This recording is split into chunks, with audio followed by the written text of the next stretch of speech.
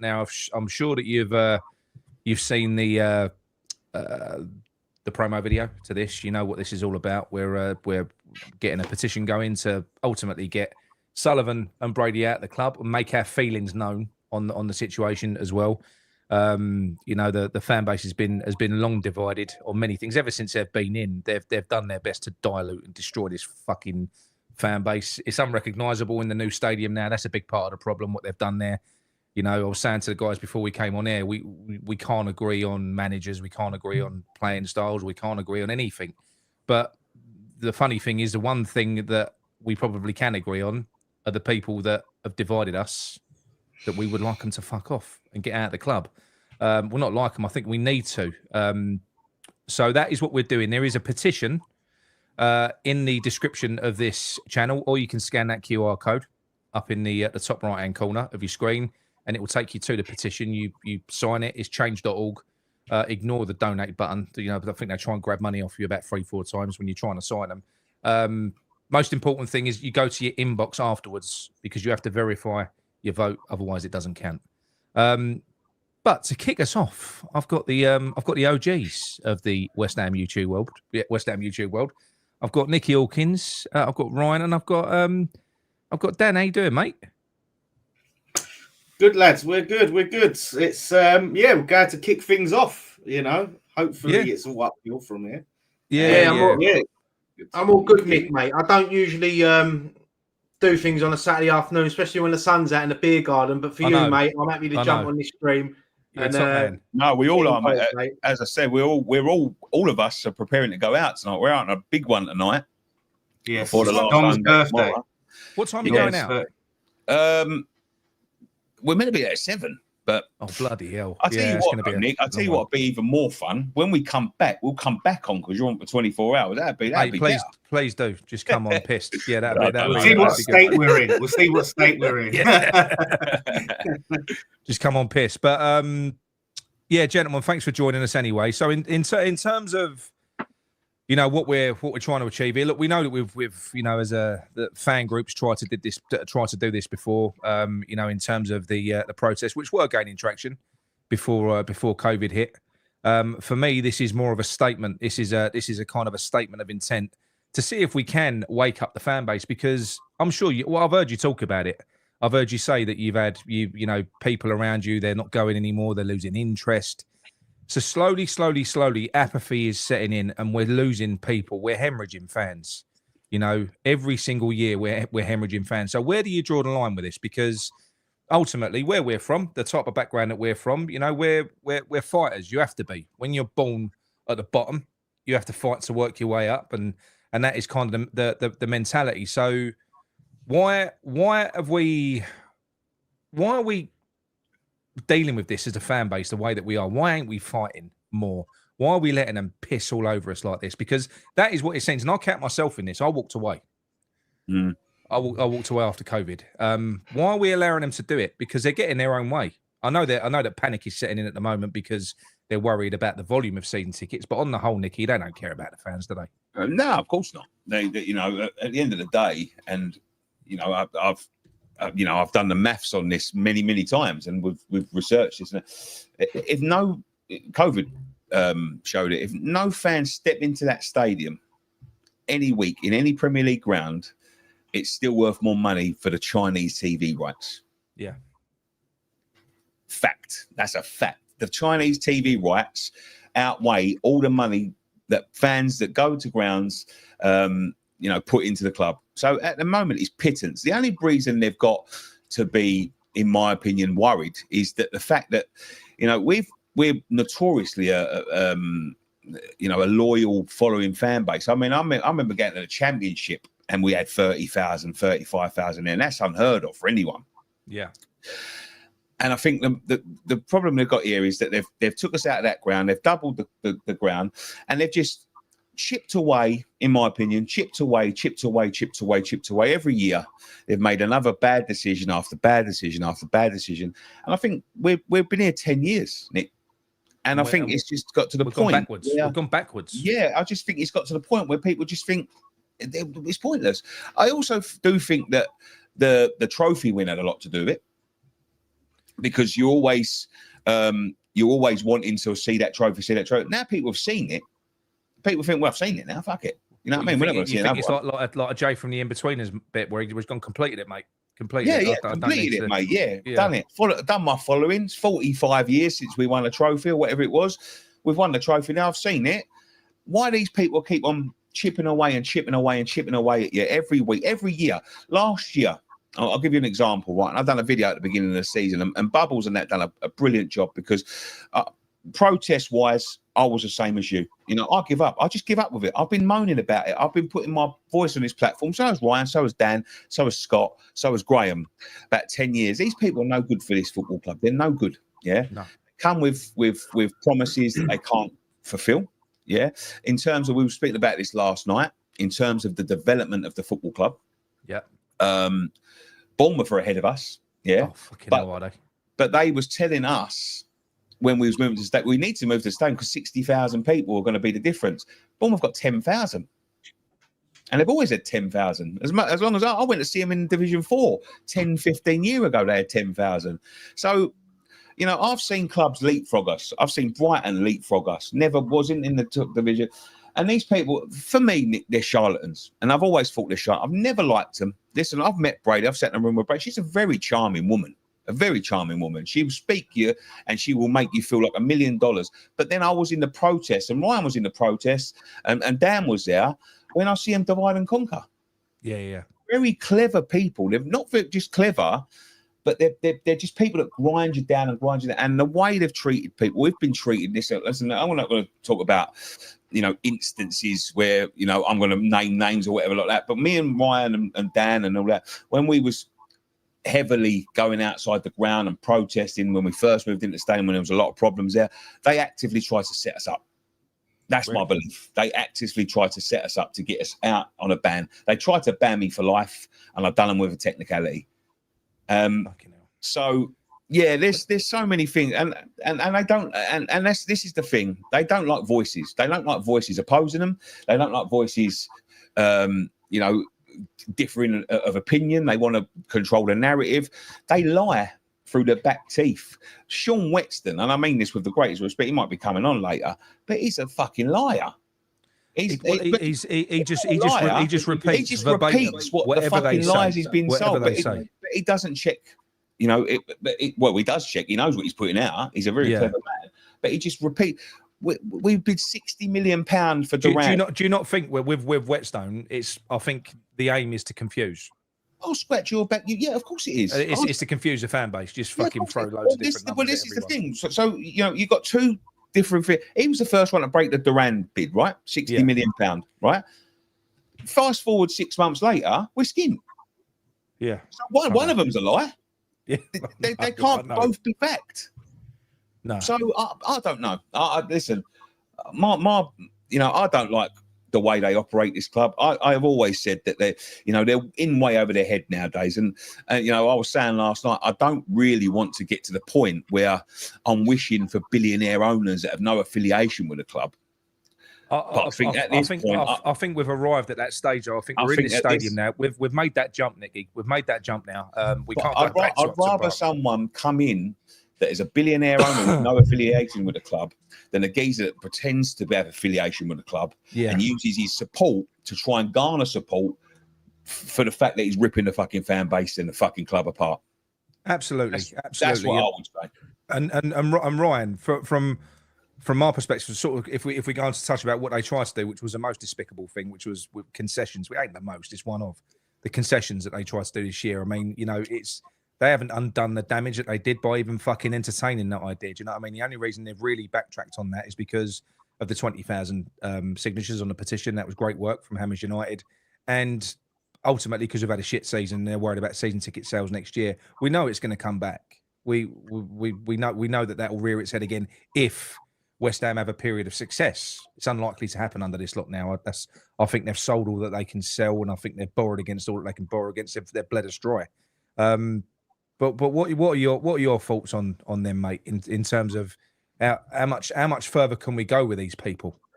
Yeah, I mean, look, it's difficult in it because, like, as fans, it's going to take a lot to get these out of the football club.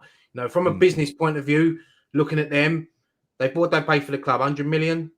Yeah. What's the club worth now? They've gone from. I think it went less than that. They paid less than that, didn't they? 50 each, isn't it? So, yeah. They've gone from a 35,000 seater stadium to a 65,000 seater stadium. They're going to sell the club with a huge profit. So from a business point of view, they're loving it. But from the fans, the ones that really matter to the football club, and Nick, look, we've had conversations before, and you know my situation with the football club. I don't go no more. I give up my season ticket this year after what happened to me last year. And you know what I was going through, I wasn't allowed to say much, but I can now because it's all over. But the club banned me. They banned me last season for an incident that I was involved in. It wasn't my fault. I got written letters from the club to say that my ban will be revoked once my court case was settled. I went to court. I got found not guilty. I went to the club. They still banned me for the rest of the season. There was 7 home games left because they sold my seat. They sold my ticket, my season ticket. So... and then they was offering me all this. Oh yeah, look, come back to. I told them to go. So hang on a minute. You paid for your season ticket. You got banned for a period. My season. So basically, what happened? We played Newcastle at home last season. So not last October, the October before. I was standing outside the turnstiles. 2 Newcastle fans that were coked up come up to me, tried to attack me. I defended myself. Yeah.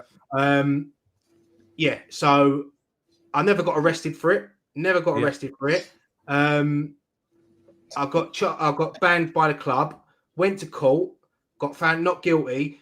Before I went to court, the London Stadium said they had no CCTV footage of the incident of me standing on my own. I've been in meetings with Karen Brady. I know that stadium's got the best CCTV footage in the world because it's got blanket coverage.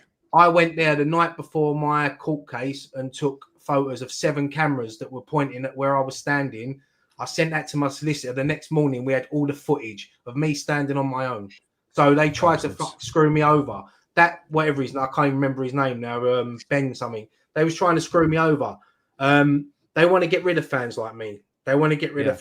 This is why people are not renewing. They do not want to go.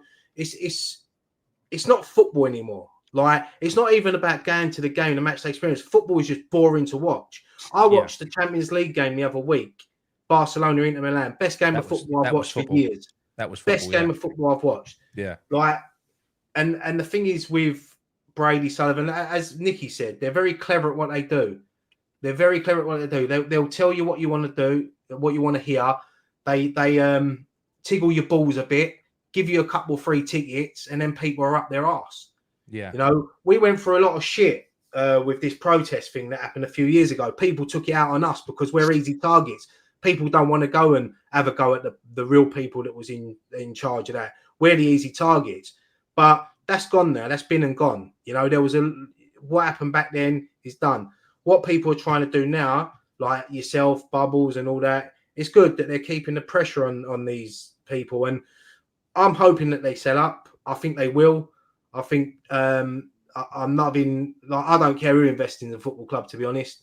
No. You know, the only thing with new investment is you get people come in, they might whack the ticket prices up, they might do all that. Because one thing we can say about the club, I think the season ticket prices since we moved to that stadium have been reasonable. You know, I think they have. And then what they've done with the concessions was wrong. They knew it was wrong. They backtracked to look like the heroes. We know they're not the heroes. They've outstayed their welcome long enough now. They've been here a long time. When they joined 2010? Yeah. So what's that? 15 years now. It's too long. 15 years too long. You know, we're, as Nicky said, you know, Prague, I think everyone, when we won that final, a lot of people thought, that's it now. I've seen it. I've done it. I'm going to go. Because the sad thing is, Nick, 30 years I've been going West Ham. 30 years. And I've been doing this channel 10 years as well. It's a big part of my life. I'm 41. So it's a massive part of my life.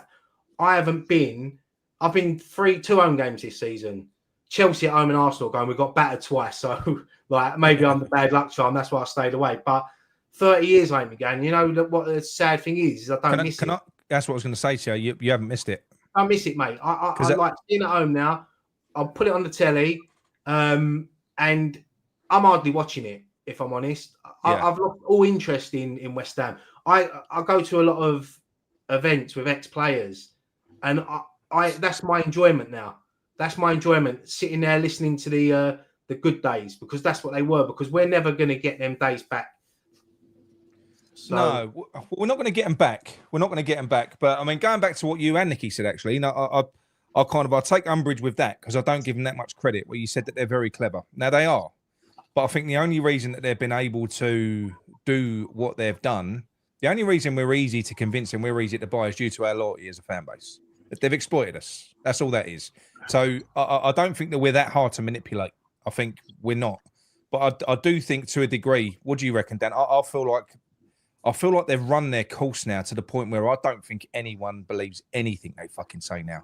I think they've kind of exhausted it. I think we just don't buy anything. As a collective, the majority of fans don't buy any of their shit anymore. Yeah, I think we've seen it all and heard it all. Like the early days, there used to be a few fans that defended them and would stick up for them.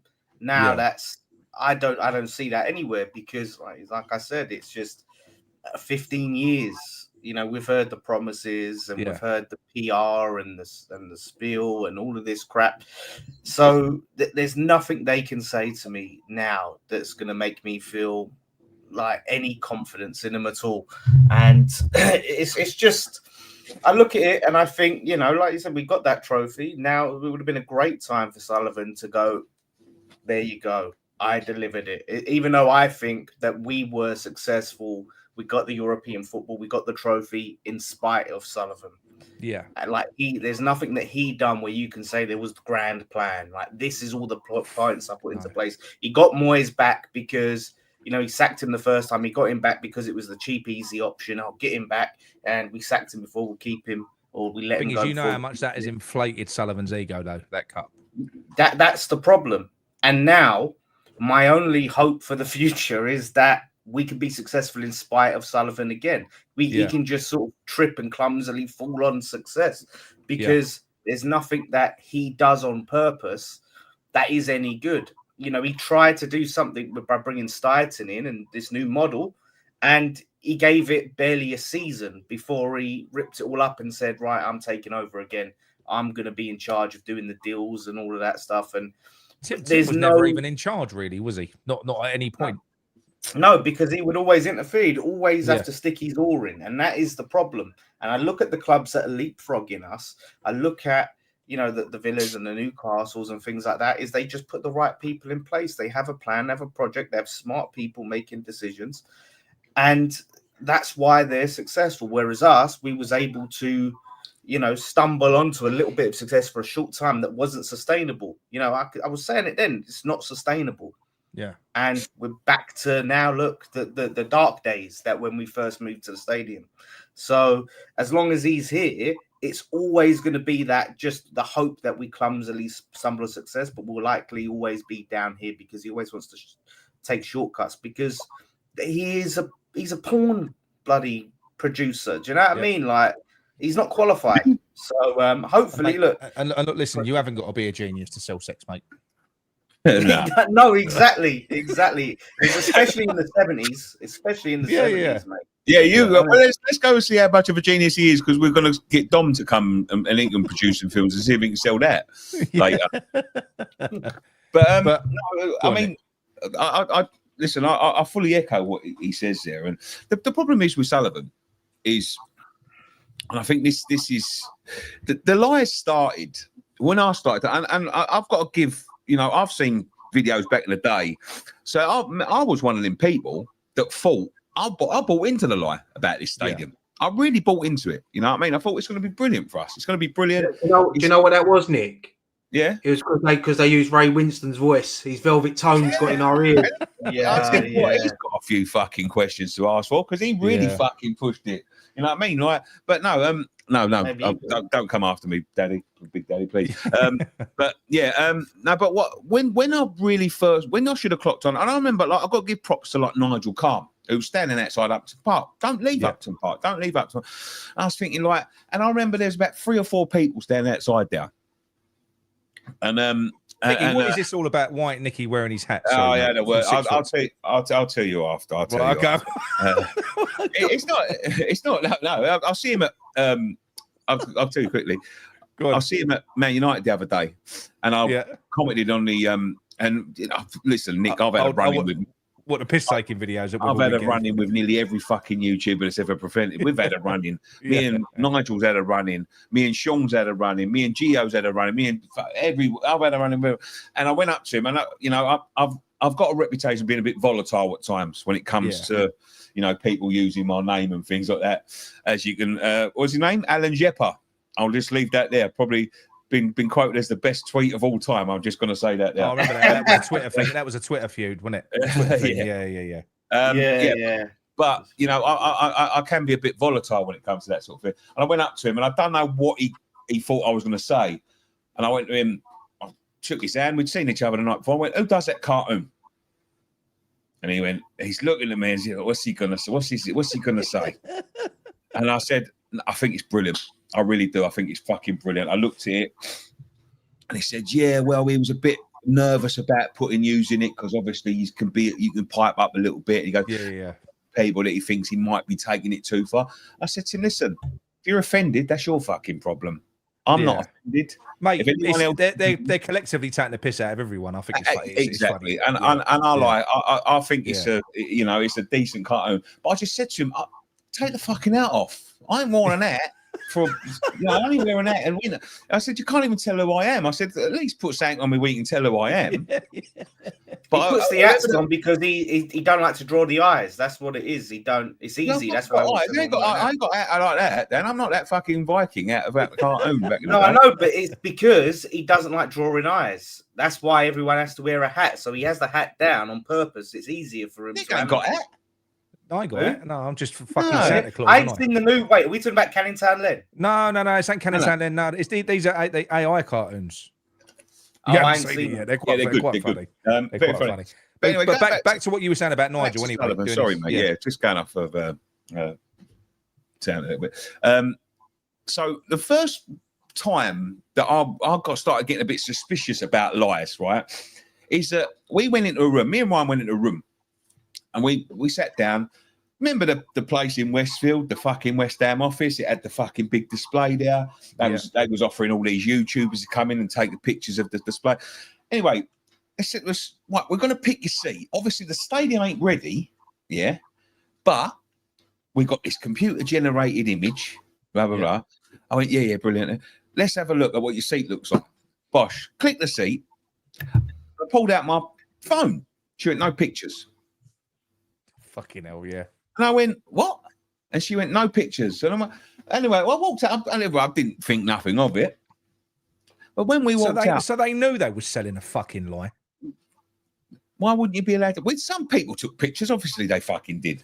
Yeah. You know what I mean? But it obviously had all of this stuff in it. It had the digital screen in it, which was the whole wrap, which they said they was going to. Retractable seating as well. Retractable seating and all that. And you used to get the picture. And then they was going, no pictures. And I was thinking, I'm buying this seat without seeing a seat. You've shown me on a computer, and I can't take it home and show my phone and look at it again. Yeah. Like I said, they're saying not right here, mate. And obviously you go there, mate. It's completely fucking different to what they've shown you on the screen. No one's got a fucking picture. And that is the time when I started to think to myself, I think we're being conned here. I think we're in a fucking a little bit of a rude awakening here. And we was like, and listen, I voiced my concerns at the beginning, and at the beginning, the worse, every game it got worse and worse and worse.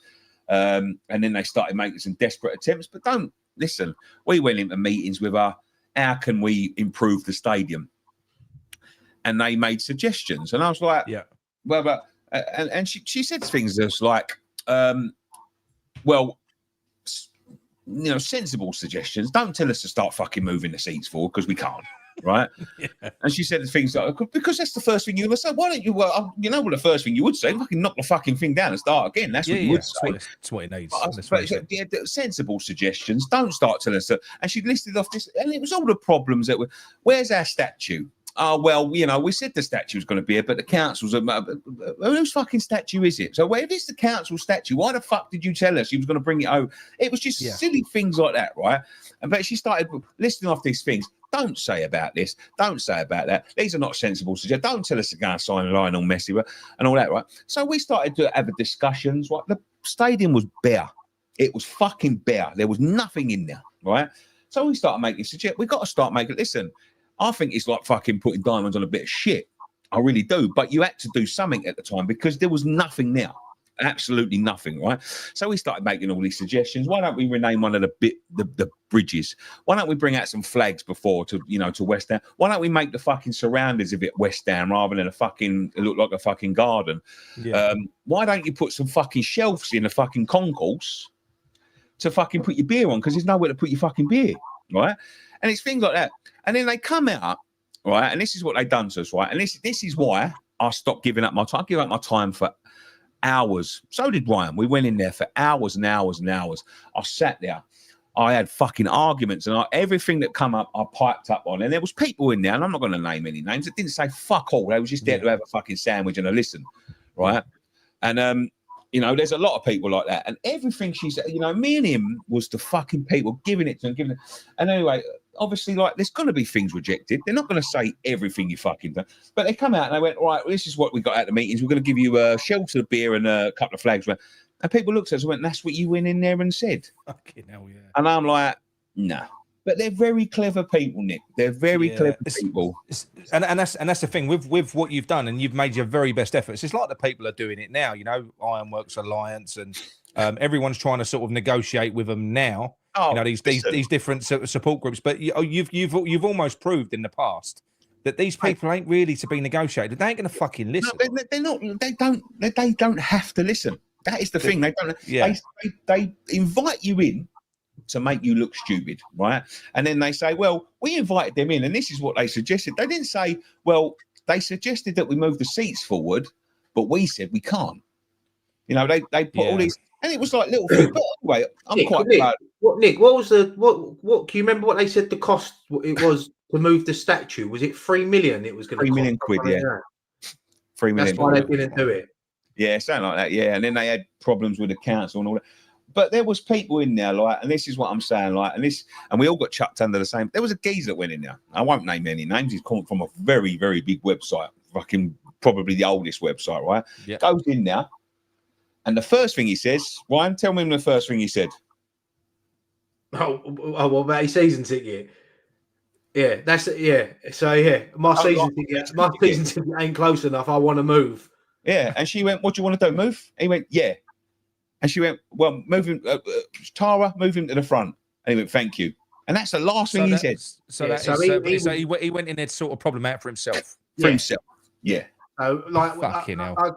With what Nicky was saying, there was a lot that went on in their meetings that didn't come out. And yeah, they said about, I mean, because we got slagged off for it, and everyone that was involved, and saying about beer shelves and flags and the colour of the carpet and things like that.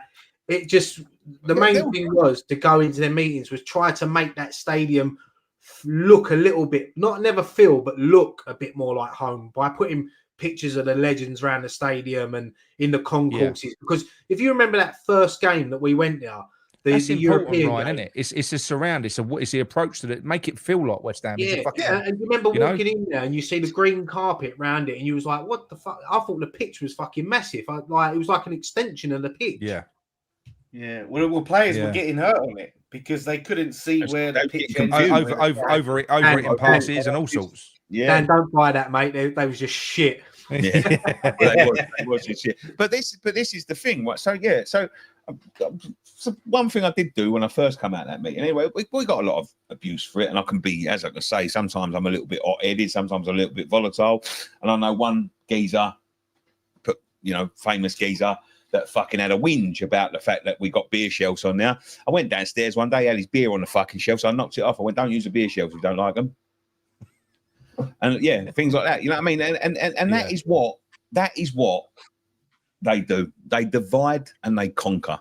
And I think it's got to the point now where people just can't be asked. Yeah, but this is a worry. This is the worry. Yeah, but we're not. You can't. It ain't over. It ain't over until it's over. The longer they're here, there'll be nothing left. There'll be nothing left. The longer they keep their poker face, the more the more likely it is that people will just quit. Yeah, and the issue is the trouble that you've got is like Ryan found, like I've found as well. I'll be honest with you. I thought I would miss going over there. Really didn't. I missed the away games. I miss doing stuff like that, and I do still go to. I've been to the least amount of home games this year. I think I've been to 4. The last one I went to was Brentford, and I took me boy with me, my 16-year-old son. Half an hour we were sat in there. It weren't just a game. We was literally surrounded by Korean tourists, fucking loads of them all around us. We were just blonked. How many people you've got scheduled to come on in the next 24 hours? Quite a few. And they're all loyal, love West Ham to bits. I guarantee you. Everyone. I guarantee you now. You asked anyone that comes on, they'll tell you the same answer. None of them enjoy going no more. No, none of them enjoy going over there. I'm thinking about giving up my season ticket, and I've been going. I've been exactly how Ryan said. They'll go because it's a habit of going, and they feel like they have to go. But it's a sense of duty. You're going out of duty, aren't you? Really. A lot of people will enjoy going for the pre-match where they meet up with their mates in the fan zone or in the pubs in the surrounding area. I get that. That's always been something that I've enjoyed. I love doing it at Upton Park. I love doing it at Stratford. But it's going into the ground. We all grew up going into the bowling ground. We've seen shit, but we love to go there. Yeah. Even though when we knew we was going to go there, we'd probably lose. We love to go there. We still stay for the 90 minutes. No, stayed behind after, then drunk in the pubs after, then walk back down the Barking Road, talking about the game, and then that's it. We don't get that feeling anymore. No. And the worry is that we'll never get that feeling back. Even if we go out and get billionaire investors and we go out and sign top signings and we're winning week in, week out, it's still not going to change the fact of the stadium. But what we're going to. Look, I know the stadium's important. We've proven that. We have. But a lot of it was due to the migration. A lot of it is due to what they've done since. Because don't forget, 50% of the people that signed up for the London Stadium no longer go. Over 50%. That's without the ones that didn't make the transition from Upton Park. So we've got a new crowd over there at the moment. What we had when we was at Upton Park, why it was so special, was because we all knew you knew everyone around you. It was a community in there. It was a community club, always was. But now it's not. Now that's kind of gone. And I feel like that's by design as well. I feel like they separated everyone for a fucking reason. You don't want big groups and loud sections and stuff like that. So they do kind of they have diluted the fucking fan base. So in that sense, what you were saying earlier on, are they clever? They're clever in a really fucking the only bit of atmosphere you was getting over the London Stadium, they put a big wall up to fucking stop it. Even that they put the wall up. But they're sending I done a survey thing I think it was the last home game and a home game before. They were coming round, they're sending stewards round with these little surveys wanting fan feedback. And I was like, get rid of the wall, turn the seats claret, get rid of the owners. That would have been. Get rid of Mavropanos. I don't know what that's about. If that's just, like a token gesture of making it look like we're. But what I did like in terms of the football club, where does this? I mean, as I said this on Friday Night Pint yesterday for the brief time I was on it. When when this sort of news leaks, right? And I've seen these fucking details of these American, where does it come from? Of course. Is any reputable business that's going to be bidding for a football club? Are they going to announce to the world that they're bidding for a football club before they've bid for the football club? Absolutely fucking not. No. Right? And I said, is there anyone, right, queuing up around that fucking stadium to go and buy that club? Absolutely fucking not. Right? And I said this last night, right? Listen, Dan says there's no smoke without fire. Listen, there's probably, but it's a geezer that's already involved in the club, right? So they've got Nicky, when you're going through procurement of that type of level, you'd be signing up, and the people you'd be working with would be NDA'd up. There'd be all sorts. It'd be under wraps because if you want to buy it, you ain't going to want to fucking tell the world that you're about to put a bid in. We had this discussion yesterday.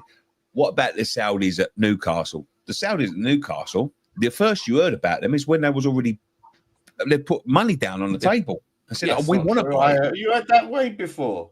We heard it way before. I think they'd made an offer though, Dan, hadn't they? Yeah, like it's football. Like when there's so many different people involved, they weren't going to get out. And this idea of, you know what I mean? Like if there's no one queuing up to spy the club, what are we doing here? What are we doing here right now? If no one's gonna, if there is no one that's interested in buying this season, what is the point of this? Dan, I'm going to say this again. The season isn't even finished. We've got 2 games left of the season, right? This sort of shit does not come out normally, right? Until after the season, right? It is the 17th of May, right? What's the deadline for the season tickets? 1st of June? Yeah. Is it 1st of June? But 8th of May, yeah. 1st of June, right? So why, right, when we've got 2 weeks left of the season, why all of a sudden 2 weeks before the deadline for the season tickets are, which have been very, very disappointing. And I've got another thing to say about Sullivan as well. I would like a solicitor to look into it, right? Because last year... Oh, he's got enough going on that front, Nick. He don't worry about that. Hopefully, mate. Yeah, hopefully.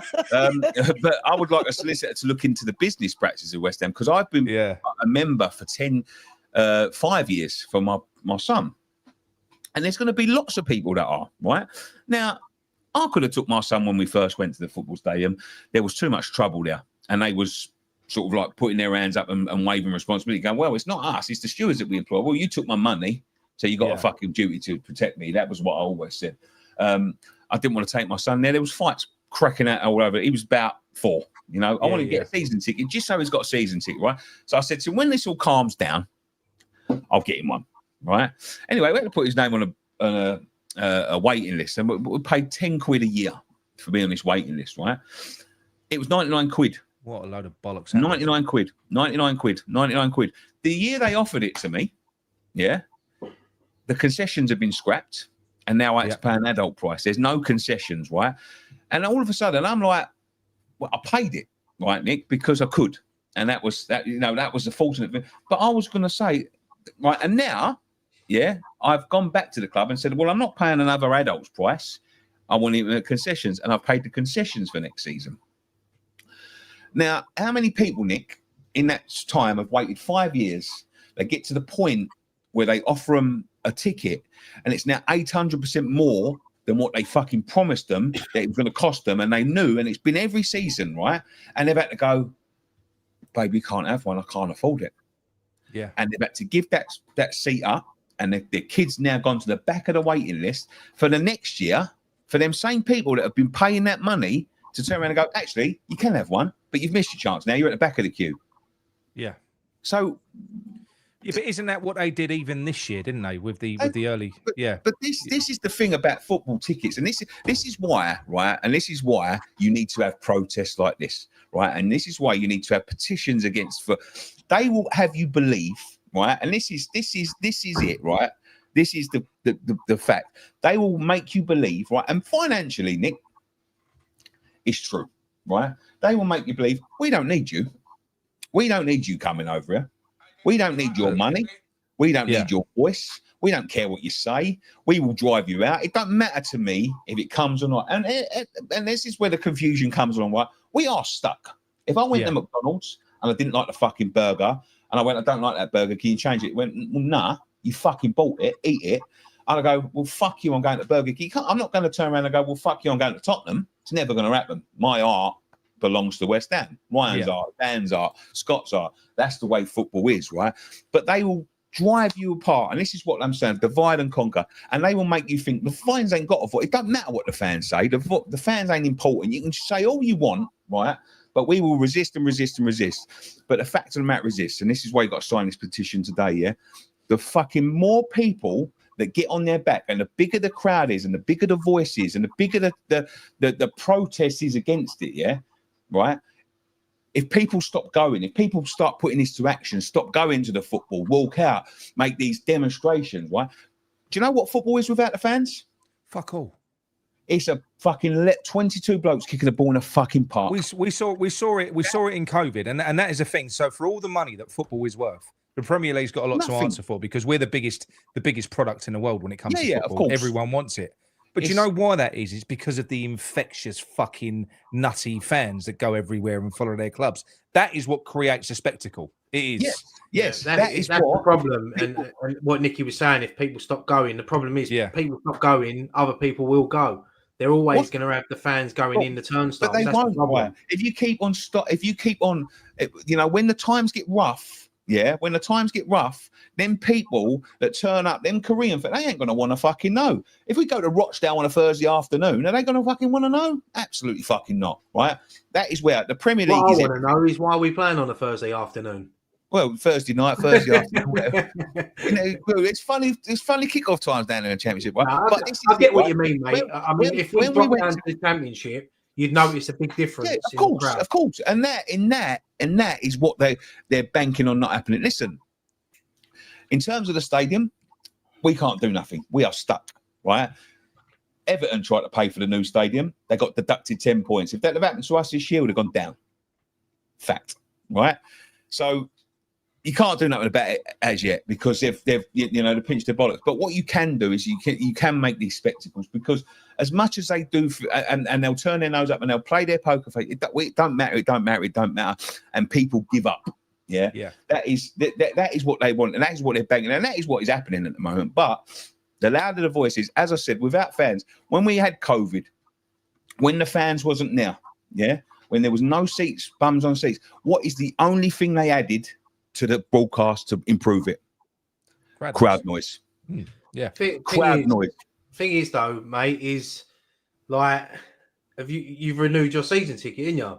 Absolutely. Yeah. That's what I'm saying. So, no, you're not a mug. It's just you do it because you love going. That's like, you will, not that you love going because it's not enjoyable at the moment, but that's what happens. You renew your season ticket. So, like,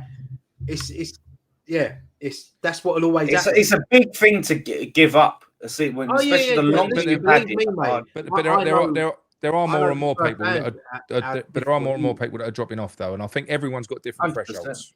Everyone's got different thresholds. They have. Obviously, I've got a different vested interest in it.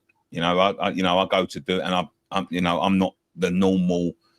What we do on a match day isn't what normal people do. We get the benefit from being at the crowd, and I do enjoy going to the ground. And there is times, listen, Dan might be giving up his season ticket. I know Ryan has. And there's times when, especially this season, when I've got to the point where I'm thinking, I can't be bothered. I can't be asked, right? And, but, what we do is we go outside and we give a voice to people. Voices that don't want to be heard. And listen, it don't matter how stupid they are. It don't matter how fucking what opinion they sway. That's what we go for. My opinion doesn't mean any more than anyone else's opinion. Yeah. And that's what I think when we start YouTube, there is egos involved, and there is this, and we've seen people change and all that. But at the end of the day, I don't deal in facts. I don't deal in, rumors. We deal in opinion. And that's what we do on our station. And the only thing, and we've talked about giving them up, and we've talked about not being there at certain games, and we haven't been there at certain games lately. But the one thing I've been doing for 10 years straight, Nick, is standing outside the gate and making sure anyone that wants to be heard and anyone that wants to be seen gets a voice, and their own individual voice. They're not plucked together, and you're not listening to me, and they're chipping in. I give people a chance to speak, and I give people a chance to tell the truth and say it how it is, and I won't cut anything out, apart from if it's a racist comment or something that's going to get them into trouble, or cause a bit of controversy, or we will cut that sort of thing. But in you can call anyone anything you want. You can call Sullivan whatever you want. You can say anything you want about Sullivan, and that's right outside their ground. And that's what we got when we first went. And they didn't want us there because we were giving people a voice. And listen, we're a bit bigger now. You've outgrown us now, Nick. We don't put as much effort in. We've been doing it for 10 years. But in terms of when we were prominent and we were strong and we were, there all the time, and our voices were being broadcast time over time after time again. We was like you, Nick, at the beginning. I got sick of the sound of my own voice. I really did. I got sick of the sound of my own voice. And when we got out there, they don't like it, and that's why I will always go there. And I'll plea anyone that sits in this chat now, right? I stand outside the shop every year. I've done for 10 years. Yeah. Before that, I was at the bowling. if you ever want to say anything, and listen, we've had people come on and they've gone viral for whinging and all that. But the main point of it is I want you to be broadcast. I want you to be seen, and I want your voice to be heard. That's why I'm standing there. Listen, me and Scott had a fight last week over it because it's that important to me. It's that important to me, and that's why I stand outside there every day. I don't stand outside there to try, and this is what pisses me off, because we've had a couple of issues along the way. We had an issue last week, and people think I'll get them on, but I only want to broadcast. I will broadcast anybody, and I mean anyone. It doesn't matter. As long as you've got something to say, I will let you say it. And that is what we try to been given. Well, you're representing the fans, and the thing is, why I'm not blowing smoke up your asses collectively, but one of the main reasons that I kind of always had a bit of an affinity to you lot. I didn't not because you're rebels, but you look like I don't know, you're the type of people, you ain't being bought. You've got your own opinions. You want to know? The truth? But what I'm saying is, you're literally, or you've always been blokes that I felt like I could identify with. Absolutely. Like when I met Ryan. Ryan's the same in person as what he is on screen. I think a lot of people are the same with me. A lot of people, I think, they're different. They can be different on screen to what they are in person and stuff. And like I do think that's where sometimes I think channels can lose their charm. Is that the people presenting them start to believe that their voice is more prominent because they get to broadcast it every day, and that's why we've always give people the opportunity. Listen, it ain't always your opportunity. We have comments. We have shows where we don't take comments, but then and that's what I said. Like match going fans, and we've done it in COVID. We will be there every week. If you can be bothered to wait, I will always have time for you. Always. You'll have to have an interpreter soon, Nick, the way our fan base is going. No, yeah, of course. Yeah, I can't speak Korean or I can't even speak Texas, to be quite honest with you. But but that is it. And that is the most important thing. Listen, you want to know the truth, Nick, about being bought and all that? We've had them all on the phone. We've had companies on the phone. We've had the club on the phone. We've been offered this. We've been offered that. We've been told the what's the terms and conditions for taking that, and there is nothing, and I mean this, nothing that we've ever been offered that would ever be worth more to me than standing outside with the people that matter. And I'm talking about, we've been had the chance to go and do shows with players. We've got a chance to go and interview players. If we don't say this, and if we cut this out, and if we don't do that, we've had a chance to go to player awards. We've been offered a couple of free tables to go to the player awards. We've turned it down. Why are you turning it down? I didn't agree with it. Why didn't you agree with it? Because I don't think the fans should pay for a fucking trophy, pay that much money to see presenting a trophy that we invented. It's our fucking trophy. Yeah. Why should I pay you fucking 10 grand a table? I've never had any offers. I think they must just think I'm a lost fucking cause. No, they stopped doing it, mate. But but in terms of that sort of thing, but what would it have done for our channel? It might have propelled us to the next fucking level. It might have took us in a different direction. But I'm very proud of the direction we went in. Mate. Look, listen, you can't even allow yourself to be in their fucking pocket ever. No, you can't compromise yourself. And we're a fan channel, and you'd be like, you're the original one, and you're there to represent the fans, which is what you do. It's hard work, and give the fans a voice. It's hard work. It's I tip my hat off to everyone that does this. This is hard work. It takes over your life. Yeah, it does take over your life, and there is little. And that is why, Nicky, that's why we want these fuckers out, because we want this to be more enjoyable. It's a big part of our life. This is. Look at what you do. Look at what we've all done over the fucking years. We've had this for 15 years. I think we've been more than patient, and we have actually been quite patient when you consider what these fuckers have done. But I do think enough is enough. Yes, this is a petition. It is a start. There's loads of other stuff that people are doing as well. I'm not up for negotiating with these fucking people trying to get thrown a few fucking crumbs. I don't want it. Just want them out. So in terms of that, what this is a fucking statement from the fans. Now, I'm not on all the social medias. I'm not on Twitter. I'm not on Instagram. I'm not on TikTok. I can't share this. So if this petition grows, it's going to have grown off the back of every single West Ham fan, because you will have watched this and it will be you that shared it. It will be you that's sharing it in fucking on Twitter, you that's sharing it in Facebook groups. It'll be the West Ham fans themselves that are fucking building this, pumping it up. You're not going to get it thrown at you on all the different platforms from me when you come in. It's there. It's just been set up for the fans. That is it. To make our voices heard. Apathy, I understand it. I'm apathetic towards it. It's probably only doing the channel that is the only thing that's probably keeping me still connected to it. And I'm grateful for that. I actually am, because West Ham's important to me. But you know what? I know what people think. They go, "Oh, what's the point? It's just a petition." Just fucking sign it. Honestly, it takes nothing. Everyone's always got a better idea. I had a comment on the show that I did yesterday where I was promoting this, and they went, "Oh, what's the point in a petition? Why don't you go and do a protest?" And I thought, well, did you see the protest for the concessions?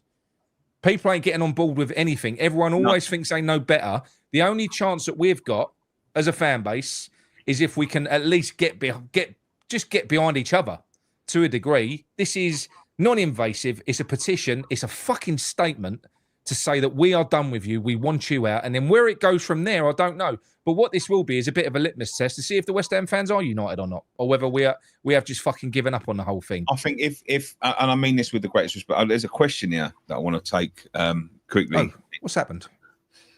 I don't know what's happened. Oh, there you go. What happened? Yeah, so that's my ego done that. There's a question here from Gaz Wads, right? So it says, Nicky, can I ask you a question? Why has the fan cams dropped off? Is it people not wanting to do them, or are you losing interest in doing them? Do you want to know the truth? I'm going to be honest. Besides the fact we fuck them up every now and then, and they don't go out. Mate, that can't be simple what you lot do. Having to logistically, it must be quite complicated. It's got simpler over the years, but Scott, you talk to Scott, he'll make it complicated. Yeah, so, and that's a joke. As I said, we nearly had a bit of a scrap last week, but I phoned him yesterday. We were all good. But what he says, what can I say? But the same people are not coming, you know, and people walk past us in the old days when we was sort of like first starting, and maybe we should start this again. There was 4 of us there. Graham was still there, and we used to 10 people in. Come and have a look. Come, you know, come and have a say. You know, this is our new channel, blah, blah. And then as we started getting more and more recognised, people come over by themselves, you know. And as I said, listen, there was a lot of people, you know, as I said, the belief was, and I think the fan cams will always get a bad rap because of things like AFTV. Because of the negativity that they would bring. But that is not what I'm trying to do. Like, everyone will, you know, there's a couple of people that think I'm there to try and stitch them up and get them to say something fucking ridiculous so I can take the piss out of them about, you know, and you know, I made an enemy doing that, you know, a fucking lifelong enemy doing that, you know what I mean? I didn't mean to. It wasn't something that I meant to do, but he went viral. And now he spends his life fucking trying to torment me, you know, and that is, you know, that is the way it is, and it's not meant. But I'm just saying, like, you know, we are there and we are there to talk about it. We're not trying to stitch anyone up. We just want you to tell the truth. We want you to tell you your opinion. And there are people in, and this is another reason why the fan base is so divided, Nick. You can't have an opinion without someone telling you you're going to smash your teeth in because it doesn't fucking, you know, agree with them. Nobody. Listen, for someone that's been standing there for 10 years giving his opinion and hearing how many people are going to come and smash my teeth in, no one's going to come and smash your teeth in. No, mate, I've had it plenty of times. I had death threats last year, and offered to meet a few of the people down at Luton. I went to Luton away. I said, "There's only one bar in that fucking stadium." I said, "I'll stand by the bar." No one turned up. No, they don't turn up. No, they don't turn up. But yeah. So in terms of Dan, what are your thoughts on the importance of people getting together just to basically demonstrate that we can be united on one common thing? Do you think it's important? It's important that we do rally behind each other, really, just to fucking send a message to these people for what they've done. Yeah, I mean, like you said, the last 2 years, I've never seen the fan base more divided and fractured. It was crazy just how split it was. So having something that can actually make us feel together again and actually, like you said, unite the fan base, it would be nice, you know, a common enemy. Some people will say, oh, you know, the petition, it's a waste of time, whatever. Then, like we were saying before, it doesn't cost anything. There's no harm in doing something that brings awareness. So this petition may not actively lead to, like, we all sign a petition and they go, oh, well, we better sell then. There's a good chance that won't happen. But a lot of the time with these owners, we've been quite passive. I've had other fans from other clubs, like even Arsenal, that going, like, how comes you guys are not? That's the embarrassing thing, Dan. That's the embarrassing thing for me. We are too passive. It's almost like, and that is not what West Ham fans are normally associated with. We're not, but we're being fucking doormats here. Yeah, I think there is that there has been that general apathy and that acceptance of like fans are thinking, oh, nothing's going to change, they're never going to go. But sometimes, look, it may not lead to them directly going in the short term, but so you've got to keep the pressure on these owners because it may just then push them to have to try and make the right decision. Like what happened at the Burnley. Like I think the Burnley game really scared Sullivan. It really scared him. And I'm not saying he's been a great owner ever since, but I think there was an immediate reaction. He likes the positive PR, Sullivan. He doesn't like, we've seen it before. Whenever things turn around and people are making banners about him and songs about him, he goes on TalkSport to try and defend himself. Yeah. People say he cares about his public image. Exactly. He cares about how people perceive him. He wants to be perceived as this, West Ham fan that has the best interests of the club at heart, and he cares about that deeply. So when you attack that, then you get a response. That response may not be him selling up, but I think he's getting to an age now where he's got to be getting to the point of saying, I don't need this. I do not need this.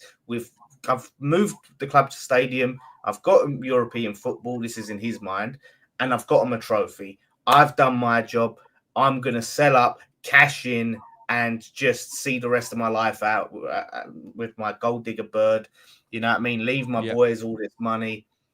So it can lead to something. We should never just, because we think, nothing's going to happen, we should never just be passive and just let them get on with it and do whatever they want to have. I've got a feeling. This is the God's honest truth. I've got a feeling at his age now, I don't really think he knows what's going on outside. I think when you see back 2018, when we had the protests inside the stadium, he was visibly shaken.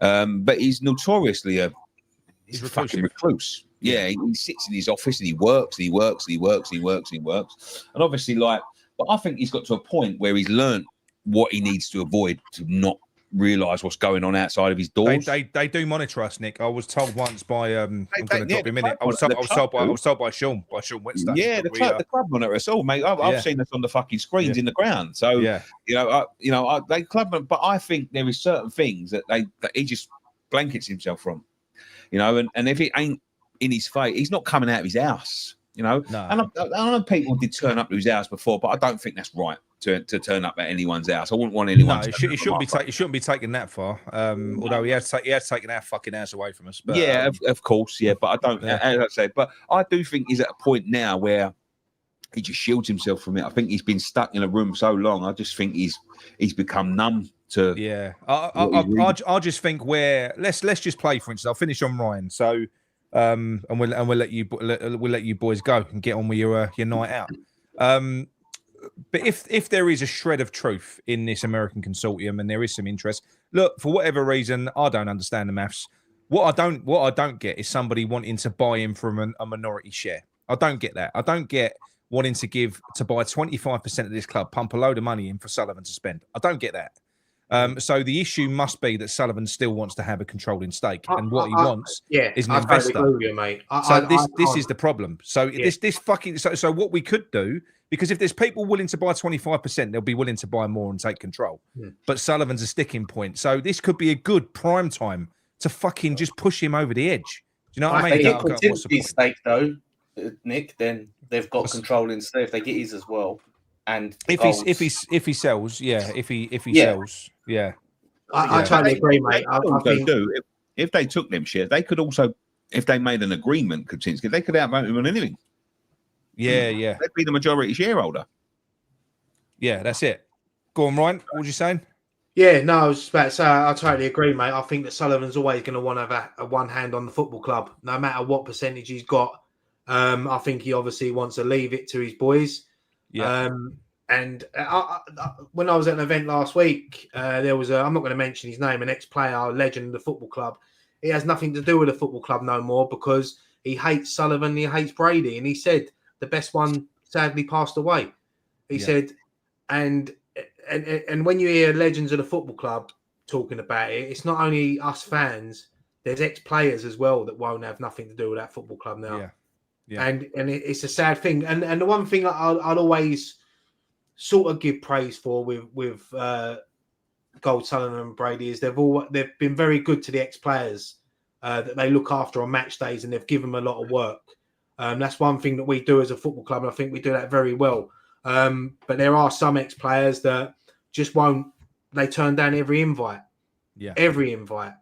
And there's people saying maybe it's Tony Cottee. It wasn't Tony Cottee. I'm not going to mention his name because I don't want to. Just in case he ever decides that he does want to go and do some work, but it's a legend of the football club, and it's a shame when you hear things like that. But yeah, going back to what you were saying, mate, I think that with the American investors, I think it would be exciting. I think it don't matter. We could be taken over by the Taliban, I think we'd all be happy just to get them out. You know what I mean? At this stage, it's just one of them things now. We're in that position now where we don't care who takes over. We just want these out. But unfortunately, I think Sullivan's always going to be part of the football, and his family always will, unless they get a stupid offer and sell him. Yeah, I mean, I suppose if that's going to be the case, and they're always, because apparently Terry Brown's still got he's still involved. Well, involved. He's got like a small percentage of shares. But what the most important thing is that Sullivan and Brady, they lose control. They no longer have full control of you just got to make it so uncomfortable. You got to make it so uncomfortable for them that they don't want to be there no more. They don't want the hassle. That's what you want. Like when you're in an office and you make it you want to get rid of an employee and you start making it uncomfortable. They want to quit. That's what you want them to do. You want them to say, do you know what? I'm too old for this. I can't be bothered with it no more. Let's sell up and go. Because Brady, she's got her own businesses. I don't think she really cares about the football club, does she? She's a businesswoman. She makes a fat fucking wedge for doing nothing. All she cares about is her bonuses. That's all she cares about. Is hitting targets, getting her bonuses, and going on The Apprentice. But that's what she's employed to do. And I've always said that about her. Listen, she's a ruthless woman, and she rips our club out off tenfold for doing very little part-time work.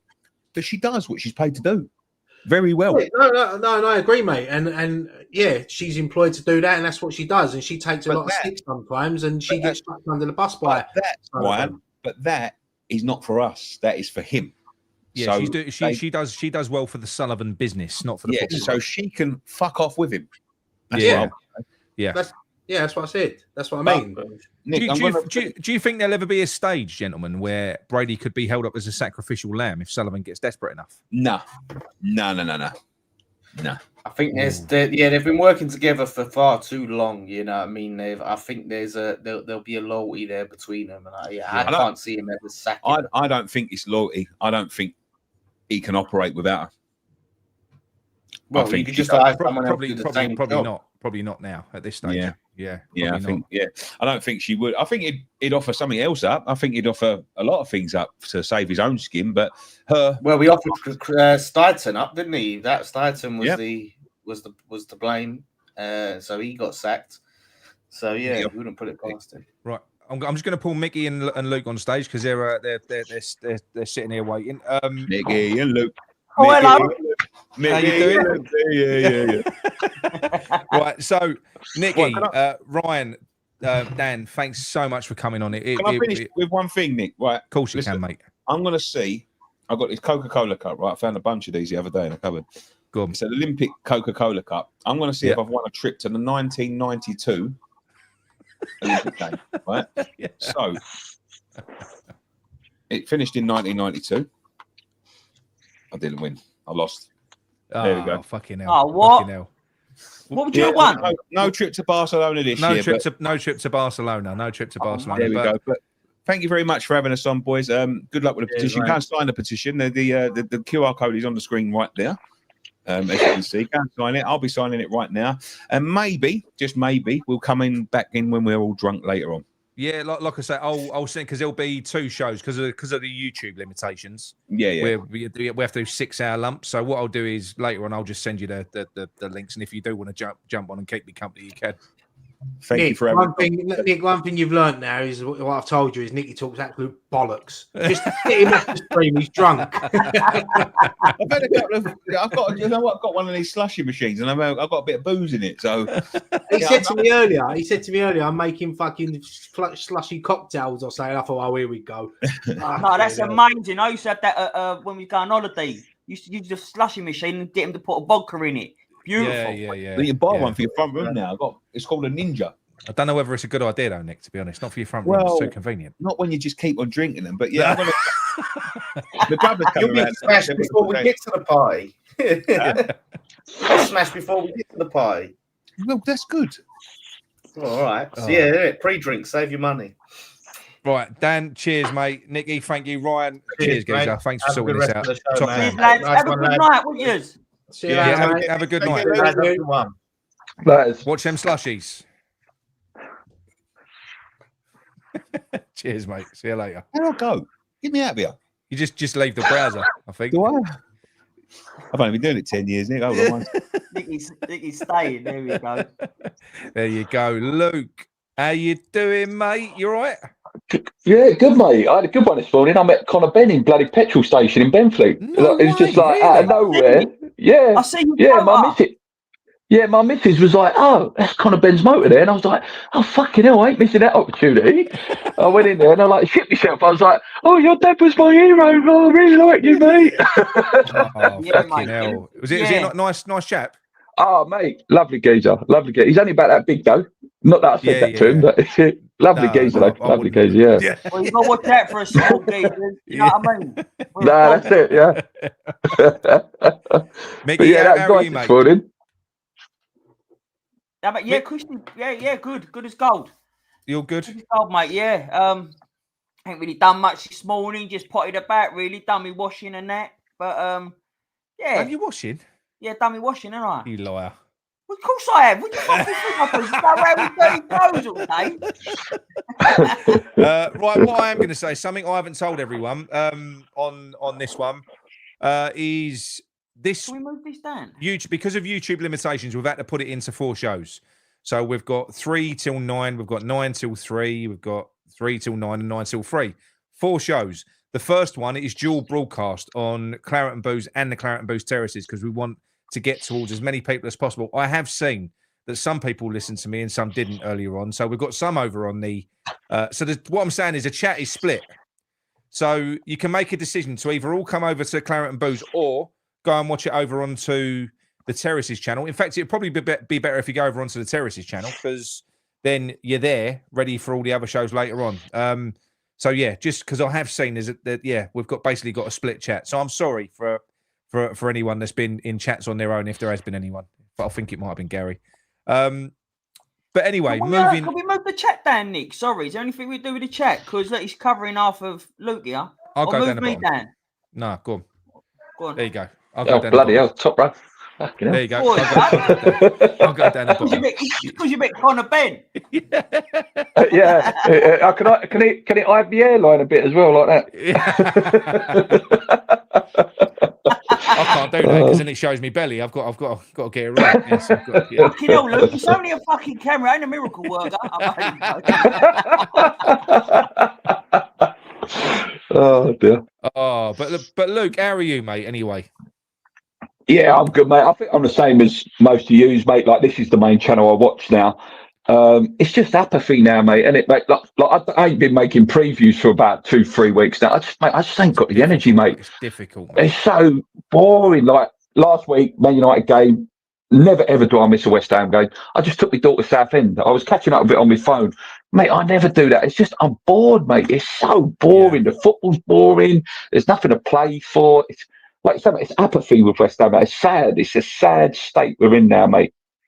And the thing is, right? Even if we in this fantasy world that Potter, because this show isn't about Potter or anything else, but it's not. No, not at all. But even if Potter does the opposite of what he's done the tail end of this season and does well next year, somehow as a miracle in the transfer window, pull some players in, and we start doing well next season, all Sullivan will do later on is fuck it up anyway. It's what he does with everyone. Yeah. He don't support anyone, so we will always end up. We'll always end up coming all the way back round again, and it's fucking exhausting, and it's too much now. I can't 10 years we've been in this stadium. 10 years. You know, when are they going to realise even a fucking quarter of the promises that they made? They're never going to. We were completely mugged off by them. It's like you say, mate. It's it's that rotation. Like we're going to go back to a selling club this summer. You know, Paquetá goes, Kudus goes, Alvarez. Mate, we're supposed to come here and keep them players and, you know, build on that. It's not happening. We missed so many windows when we could have kept Declan Rice that January. Go and invest big, could have got Champions League. After Europa Conference League, go and invest big. We can go and do something. We miss that window every single time. It's so poorly run, so short-termism. It's shit, mate. It's absolute shit. Worst owners in the league, probably football league, mate. Well, look, what they've done to what was a family sort of community club. What they've done, it's beyond words. I mean, we ain't just moaning for the sake of fucking moaning here. Anyone that's got any doubt, if you don't go to the stadium, go over there and have a look. If you've got any, even if it's just to fucking clarify what we're saying, it's unrecognisable in that stadium now, isn't it? It is compared to what it used to be, mate. It is just not the same, you know. And it ain't even about that. I know that's a big problem. Going over there. Hate it. Yeah, I know that's a big problem. What Nicky and Ryan was talking about, you know, all around the outside of the stadium as well. You know, it just doesn't even feel like you're going to a West Ham game. That's a massive problem. It is. It's when you get in there and all. It's just shit, mate. It is just shit. You know, like, and it's not even like you said, it's not even about the football because during that Europa League campaign with the Seville game, amazing, mate, amazing like experience. But it still makes the football stadium still shit. The day shit. Getting out of there is an absolute nightmare. Oh, mate, it's just like you say, mate. It's not the same. It's killed all them businesses that used to go down Green Street, you know, all the sweet sellers, the pie mash shops that used to be down Green Street.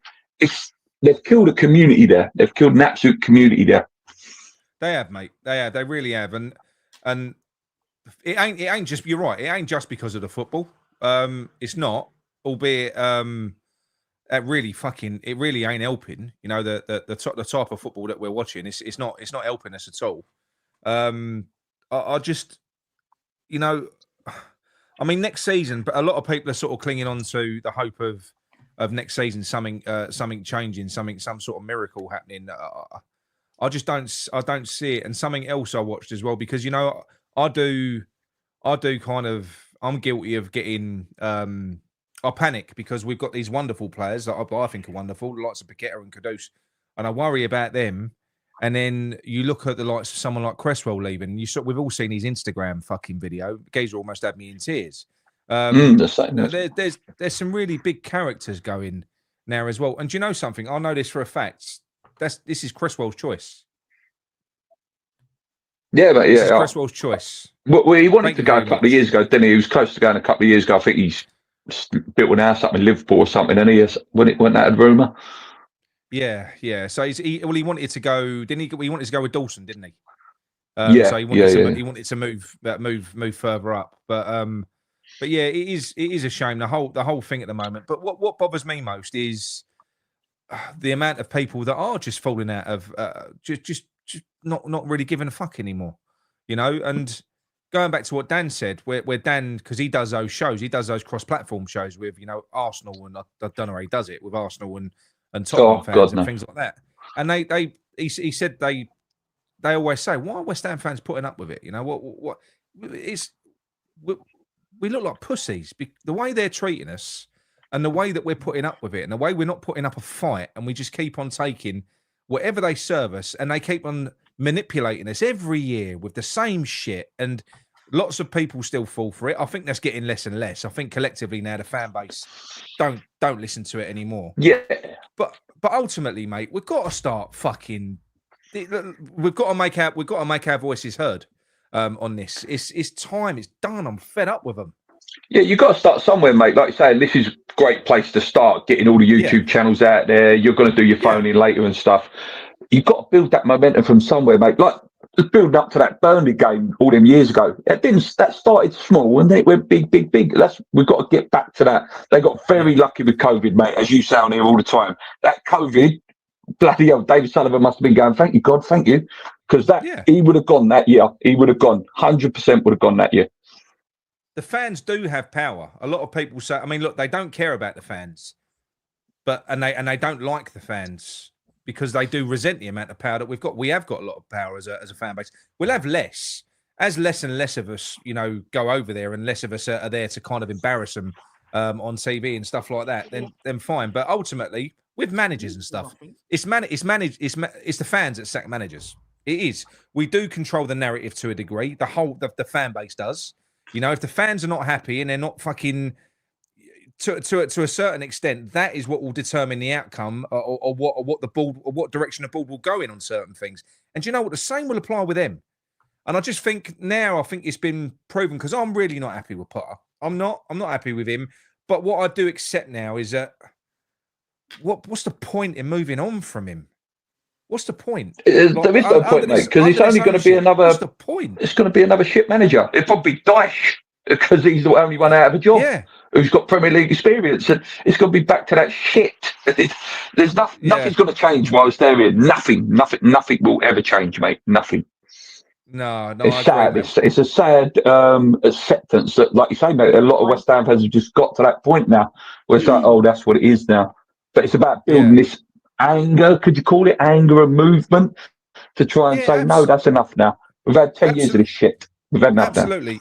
And I did get. I want to clarify one thing as well. I did get a comment. I think it was from William Young from Northern Ireland, from Belfast, on the show that I did yesterday, and he said, not all West Hams are from East London. I get that, and I'm not saying that anyone that isn't from East London isn't a West Ham fan. You absolutely are. There's no difference. No. But West Ham is an East London club. That is a core community, and that is a club that you fell in love with. You fell in love with West Ham because of what we are collectively, and that is our roots are in the East End. Now, a lot of people have moved out, but ultimately, for me, I don't know about you. It's like you need something to keep you fucking connected, to keep us all connected. Especially in. Mate, this is meant to be a hobby. This is meant to be a hobby that we enjoy, mate. It's painful. It's painful. You're meant to enjoy this. It's meant to be entertainment. Yeah, I know. This is not entertaining. It's hard to do it, mate. Yeah, because it shouldn't be like that. I mean, Mick, you've been struggling, haven't you, on the watch-alongs, doing stuff like that, and I've just been struggling in general with it. To be honest with you, later on, I won't do it now, Renette, but later on, I'll explain why I weren't on Sunday's show when we beat Man United. But it's just, it's been a real struggle, really. I can't wait for this season to end. But then also at the same time, I'm not really excited for the new season to begin. That ain't even nowhere near starting yet. I'm just, I'm struggling with being West Ham fan at the moment. And obviously, it's just in your blood, and you're always going to be that. It's just, I'm just not happy how it is at the moment. Is a main reason, Mick, because you can't see any light at the end of the tunnel with it? Oh, absolutely. Absolutely. Like, and I'm a little bit, and I hate saying this, but there's certain like some fan base in that I love that. I like the fact that they're positive and that about it. I think it's also a bit delusional. I think because we win that one game and everything's forgotten. But they've got a big right to be happy. Of course, the West Ham fans have got a big right to be happy. We've been waiting for a win for so long. Yeah. But then it was a case of, we see the comments in that, like, especially towards you, I see, like with Claret and Booze, and like gutted, look at all this. I bet you don't like saying all this. Yeah. It was one game, mate, and it wasn't even a Man United team. It was just Man United by name. It was the worst team I've ever seen of Man United. Yeah, they're thinking about the Europa League, aren't they? They're thinking about the Europa League final. They don't care about that game. Yeah. Of course, that's right. So, like, even when people say that's how we're going to play, I mean, a lot of times Ariola kept us in it. But I didn't look to be. Well, I've said it now, but I didn't want to do that because I didn't want to piss on people's chips. I didn't think it was right. It's all right being negative or that when there's a reason to be, but not when people are buzzing about the win against Man United. I didn't think it was right for me to come on then and be the downer about it. Because you're right as well. I mean, like we talked to someone. Well, no, she won't mind us mentioning her name, Kerry. Kerry is like most of us, like most West Ham fans. You know, there's a West Ham is such a huge part of her life that she needs to feel more positive about it. Absolutely, she was buzzing. She was buzzing with that. She needs to feel more positive about it because it does genuinely. And I know a lot of people don't feel that anymore. They don't. Oh, it's just a game. Well, for me, I'll be honest with you now, because as far as a game goes, it's fucking shit at the minute. The Premier League's terrible. If all I was invested in was watching the game, I wouldn't even be watching it. I wouldn't. No. West Ham is more than that for me. It's a religion, isn't it? It's your religion, mate. Yeah. It's your religion. You know what I mean? Yeah. Well, it's embedded in you. Go on, mate. DNA. No, go on. Sorry. Oh, mate, you can't change, can you? You can't change clubs. You can't. It's what you love. You know, your dad loves it. Your granddad loves it. Your kids love it. Mate, it's part of your life. It's all you talk about in your life. Like you can't change that. It's sad, but you can't change it. Yeah. But what I was going to say about the board, you know, they don't have this thing of, you know, like an easy win. Like they've got so much hatred at the minute. An easy win could have been, we're going to do the testimonial this year for Cresswell, Antonio, whatever you say. We'll get back Ginge, we'll get back Winston Reid, we'll get back this one. Have a real West Ham old school vibe in the stadium. It was such an easy win that they could have done there, but they don't do it. It's all little things like that. They've got no clue about how to just build that little bit of community, even if it's just for one day. And that's where it's all wrong. It's because they don't give a flying fuck, and they never have done. Yeah. And I just think now that all we've got left now is the hope that we can somehow get that feeling back that we had before. It's never going to be the same. It's never going to be Upton Park. We're never going to exactly get that again. But I'll go back to what we've all seen Iron Man, and I said it on the show earlier on. You know, Ray Winston said it's not the stadium, it's the people, and I do think there is something in that. I do believe that. But how do you build a community in that place? Really, now it's so difficult because I agree with you when you say nah. Because when they moved people over from Upton Park to the London Stadium, they sort of moved everyone around here, there, and everywhere. They didn't have like you had the Bobby Moore stand, just for example. They didn't put everyone who was in that stand all sitting together again. So you moved. Yeah, the singing section, they killed all that singing bit, didn't they? That's exactly what they've done, Luke. They've just killed it, and they've killed it off, and slowly, season by season, they've just killed it even more and more and more. And that's why that people. I mean, people are always going to miss Upton Park. But if you had we've seen some nights like with the Seville game and all that stuff where the atmosphere is absolutely rocky. Yeah. So it can be done, but a lot of times with something like that was like the old season ticket and the old Upton Park goers were going for that one game, basically. Yeah. So then a lot of them have left now. So it's so hard to get any kind of atmosphere like how it used to be. It's sad. It's sad to see. Yeah. And a lot of that is going to be because you have also got the wider problem with the Premier League as well. I think we've spoken to. We've had there's been a few fans of other clubs that have said that their clubs have gone a similar way. They're not the same as they were. Even like Aston Villa, not the same as they were 20 years ago. You know, it's not when you look at the success they're having now. They're saying the fan base ain't the same. So there is an element of that as well. I think times have changed, but we're like an extreme example because what I don't get is what the end game is, because everyone saw how Nicky made a good point on the on the thing earlier on, and he said during COVID you could see it was just shit without fans. It was rubbish to the point where they had to start simulating crowd noise just to make it bearable, because it's that intensity that you get from the terraces, from the fans, you know, that kind of that animosity that you've got between sets of fans that makes that atmosphere that people want out of it now because they want gentrification in the fucking sport. That's what's made it this massive spectacle. This is what they don't respect, because I just don't think that football is that great that as a game on its own. I really don't. Well, the Premier League certainly ain't. No, I just don't think it's awful now, mate. I just don't think it is. It's a game I love. I love football. I do, but I don't know, mate. I think the only reason it's worth what it's worth now is because of the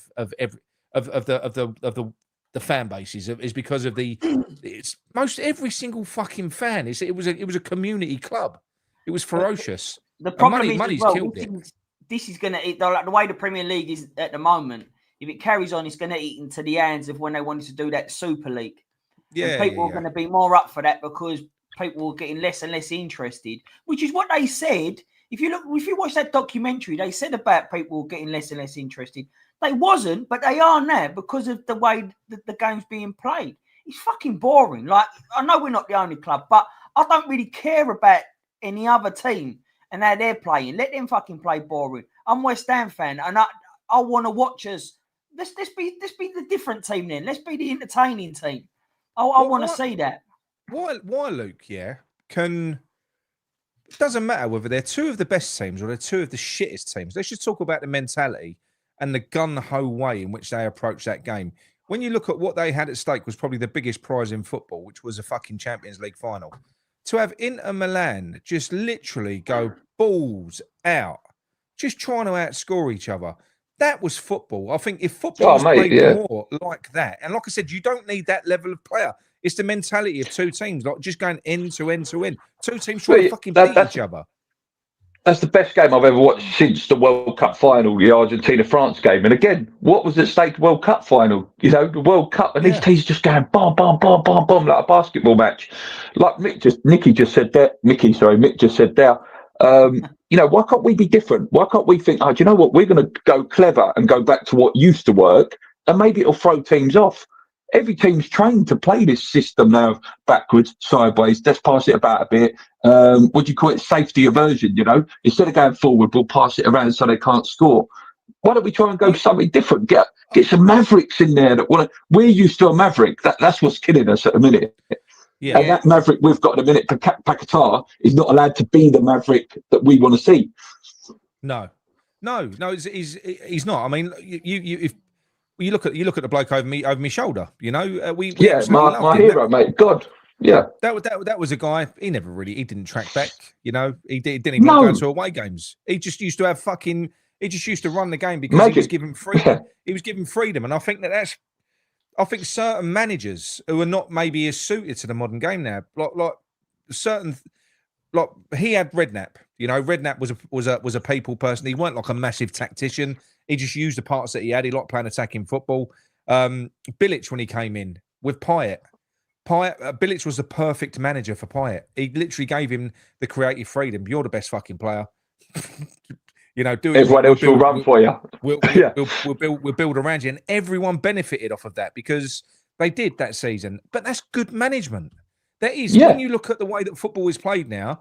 You know, I know we scored a good goal the other day against Man United. Bearing in mind that was when you look at it, where's the pressing? You know, that was like a training ground goal. Great goal. Well, come on, you're looking at it. You're thinking, fuck me. It's like 30 unchallenged passes. The best one was Cresswell's back heel. That was good. But 30 passes. To score a goal, 30 fucking passes. But that's how it is now. I mean, look what they said about you. Look at we used to watch Match of the Day. You used to see a goal of the month and like goal of the year. They used to be bangers. I've only seen 2 bangers this season, really, and they were both scored against us. Yeah, I remember. I think it was Rio Coker or someone like that said that Pardew's big thing was get the ball forward in 3 passes because that's where you score the goals. Yeah. But we don't do that no more. We'd rather tart about with it with James Ward-Prowse, like having 4 touches, like a rebound ball. It's just shit. It's just shit football. That's what gets the fans off the edge of their seats. To a degree, we've had this conversation before as well. Moyes was more. Well, he was an old-fashioned manager, but he was boring. He would have been boring in the old days as well. But you still had the elements of excitement with the way that he played because he did play fast counter-attack when we went. When we went, we went. You know, it was fucking. It was go. It was direct. That does get you off your seat. Going up the fucking pitch, sideways, backwards, sideways, backwards, eventually passing the ball into the fucking net. I'm just like, mate, I mean, you're good goal, good technical goal, well worked, but fuck, that's just not.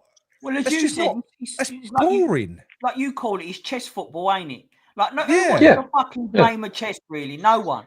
Because like, if it was that exciting, more people would watch it, but it's not. So that's the last thing I want to see on a football pitch, personally. The problem is now, even at Sunday League level, mate, you get it now where Sunday League teams, like men's Sunday League teams, are trying to play the same football.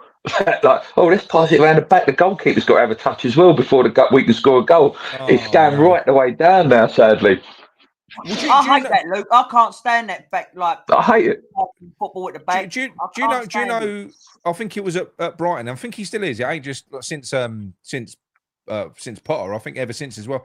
I'm sure Dunk, when he plays all season, he has the most passes of any player in a Brighton team. Yeah. So how the fuck does that work? Well, you can imagine what we're going to become, can't you? When Potter gets his way. Work, though? How can a centre back be having the most passes in the team? Seriously. Well, that's why they did score a lot of goals, weren't it, as well? But that goes to prove you what football is, and it isn't just Brighton, it isn't just Potter, it's kind of a collective. What it is now, it goes counter to what we watched now, Inter Milan Barcelona game, where you had two teams that just went out to try and beat each other. They backed themselves. Now what you've got is these strategists and these systems of play, which are it's all about spoiling the game. You don't really see it cross anymore either, do you? Well, when do you ever see it cross now in football? Spoiling the game. It's about how do I stop the opposition? How do we make their life hard? How do we stop them from playing football? It's just like fucking hell. Like Red Fives, like he's right. That Inter Milan and Barcelona game, wasn't it? Like them two games were unbelievable. But not saying, but you used to get more of them games. That's a rarity now. That's why everyone was talking about. I mean, it was a great game anyway. But more people were talking about it because they don't get to see games like that as much anymore. And then it used to be like that a lot in the Premier League, but we just don't get it. That's why I do end up like watching Liverpool, because they're probably the only team at the moment who play that sort of kind of fast. Yeah, like rock and roll football, isn't it? Yeah, I like it. But, you know. What's this? The Barcelona football reserved from La Masia. I might order a plate of that later. I'll go for an Indian at 5 o'clock. That's why I've got to go at 5. All right, so I say, have you got a La Masia, please?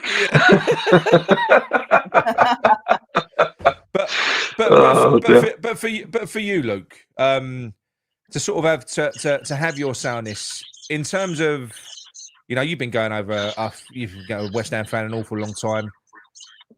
If you can kind of put it into words, what they've done to this club, and for you. Yeah, I was thinking about this because I was watching the show and I thought, okay, how can I sum it up in like one sentence what they've done? I wrote some notes. I thought, no, I'm going to say it. You don't have to sum it up in one sentence. Go on. But I thought, like, what can really sum it up? How we all feel, and it's I put this ball ripped the heart out of our club, sold us lies, and they're still cashing in while we all suffer. And I think like that sort of sums it up, you know. It does. Like, it does. If I had to sum it up in one sentence, it's in a nutshell. Like, fell out of love with. I've not fell out of love with West Ham. That's a weird way to put it. It's fell out of love with what West Ham is now. I think that's a better way of putting it. They've ripped it, mate. They've ripped everything that we were. Mate, I miss, you know, that Upton Park concourse, the piss, the fags, the fart smell. Like, that ain't there no more. You know, it's all nice and clean and lovely now. That dirty burger smell when you emerged onto Green Street. I'll always remember that. Well, like it's iconic, isn't it? It's iconic. Yeah. Bring it back. Yeah. Dog smell again.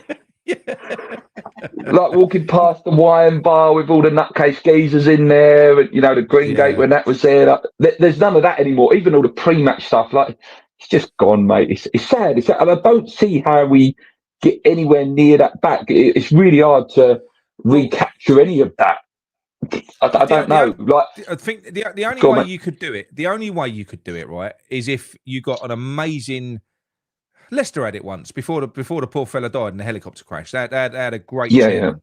A geezer had the real best interest of that club at heart. You know, he used to buy him fucking beers, didn't he? You know, when I think that Amanda Stavely was quite good as well. When she was at Newcastle, that Amanda Stavely sort of had it. You know, she knew. You get someone like that in that wants a connection with the local community and to try and build something. They get a man in underneath them who can connect with the fans, you know, properly. You know, somebody that will play fucking give us something back. You've taken everything else. Just give us our football back at least. We want to play attacking football. Give us that. Somebody that will connect with the fans, that's likable. That's important to us. You know, that's why we loved Slav. We fucking loved him because he was a likable bloke. When you go back to that 15-16 game, like the last game of the season, and you saw Slav on the sidelines, mate, you could have picked him up and put him in with the fans. He would have just looked like another fan. Oh, yeah, mate. Yeah. You know, in tears, it meant the fucking world to him. That's what you need. And if you've got that, and then you've got some players, you've got some identity, all of a sudden, you'll start getting people come back into it. And that is how you attract the next generation, because it feels like you're more than just any other football club. Let me ask you now. So if they started doing something like that, then you would build a community. You've got to build it again, but you would build a community again. If you're how you came into supporting West Ham, if you was to pick yourself up, fast forward to all you've ever known is London Stadium, would you feel the same about West Ham at this stage of your life? If you'd never known Upton Park and what you experienced at Upton Park and all you'd known was the Sullivan era, would you be obsessed with West Ham? It's a hard question, obviously, but yeah, I don't think I would, mate. Because I don't enjoy the stadium. Look, it is impossible, yeah. Impossible to answer because we've already known that. It's something that you can't just take away. So the only people who can answer that are the people who are the ones who only know the London Stadium.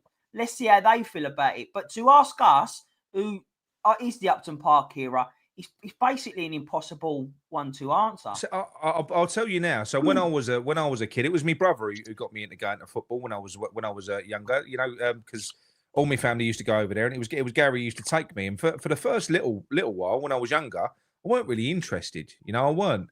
What got me and what grabbed me, I can remember it now as clear as day. It was after a couple of games. It was the Man United game when Dick smashed that fucking penalty in. Where against Schmeichel, it was in the back of the net before Schmeichel even moved, and I think we 2-2, wasn't it? And it was like with fucking the place erupted. That's when what Man United was Man United. But that's what grabbed me, and it weren't even the football. It was just the fucking fans and the emotion and all these characters around me. Fitted that first goal. These big airy bastards around me, like all these fucking the swear words and all the songs, and do you know what? The banter, the funny banter you used to get now, which half of it's banned. That type of thing, mate. It was infectious. That's what got me obsessed with football. That did. I used to love just like the last 3-4 games of a season at Upton Park. You'd see the kids come through as well. Like that's where you'd see the Joe Coles, the Foes, the Carricks come through. We don't even get that anymore.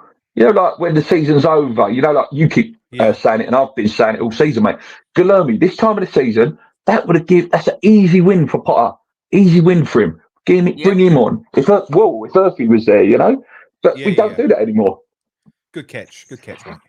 Well, I mean, does anyone know his skull's injured?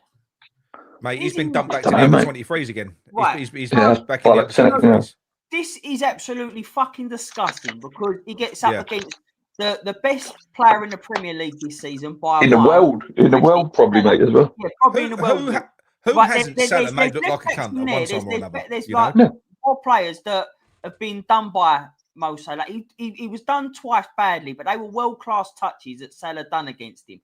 Now, after that game, your confidence needs to be brought back up. What's he done? He's fucked him off. He's fucked him right off. Now, don't get me wrong. Creswell has come in and played really, really well. He has done that. But you've just slaughtered the youngster who...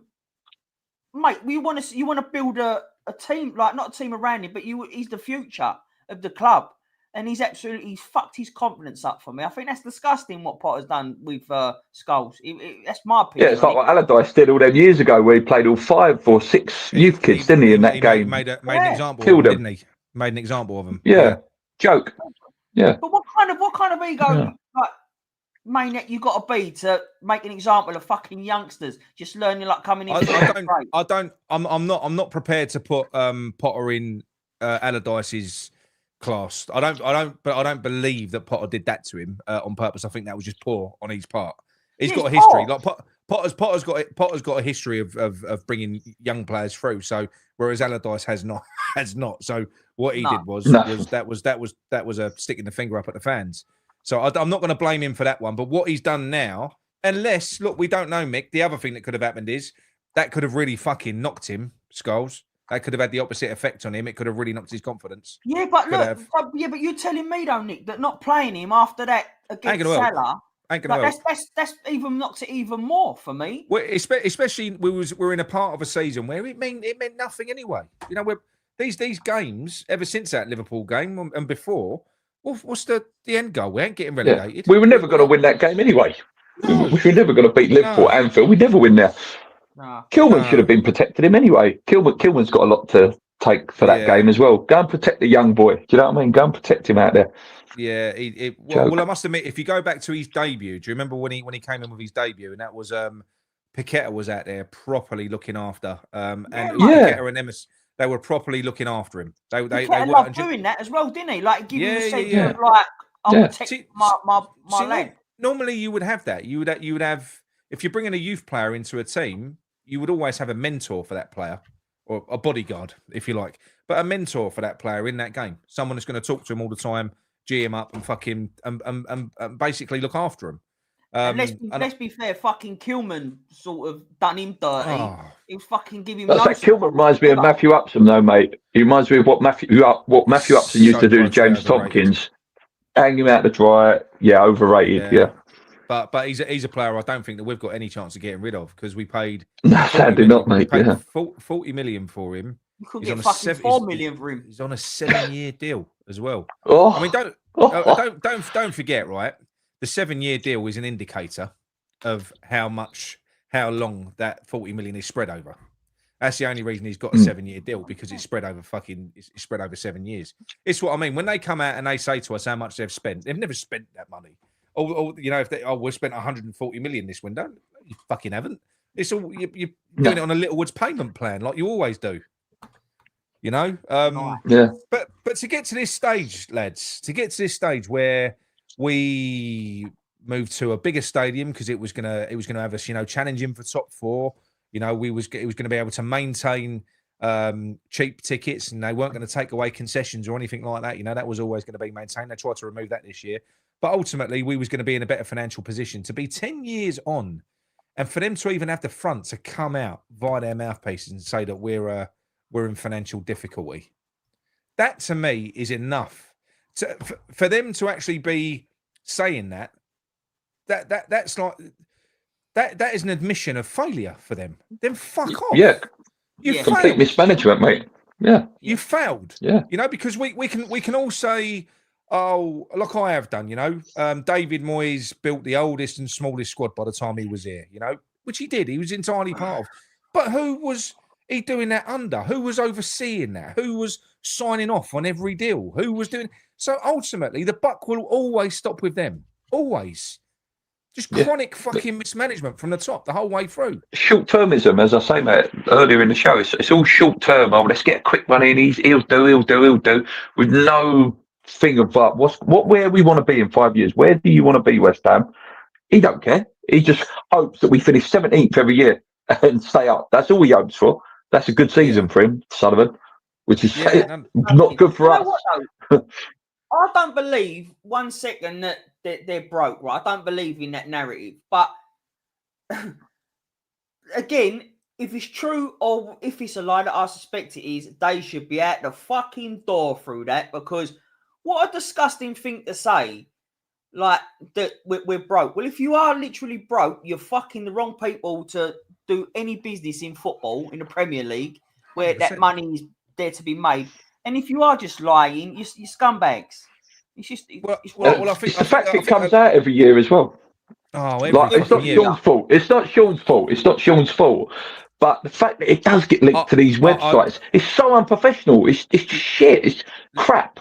Listen. I like Sean as a person. I do. I like him as a Yeah, it's person, not but his fault. he is a fucking wind up. He does like winding the fan base up. He does know what he's doing. He's not innocent in it, and he does peddle messages for the board. And Yeah. I just feel like the last two windows in particular have been very embarrassing for him. Did you see what Gio caught him out on with the Debo bollocks? Yeah. Oh, mate, honestly, it's like he's not even cross-referencing the tweets that he's put out, prior in terms of it's none of it makes any sense. And I do feel, to a degree, even from his point of view, that's getting embarrassing now because people are just mocking him. They're mocking him now because whereas before, if you go back to the last, maybe their first 10 years at the club, up until the last couple of years, people were kind of listening to him because we still had hope. We thought, next year. So we was buying their bullshit. But now everyone has become so skeptical. You've only got to look at the responses that he gets. Now, nobody buys it. So no one, mate. Well, if you do, they're still doing it. I don't know why they're still doing it. If you don't buy it, you're either deluded or you just haven't experienced the pain for long enough. Now, you're not disrespecting the younger fans, but maybe they've not, they can't see through it like we have. We've seen it for 10 years now. Oh, Crystal Palace are 1-up. Go on. Do you know what? Oh, that go would be, on. I'll be honest, that'd be fucking brilliant for them, for the Nigels. It will be. Oh, it'd be amazing, mate. Yeah. Them and Newcastle win a cup. That's amazing. Yeah, that'd be amazing. My business partner's a Palace fan as well, big Palace fan. So it'd be I just don't like Simon Jordan. I can't deal with him on the radio next week, Chloe. But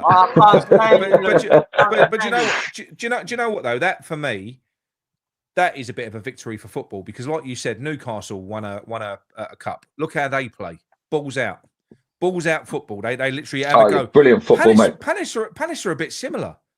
They're a fucking good team, Like they tear us to ribbons. Oh well, they've got Mavericks, mate. They've got loads of Mavericks as well. Yeah, mate, that'd be a victory for football this season. I know Newcastle are not a smaller club, because they've got all them, but they can't spend the money at the moment. But they're not yet. Right. They're not Man City, not at the moment. So yeah, I think that'd be a good thing.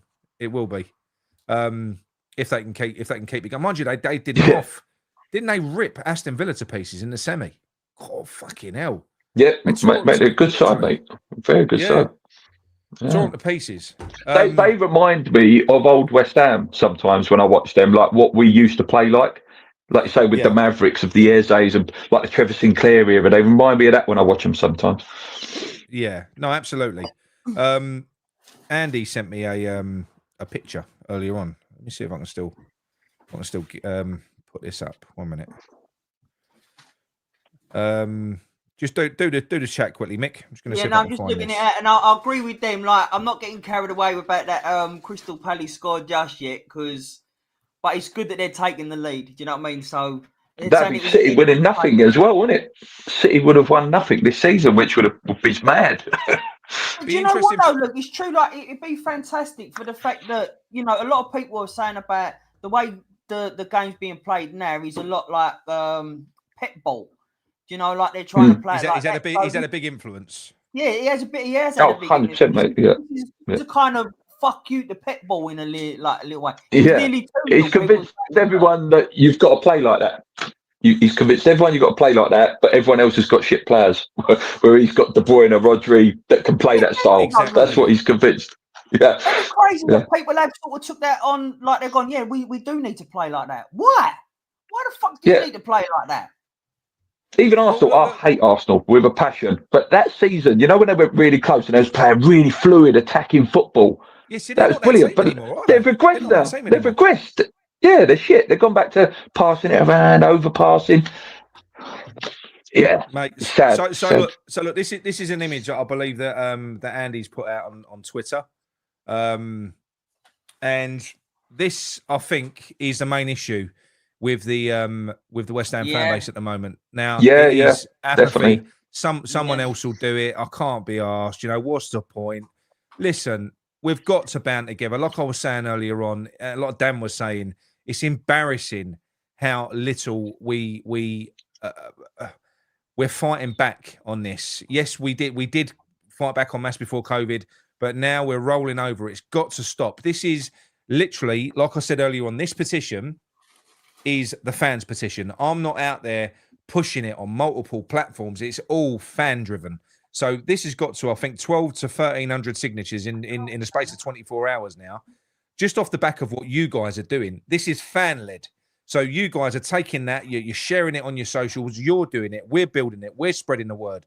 This is literally the fans doing this. So it will mean something. It will mean something to us, and you know something, it will mean something to them as well.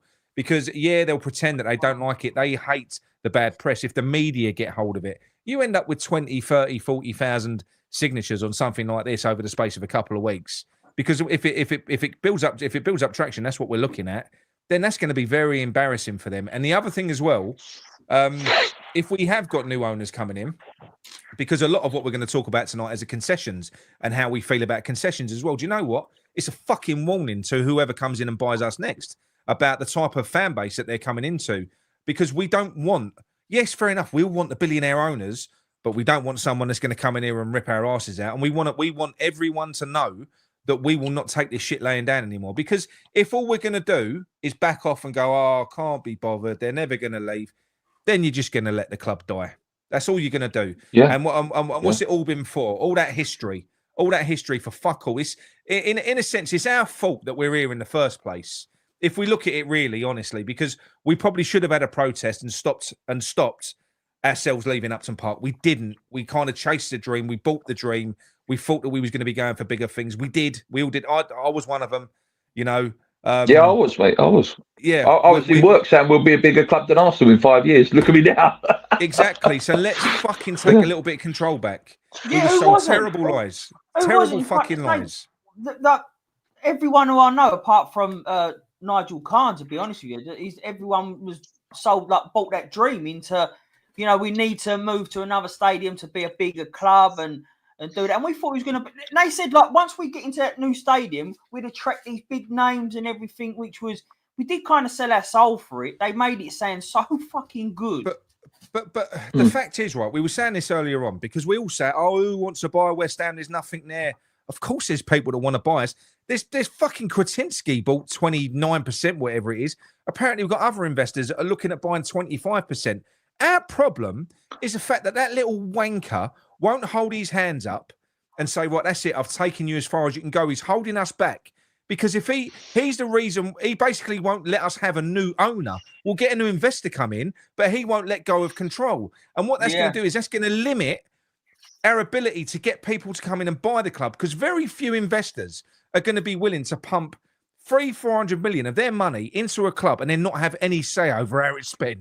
No one's gonna, you know, there will be someone, but all there'll be are investors, people that are just interested in a quick flip. Yeah. So this is why he's got to fucking go. I don't want, you know, these Americans swanning in like Kretinsky did a few years ago, because nothing's happened since Kretinsky came in. Fuck all. In fact, we've gone downhill. That's the truth. When he bought into us, I remember he was sat. His first game was at the Liverpool game where Ogbonna scored that header. He was there. That was literally it was all downhill from there. I know we won the trophy, but in terms of our football, it was all downhill. In the league, we was shit. We were playing really well up until that point. We were playing really well until he came in. Really well. I don't want that anymore. We don't want more investors. We want him to go. Just get the fuck out. He's gone as far as he can go. He's milked it dry. He's sold the fucking stadium. He's selling players constantly. Look, he sold Declan Rice. We're still living off of the money that Declan Rice has got coming in. This is why they're panicking, because the last Declan Rice payment is this season, apparently. I think that's it. Or it might be next season, but that's it. Done. So they can't do any more with us. Just fucking sell up, cash in. It's going to make a nice fat. It's going to make a nice fat profit anyway. Let us move on. You've ripped everything away from us, you little cunt. He just needs to go now. He does, mate. He does. Just before you go, then, Luke, what's your word on it? As Nick summed up there, they've got to go. I want a new owner that's going to believe and bring back old West Ham, the feeling around the club. One thing I will say, it's going to sound really morbid, he's 76. We've got less of him left than we've had of him. That's the only sort of positive I can take out of it, unless he gives it to his sons, which is the ultimate nightmare. That's the ultimate nightmare for me. But yeah, thank you so much, guys, for letting me come on. I love this channel. My favourite channel. I watch every single video. Luke, sign that petition. I've signed it. Yeah. And look, please give yourself a shout out, mate, on the West Ham World as well. Yeah. Yeah. Come and subscribe to the West Ham World. Do the same as these boys. Obviously, I'm not allowed to swear because I'm a teacher. But that's why I like coming on here. I'm allowed to swear on here. Yeah. Good luck, boys. I'll be watching all the way through, mate. Come on, you eyes. Let's go. Luke, thanks very much, mate. I really appreciate it. Top man. All right, love it, mate. Cheers, mate. Get an El hopefully we meet one day. Yeah, definitely. Hopefully get yourself an El you boys one day. We'll go for a beer and that. Take it easy. Mate. Cheers, mate. And then there were two. What the fuck is that, Mick? And then what, that? Yeah. It's me drink, isn't it? Coffee. Oh, was it? We got. Oh, was that copy? Yeah. Can't we copy? Right. So what I'm going to do now, I'm going to play or I'm going to attempt to play a video from Gio from Hammer's Chat, who unfortunately can't be on the show live because got some issues with his daughter that had to be seen to, but he did record us a video, a very good video as well. So I'm going to play this and then I shall chat to you in a minute, Mick. It will take me a little while to do it though, because last time I tried to do this, I fucked it up. Back on StreamYard again. It's all changed. Get used to it again. All right, hang on. Something's happening. Hope you're well. It's time for my little segment. Apologies, I can't join you on the live stream live. It's this one's fault. I'm on daddy duty. The star of the show is gone. You're stuck with just me for the next few minutes now. But actually, she is a big part of the reason that I wanted to be part of this 24-hour live stream.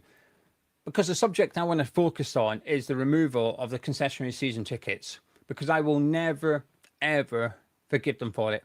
I can acknowledge that they've reinstated it. I can give a small bit of credit for doing that.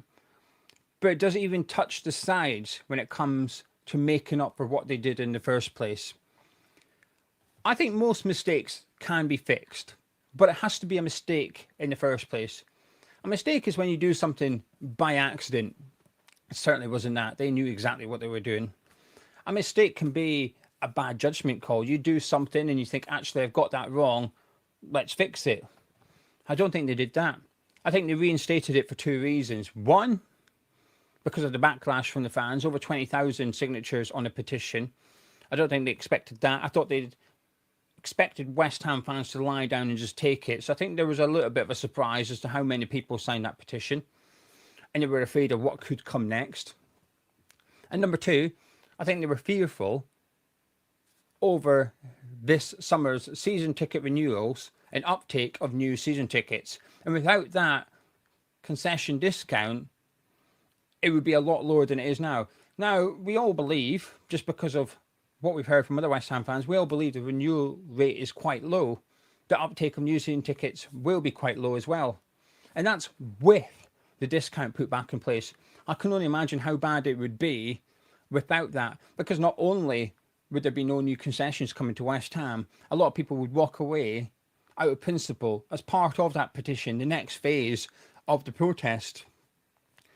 So the reason I think they've reinstated it isn't because they've made a mistake. It's because they have to. They've been forced to by the reaction of fans and by what could be the next reaction, which is a lack of renewals and a lack of new concessions. I think that's why they've reinstated it. And that's why I will never, ever forgive them. Because it's people like Grace that's the next generation of West Ham fans coming into this stadium.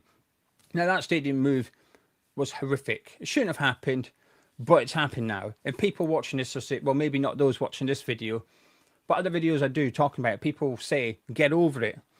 Well, I can't. I haven't really tried, to be honest with you. I've tried to give the London Stadium the fairest crack I can, but I can't get over it. It doesn't compare to what I had previously. And you would never, ever tell someone to get over the passing of a loved one. You wouldn't tell someone to get over the death of their pet. And appreciate some will think, well, comparing that to the stadium is a bit of a wild thing. But actually, I don't think it is that. That was home. That was a significant part of all our lives, and it's gone, and it's been replaced by something completely inadequate and not fit for purpose. But believe it or not, I'm not going to even talk about London Stadium because I'm sure over the course of the next 23 hours and 45 minutes, other people will be speaking about it as well. But I want to hone in on this concessionary season tickets because what they did was disgusting. And this just proves what they're like. We know they're willing to lie. We've seen it with the stadium move. The amount of lies we got told in order to convince us, in order to try and persuade people to make that move. Now, I never was pro-move, but a lot of my friends were. And a lot of my friends were pro-move because they took them at their word that what they said was going to become true, which was the stands won't be further away than they are. Upton Park, my friends just believed them. There's a clip of Karen Brady. You can absolutely trust us. She says it many different times. It's not hard to find. You can absolutely trust us. Yeah, we can. We can absolutely trust you to get it wrong and fuck it up. That's what we can trust you. What we can also trust you to do is screw us over at the next opportunity. If West Ham start doing good again, if the football gets good, the results get good, we bring in good players. I know it may seem a bit of a stretch at the minute, but just go with me hypothetically. If West Ham improve again, the first thing that will be a conversation at that club is, will we remove that concessionary discount? Because when they reinstated it, very clearly at the bottom of the statement, there was a point that said, we recognise that the discounts are quite heavy and we're going to have to reevaluate them in future. So they basically said, you can have them back for now because we're crap and we need renewals and new people, but we're going to take it away again in future. And what that proves to me is they don't care about West Ham in 5, 10, 15, 20 years' time. They don't care. Because if they did, they'd be doing everything they could to make sure that people, like my daughter, fall in love with West Ham. Not only West Ham, they'd make sure that people like my girl falls in love with the London Stadium. You can't miss what you don't have, right? So the older generation will tell me about Upton Park. Upton Park all-seater was nowhere near as good as it was back in the 80s. I believe them. Why would I not believe them? But I've never experienced it, so I can't miss that experience they had. There will be people on the stream talking about Upton Park in the 70s and 80s, about what they experienced, about how good it was. Well, I never experienced that. I went to Upton Park in the mid-90s. I was 4. I don't remember it. The only thing I remember is the pitch being really green. That's literally all I remember from my first time going to Upton Park. My point is, the Upton Park I miss is different to the Upton Park others miss. So I miss it, but I didn't have the same experience as other people because they're older than me. Grace's generation won't have any experience of Upton Park. So people like me will look back and go, oh, I miss Upton Park. And that's valid, that's fair, you're allowed to. Grace will never, ever, ever say that because she never, ever experienced it. And there's people a lot older than her that's never experienced Upton Park. The London Stadium is the first stadium they know as the home of West Ham United. And that's important for, and I use this in quotation marks, the success of the London Stadium going forward. West Ham need the new generation of fans to keep on coming. And eventually, those that were stood in the North Bank, they'll disappear. They'll be replaced by people that never experienced Upton Park at all. Eventually, those stories of Upton Park will slowly fade away on the terraces. Eventually, I'll pop my clogs. I'll be gone. In decades' time, there won't be anyone left that experienced Upton Park. And those that are still left will be in care homes and no one's paying attention to us. But actually, Grace's generation will be the sort of prime age, if you like, in their 30s and 40s. That will be the ones that are there. The London Stadium will be all they know. That will be home to them. And it's a long, long process, but that is how I think the London Stadium will improve. Because it won't be that they're digging down. It won't be they're bringing the stands in because they don't give a fuck. They're not going to do it. The current lot will not do it. All they'll do is stick a flag behind and goal and say, ta-da, we've increased the match day experience for you. They won't want a singing section because they know what will happen is if a protest was to take place at a football match, that singing section will be the first place to get it going. And the last thing West Ham United want is thousands of like-minded fans together in the ground so they can generate noise, so they can generate their protest. We've seen at other football clubs this season. We've seen Man United fans with their Norwich City scarves out with their Glazer banners. We've seen other fan bases this season unrolling their banners in protest of the owners. That is what they need to avoid at the London Stadium, and that's what they will do everything to avoid at London Stadium. And the biggest barrier to that, to stop it happening, is by not granting a singing section, not granting safe standing, because that's what will happen. But they don't care about the future generation. They should, because that's the future of West Ham. Grace is the future of West Ham fans. Your child, your grandchild, they're the future West Ham fans. They might fall in love with the London Stadium because they know no different. But they can't. They won't. And it might be because they think the stadium's shit as well, but they don't know Upton Park. The biggest reason will be because they can't afford to go to the London Stadium. It will be because I can't afford to take them, you can't afford to take them. A lot of you could, but if they remove those concession discounts, it makes football inaccessible. One of the biggest selling points about moving to the London Stadium, affordable football. Affordable football. They keep using the phrase family friendly. Well, I would strongly argue that removing concession discounts is no longer affordable, and it's certainly not family friendly.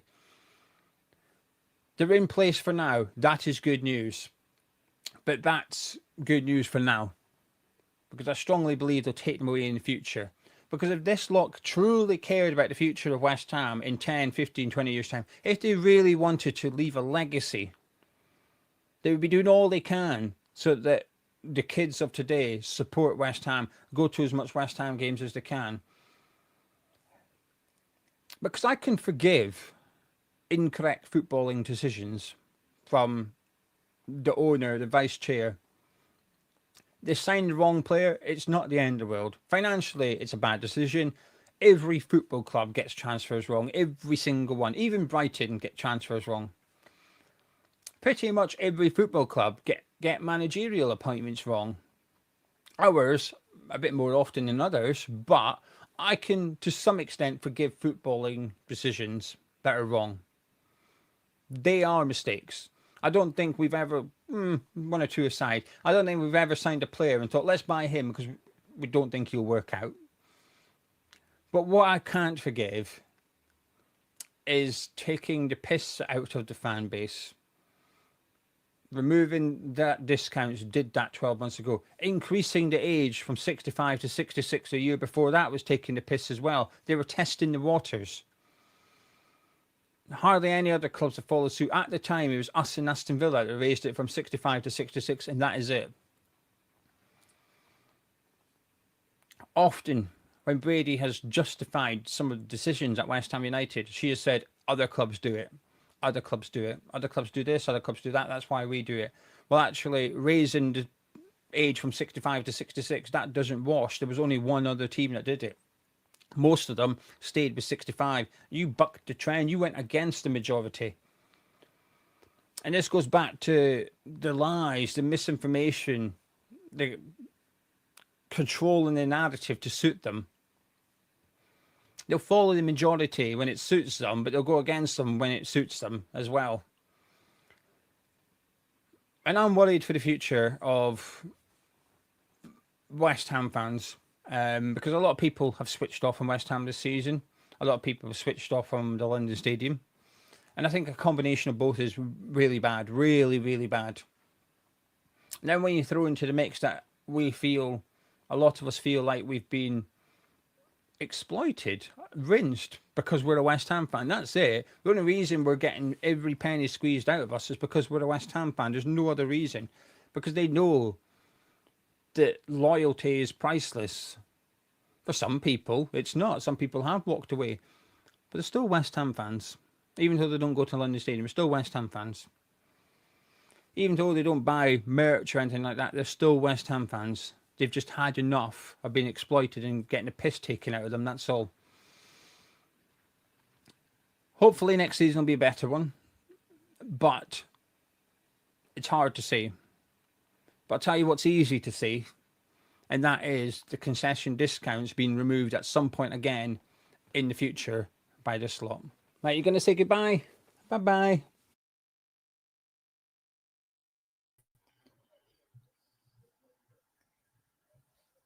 Leo, Joe, can you, Nick? How about now? Is that better? Yeah, I gotcha. Yeah, it's as a powerful video, wasn't it? It was, Leo Gio. I just want to add on something to that. What he was saying, and he was saying about the next generation of fans, like Little Grace. I think you'll be also though lucky to have that there will be a next generation of fans, because I think that a lot of fans it'd be more of a case that, oh, my dad was a West Ham fan, or like my dad's a West Ham fan. I think that if you're looking at that football, the next generation are going to be bored with it. They are. I genuinely believe that. Yeah. So I think that they will have a soft spot for West Ham, but not necessarily West Ham fans when they grow up. And that's a worry. Not fanatics. No, that's a worry. That's also a worry. So it's not just about they're not going to experience Upton Park. They're not really going to experience what West Ham is all about for me. That's a worry. And this is why we're doing this as well. And the thing is, right, I suppose it all depends what direction that West Ham ultimately will go in. Will Sullivan sell? Will we become in the end a billionaire's plaything where getting fans in the stadium long term won't be an issue, so that won't matter. We'll no longer be a community club. We'll be this worldwide franchise model. That's what it could be. Because without that, if all we're ever going to be is little old West Ham, which is what I think that will be, it's what most clubs will be. Not every club can be a fucking top 6 monster. Winning cups and doing all the and doing all that sort of thing. So that being the case, if we're just going to be little old West Ham, you need fanatics. You need fans that have got ridiculous loyalty that's almost impossible to break, even though they're doing a great job in breaking it. Oh, absolutely. Course, that's just exactly it. Just want to say that to Richard B, who, if the club sell to, we'll find out if he cares about. Mate, Richard, it doesn't matter. Whoever's coming in with He'll sell to the biggest bidder. Whoever's coming in with money. We see that with Birmingham. It's the same play. He don't care. He don't say about. He's not going to be. Oh, we sold it to this person because he was the best fit for the club. He couldn't give a shit. Whoever's coming with the most money, that's who's getting it. Yeah. No. I completely agree. We did get a super chat as well, didn't we? Yes. Thank you very much. Nice one, Sean. Cheers, mate. Pew, pew. Oh, opposition fans may be confused why we ain't protesting, but look at Burnley 2018. He's never seen that before in football, and that's why we're different. Well, yeah, that was a flashback, and that's the thing. That's what can happen with the West Ham fans, but that's going to become less and less likely to happen when less of the original fans are going over there. When we're so diluted, you're going to get less. There's less chance of that happening now. It still could, but I think as Gio went on to say in that video, there's a reason why we haven't got a singing section. There's a reason why they split everyone up and they divide everyone. They dilute everyone. What we said, when Luke was on, what we were just talking about is echoed by Gio. We just worded it so much better. Yeah, it was brilliant. It was brilliant. But it's basically what we were saying, like when I said when we moved from Upton Park, they split us all up. They weren't in the same seats anymore. Everything is just is toxic over there. I just want to quickly say, if anyone missed it, because people were really interested in it, Palace saved a penalty. I've literally got it on now. What a fucking save, mate! And I've not watched it. I'm not watching it. I'll get too distracted. Yeah, I've just got it. I've just got it in the background. I won't watch the whole thing. It's all City of doing. They're playing potable. We've got 80% of the ball. We're not doing much with it. Well, what's that? Fuck me, people complaining about Pep best coach in modern game. Then it's one. Do you know what though, Razor? Hello, mate. Big up to yourself, brother. Hello, mate. I get it, but it's just you need the players to play that way.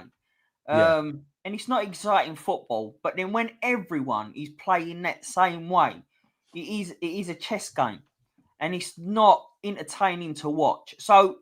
Yeah, it was okay when one or maybe two teams are playing that way with world-class players, But when you look at most teams now are playing that way with not world-class players, it's a fucking boring game. But I suppose, look, it does come down to what people like. Different people like different things. If you do like seeing 86 passes to get from one end of the pitch to the other, then that's fine, you know, and that is fine. But different people like different things. I prefer individual brilliance. I prefer direct, fast football with, you know, a bit of individual flair. Rather, that's my preference.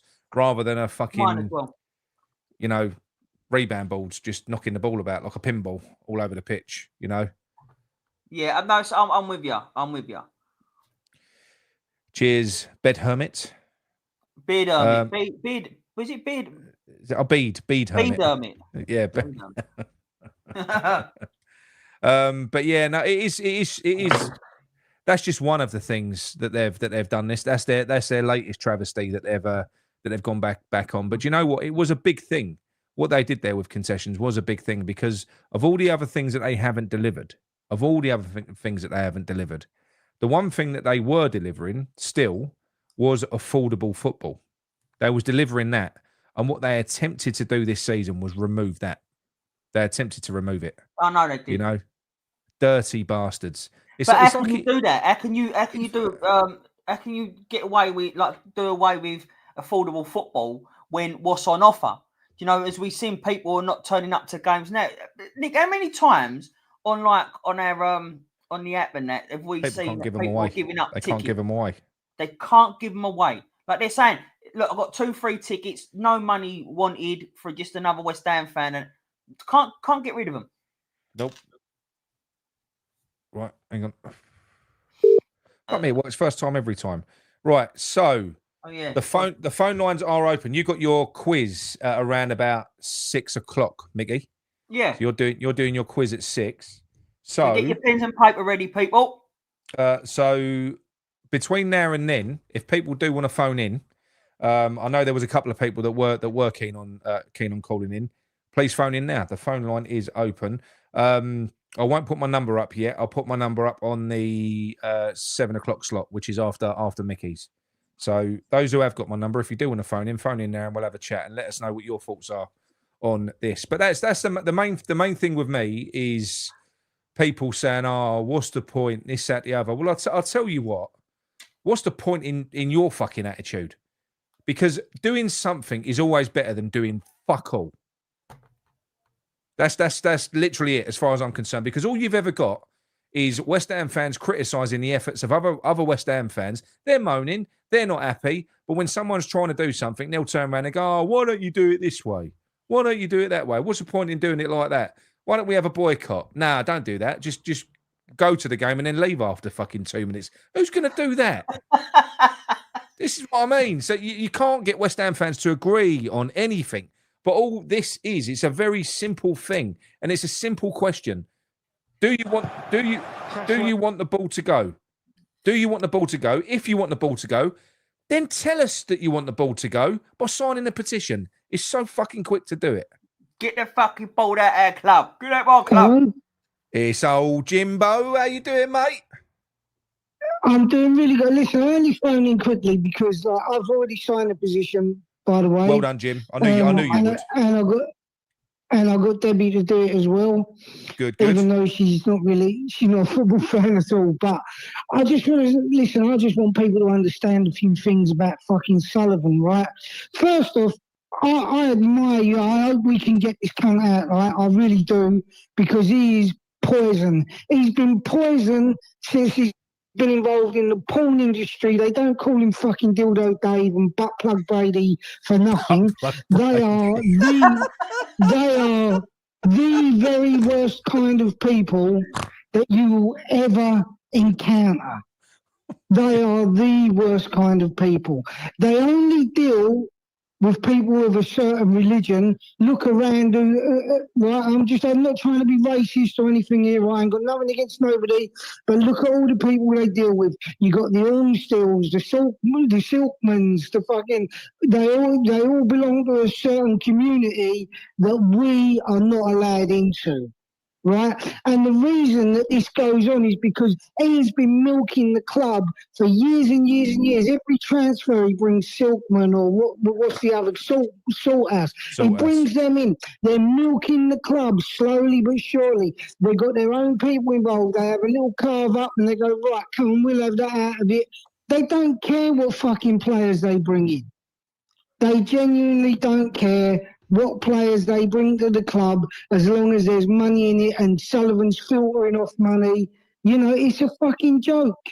These people who have bought our club, you know, listen, I've been a fan since fucking 1976. It breaks my heart to see the football. I watched a thing last night with Jeff Stelling, who used to do these sort of Saturday.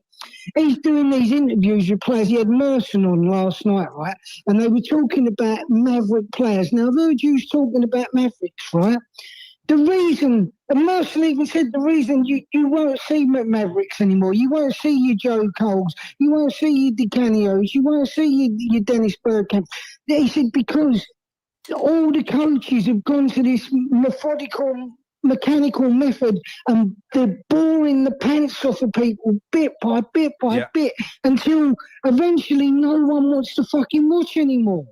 Yeah, this has been the worst season that I have ever watched. It's been shit. And I don't just mean because we're down there. I mean, the football's so fucking boring, and it ain't just West Ham.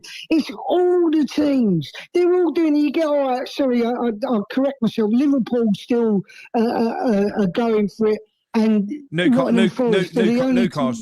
go for it as well. They play the same sort of game. But most of the teams are doing this sideways, backwards, sideways, backwards. And no one wants to go like, you know, years ago you used to get a Maverick player, and what would happen? They might be, let's just say for argument's sake, they're playing on the left side of midfield.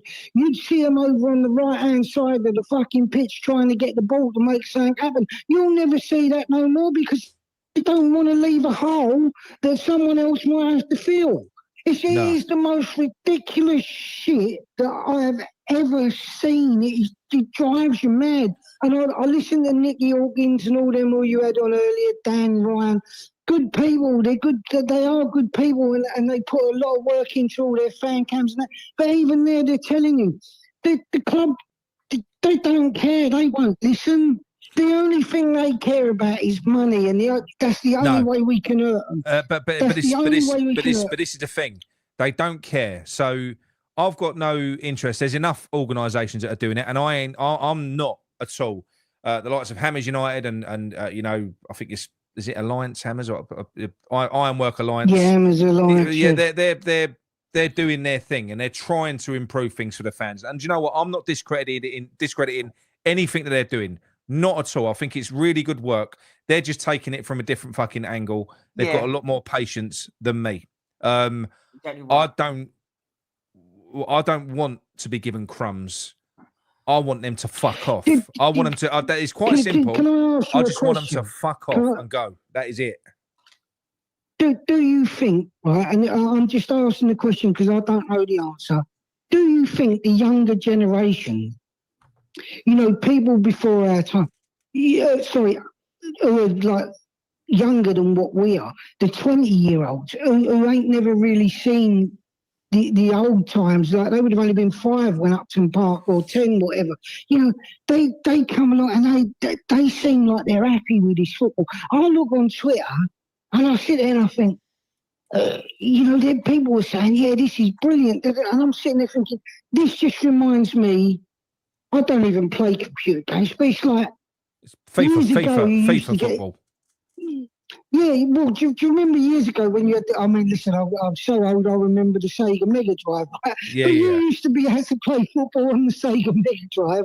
Give a player a ball to the defender could run through the whole fucking thing and score. You would never ever see the likes of that ever happen again. They wouldn't even make it beyond the halfway line. So what I'm saying is these young people, they seem like they're so overly happy that there ain't there ain't really any football being played. You've got wingers who are not running down the wing. They're trying to edge their way up slowly, till they're near the corner flag, and then they don't even put a fucking cross in. But what I would say though, Jim, is if we've got fans that are happy being West Ham fans at the moment, and you know what, all credit to them. I will say that much. You know, if you're happy with this and you're willing to, you know, get on board with the type of football that we've been watching in the last few years, then that's fine. And that probably stands us in good stead for the future. If you've still got fans that have got that level of interest in the team, that even, you know, that type of football.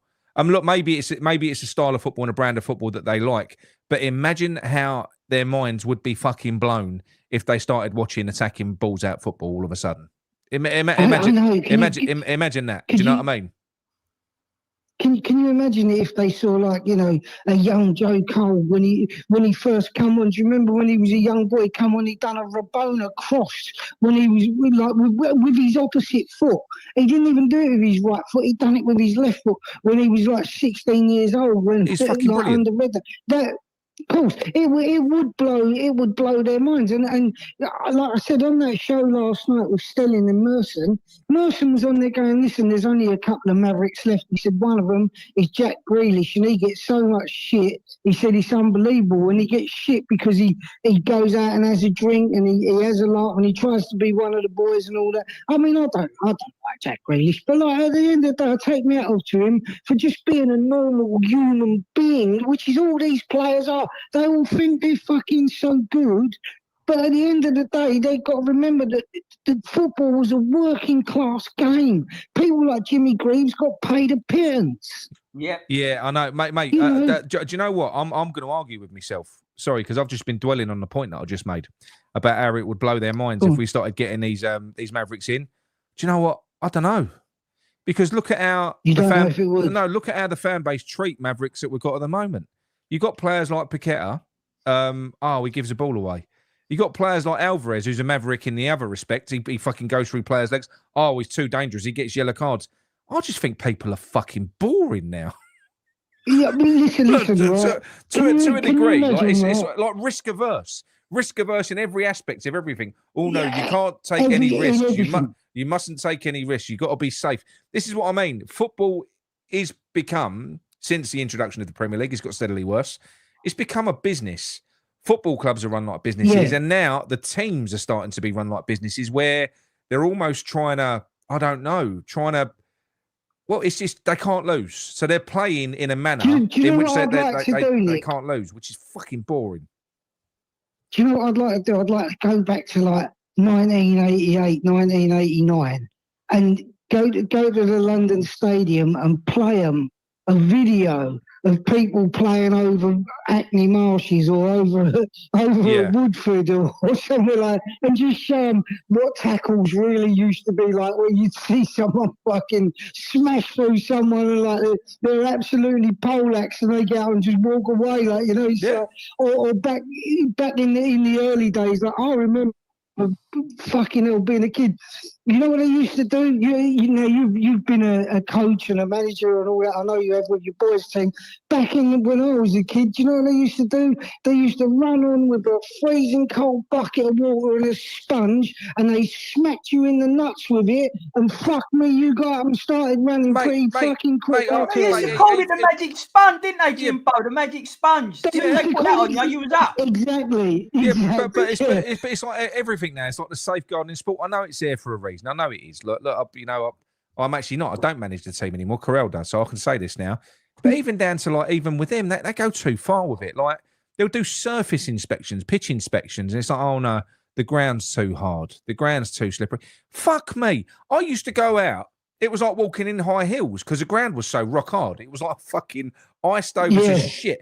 Games never got abandoned ever. They never got abandoned when I was a kid. You need to listen. I remember being 9 years old, and playing over Victoria Park in the pissing down the rain, and fucking on a full-size pitch and doing slide tackles and having the best fucking time of your life. Going on this, you know, no one give a shit. People used to come off with a cut eye. It was back on in 2 seconds. And you're right, Mick, it used to be called the magic sponge. But the thing is now, listen, even when I ain't been coaching now for like probably 15 years, right? But even when I was coaching, you know, I'll tell you, just quickly tell you this story. A little kid got knocked out one day on the pitch when we was playing mini soccer, right? 7-a-side, under 10s, whatever, right? So I had to ask his mum, can I go over? He started having a fit. Can I go over and look after him? And she went, yeah. So I go over because you have to be so careful. If they perceive that you're touching this kid in the wrong way or whatever, you can be the one getting in trouble. So I go over there. Now I've got to stick my fingers in the boy's mouth to stop him biting his tongue, and then get him on his side and put him in the recovery position and all that. And this is see. Whereas if you was to have gone back 20 years ago, that's not even a conversation that you had. You rushed to the aid of the kid, didn't you?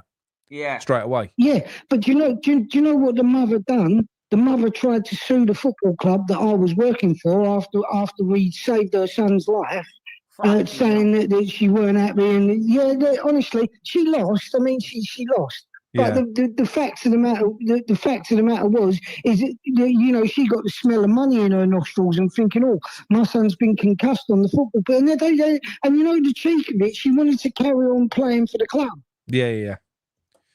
Yeah. That's the cheek of it. People, right? Listen, let me tell you, mate.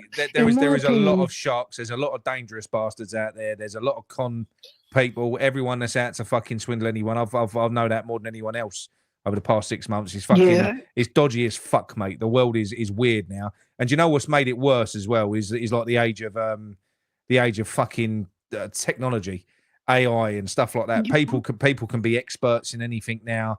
You just got charlatans everywhere, all over the place now. The thing is look, the game is there, like football from a kid for everyone.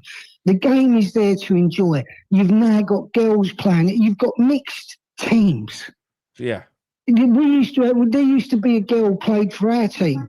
Yeah, I used to sit there. I used to cover my eyes because I used to think one of these kids are going to kick her up in the air, and the next thing you know, she's going to be running off crying and all that. And then you got to try and explain to the parents, what can I do? You know, I can't go over to the kids on the other side and say, please don't kick her, she's a girl. Yeah. You know, like you have to accept it. So I was always a strong advocate for, like, you know, girls play with girls, boys play with boys and all that.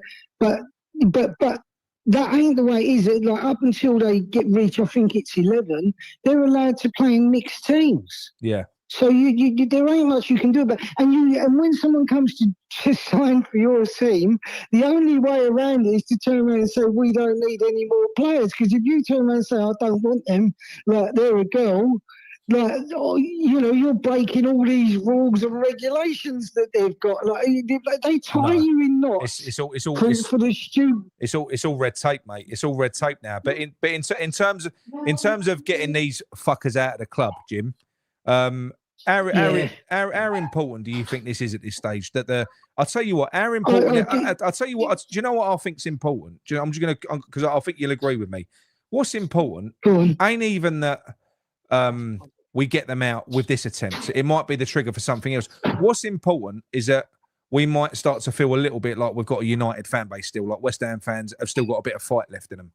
That's important. That's important to me. That is the thing, right? Is to bring everyone back into the fold, because you've got so many people.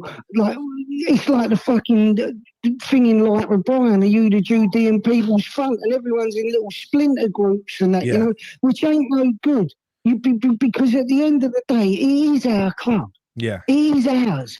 You know, it ain't theirs. They're just the custodians of the club, and they only did it for money. It was all about money, the same as it was when they was at Birmingham City. He bought Birmingham City because Karen Brady told him to. Yeah. He used to buy advertising for Karen Brady. Listen, David Sullivan is one of the most horrible fucking men, horrible humans that you could ever meet. Listen, the thing is he's involved with some bad people and all. You know, he's involved with. Look, I don't know whether you know, but he's involved with a Longfellow and all that. You know, you could get yourself. Look, if I was in England. Put it this way, right? I'm not in England. You all know where I am. If I was in England, I wouldn't want to come and sit on your show and be on video talking about Sullivan because I know who he knows. Yeah, I know. And he knows some fucking bad people. I know. Like, I don't know. Jimbo, anyone in East London grew up around that way will know. I was saying to Nick like ages ago about it, like people know. Don't go into too much detail on it. No, but at the same time, we're not sort of.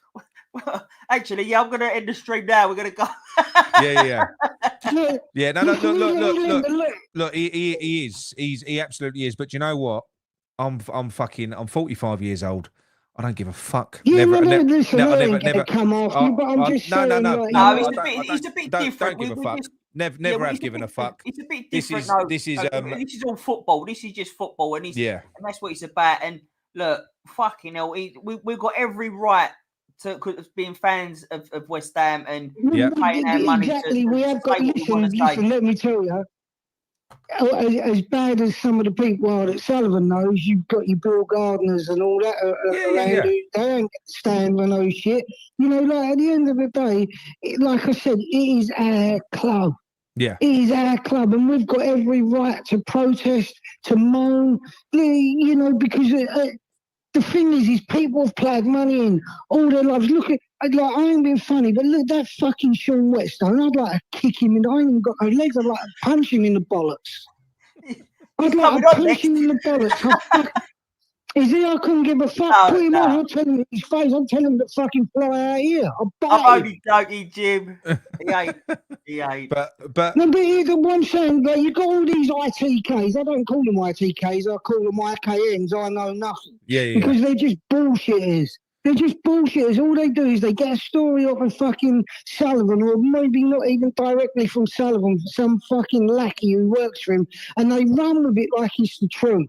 Yeah, they do. And they run with it like it's the truth. They're used. I mean, this is the other thing. I think when Sullivan goes, we'll see all this stop, because you don't see any other club run like we do. That clubs that try to use, you know, third-party people that are connected to the club with decent-sized Twitter accounts to peddle their narrative. You won't get that. You won't get that once they're gone. This has got to go. I don't honestly, I fucking can't stand Sullivan. I can't stand Brady. I think they're both absolute scum, and they do need to go. With what they've done, they've ripped the fucking heart and soul out of this fucking club. They're vile. They destroyed Birmingham. They're fucking. If they're here too much longer, they will do the same to us as well. And the thing that's annoying is we are still a club with an awful lot of potential, because people would be willing to buy us now. I don't know whether that would be the case once we'd sunk down into the league and all the fans had fucking lost interest in it. I don't know what they'd be left to sell at that point.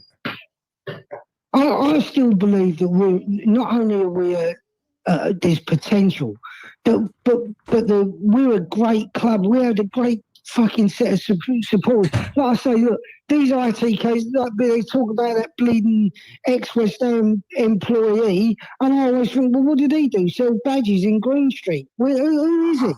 No one even knows. Yeah. You know, he said, I'm not knocking the geezer. He has got a few things right in the past, but that's just information that they're being told. You know, how many times do they get it wrong? People don't sit there and go, you got it wrong, you fucking wanker. You did rather have it right with you, because you're speaking your mind on YouTube and telling it how you see it, which is the only way you can do it. You've got to be honest. It's the only way you can do it. You've got to be honest. There's no point in saying it. And also, there's, as far as I'm concerned, there would be no point and no enjoyment for me. Well, I mean, the reason I got into YouTube in the first place was because a couple of channels aside, you know, what I used to do was use other social medias. I used to use Facebook and stuff like that, and I've always been outspoken. I used to get banned from the majority of Facebook groups. So what used to happen is, after a game, if I was frustrated, I used to want to go online and see someone, not just someone that had my point of view, but somebody that looked like they was genuine, like they weren't paying lip service. And there weren't enough of that. There weren't. There was a lot of people telling me, you shouldn't really feel like that. It doesn't really matter. Or almost like, what, are you even fucking being yourself? So I made a commitment to myself that if I do it, I'm going to be honest. And I think I've succeeded in that. You've seen the good, the bad, the ugly, mostly the ugly. But it's how I feel. If I do a post-match reaction, it's directly after a game. It's how I'm feeling. You do it on your emotion at that point in time. Yeah, I feel that a lot of people struggle with honesty. Yeah, I honestly do that, and I don't just mean in the YouTube game. I mean in general. People struggle to be honest because they're scared to upset anybody these days. But at the end of the day, if you tell the truth, you can never have to sit there and go, well, I'm wrong. Like it doesn't matter whether you're wrong. We all get things wrong. But I'm just saying, just a little bit of honesty. Sometimes Debbie says to me, "Does my arse look fat in these jeans?" I say, "Fuck yeah, it does." And then she hits me. But I tell her the truth.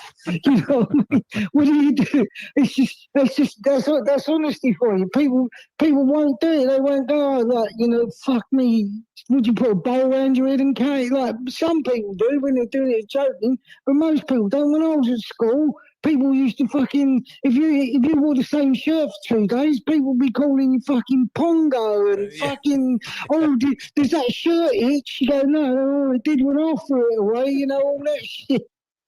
So that's what it's lacking, a little bit of honesty. But listen, thank you for letting me ring in. Sullivan is a cunt, Brady's a slag. Yep. Fucking, I hope they all fucking die of herpes. Oh, God. Whatever. I don't like any of them. I couldn't give a fuck. I'm over here. Let them come and get me. Just so you know, we don't condone anything that Jim says on this show about the horrible demise of Sullivan and Brady. We definitely don't wish life-threatening herpes on them. We don't wish that. No. I'm sure a lot of people agree with me in secret. But listen, I hate him. I feel like they've taken. Not only have they taken over our club, they've taken away a style of football that was going since the 1960s. Yeah. We had our own style and our own way. We never used to win fuck all. When we won the FA Cup in 1980, we never won nothing, but we had our own way of playing. And we loved the Maverick. We loved the Di Canio. People look at John Hartson. What would John Hartson be today? Playing in that one up top system. He'd just be a plank of wood trying to fucking bounce his head up. Yeah. When he came to play at West Ham, everyone loved Hartson. He was fucking superb. Yeah, no. But anyway, listen, I'll let you go. Absolutely agree, Jim. Good call, mate. Good call, mate. Wish you luck with the rest of the show. Yeah, cheers, Thanks, mate. Guys, Mick, see you, and good luck to you both. See you soon. Cheers, mate. Thanks, see you later. Mate. See you later. Bye. Right. So Kent says, how do we join the quiz? It's just going to be on here, mate. It's just going to be me asking questions and then the answers. And let's just get pen and paper. It's for yourselves. Let's have some positivity now from Brooke Dev Bonds. The positivity is us doing this as well. Us doing this and getting it out, not blind positivity and just thinking everything's going to be okay when we've just got proof that it ain't going to be. It's not going to be, is it? It's going to even if next year picks up, it's going to go back to the same shit again. We're stuck in a cycle. We're stuck in a loop.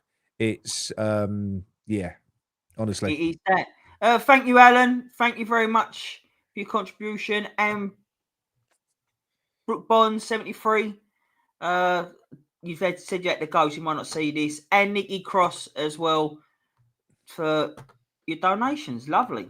Thank you very much. So how'd you follow that? How'd you follow that from Jim? I mean, he does. You can hear the passion in his voice. He is right. There is there is a lot to be said about it being a societal thing, about things, but people being more boring, life being more boring in general. But you know what? West Ham were always different, though, weren't we? We were always the dark horses to a degree. It was it was different, and that was what made it so fucking good to support West Ham. Where Palace is still 1-0 up, by the way, 54 minutes. That'd be unbelievable if they pull this off. Palace still up, mate. I hope they do it. I just really hope they do it. And so do I. What with that, and then Man City having a bad game. Hopefully it changes. Hopefully teams will see. Look, let's play a bit more like Liverpool. Let's play a bit more like Newcastle. Hopefully. Yeah, absolutely.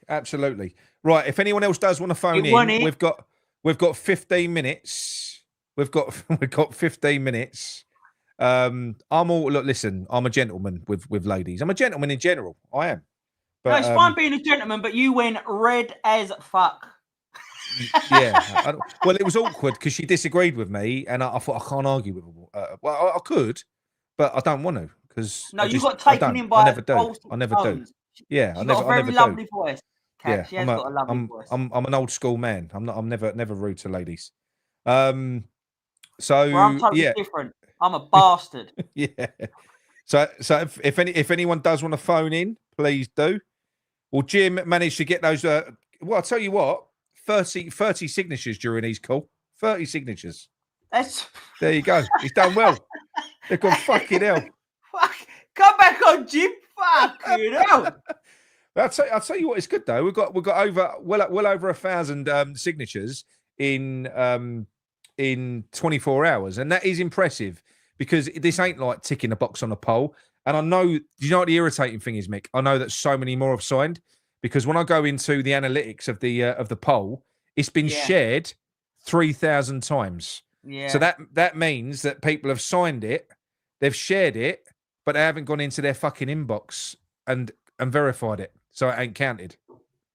Because if you don't go in and click the thing on your in your inbox and just verify the email, then your vote don't count. So yeah, I had to do it twice. That's a really good return. Twice.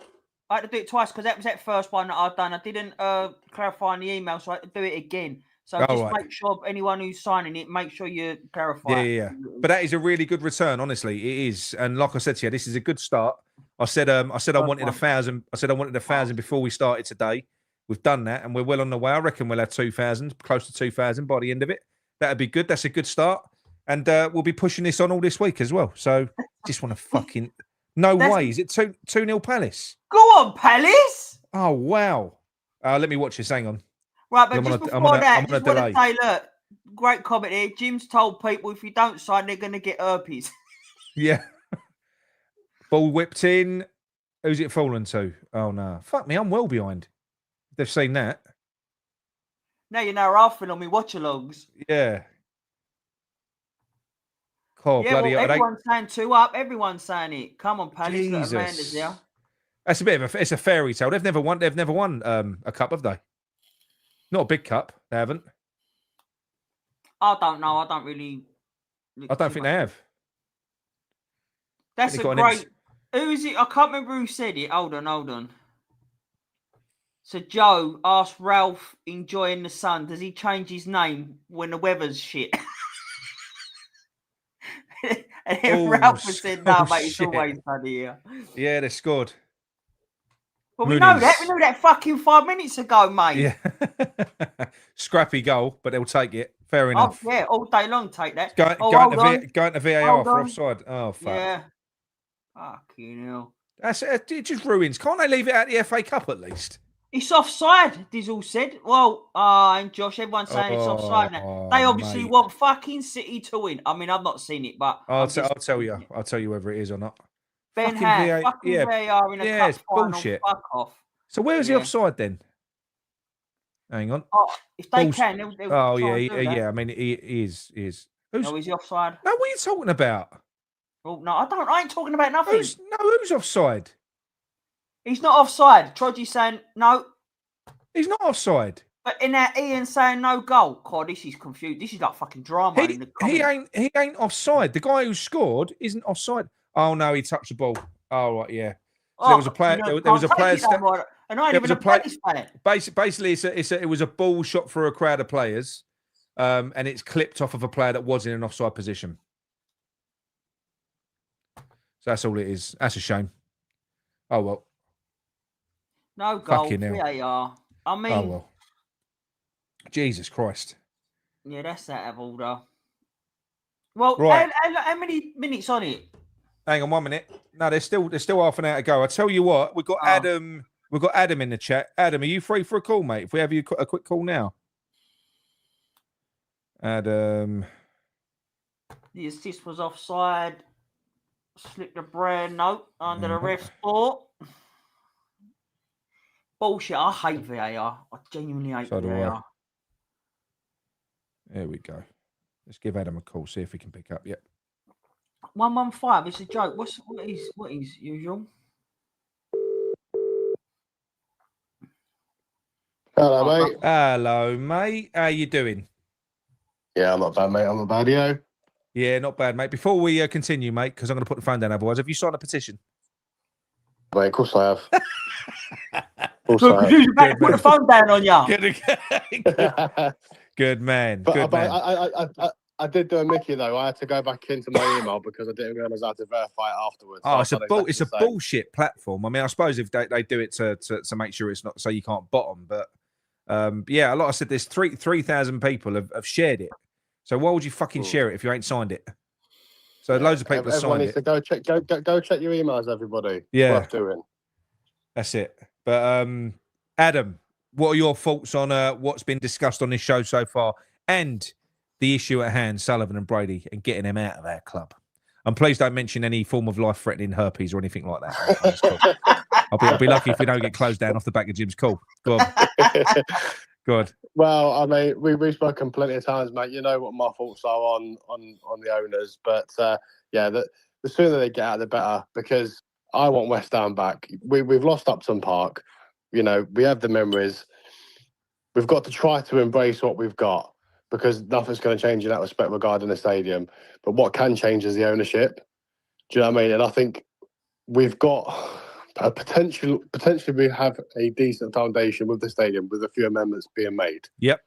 But we just need the direction to see it through, you know. And I do think even in this stadium, I think there's potential for the right owners. Yeah. I think there is. I agree. I think there's potential. This is why I think we've got the idea of moving to the stadium, a world-class stadium, to give us a world-class team to be proud of. I think that may have been the intention. Yeah. But then obviously on the other side of it, you've got someone like Sullivan and Brady who only think about themselves and have taken that opportunity that was good on paper about making us into a world-class team. They've taken an opportunity to feed themselves. Yeah. So I think if we've got the right owners, they will take the opportunity and actually use it. Yeah. Potentially, you know. But I just don't like how they've ripped the soul out of West Ham, not just by moving us, but just diluting the fan base. You know, all these new fans that've only witnessed the London Stadium. They've never seen West Ham for what it actually is, and I feel sorry for them. No. People that will never experience Upton Park. It's sad, really. You know, going back to what Gio said on his little video. It's fucking sad for the next generation. But I suppose as time does go on, I mean, look, Upton Park is special to us. It ain't going to be special to the next generation. They're going to wonder what the fuck we're talking about. If you never had something, you don't miss it. But that's why it's important to get it going over there. And I know that we've got the shit stadium, like the big stadium with the big gap around the running tracks and whatever else. There could be modifications made to it. But apart from that, you look at some of these other stadiums, you know, you look at fucking, you know, some of these big European stadiums where they have mental atmospheres and they've got running tracks around the outside of them. So it can be done. It's just maybe got to be approached a little bit different. Do you know what I mean? From the top down. Yeah, and this is the thing. Like I said, the foundation's there for us to. You've heard loads of times people say that we're like a sleeping giant and things like that. I mean, you know, we do say a lot that we are massive because we are. You know, like someone put in the chat earlier on, you can go on holiday and see a West Ham fan. Yeah, we're everywhere. So we've got that foundation. We just need the right people in charge to put us in the right direction, because everything is there. The stadium, like I say, it's a shithole at the moment, but that's not because of the building itself. That's because of the people in there, because it's diluted through the fact that the owners have made that decision to do that by splitting up all the old fans that was in Upton Park. They've moved them all around. They've allowed tourists to come, and I say allowed because anyone's got their own right to go and watch a football match. Of course they have. Do you know what I mean? But when they are focusing more so on those fans rather than West Ham fans, that's what causes the atmosphere to be the way it is. Yeah, and then it becomes the soul as well. Yeah, and do you know what I mean?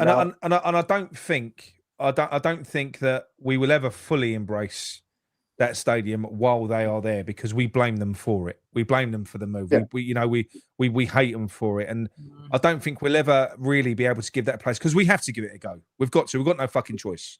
We're not going to change anything. No, we're not going to be able to move to another stadium or anything like that, because that's going to cost billions. Do you know what I mean? Yeah. And no one in the right mind is going to buy West Ham for what Sullivan wants, and then pump in another £1 billion to move to another stadium. No one's going to do that, because it's going to take them a good 5-6 years before they even start seeing a return.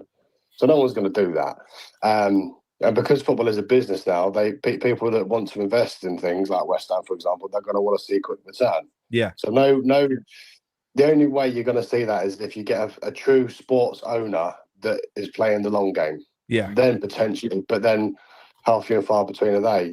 So we need to embrace what we've got. And it can work, because we've seen it. Those European nights against Sevilla and teams like that, but that place has been bouncing, so it can work. But it's like what you said earlier on. The majority of those fans on that particular night were West Ham fans. They were, and that's the thing. We have and always will have a ridiculous sleeping fan base, a huge sleeping fan base. But the fact of the matter is, people are not mugs anymore. It's not like if you go back to previous generations where West Ham was a community stadium, and it was part of people's lives.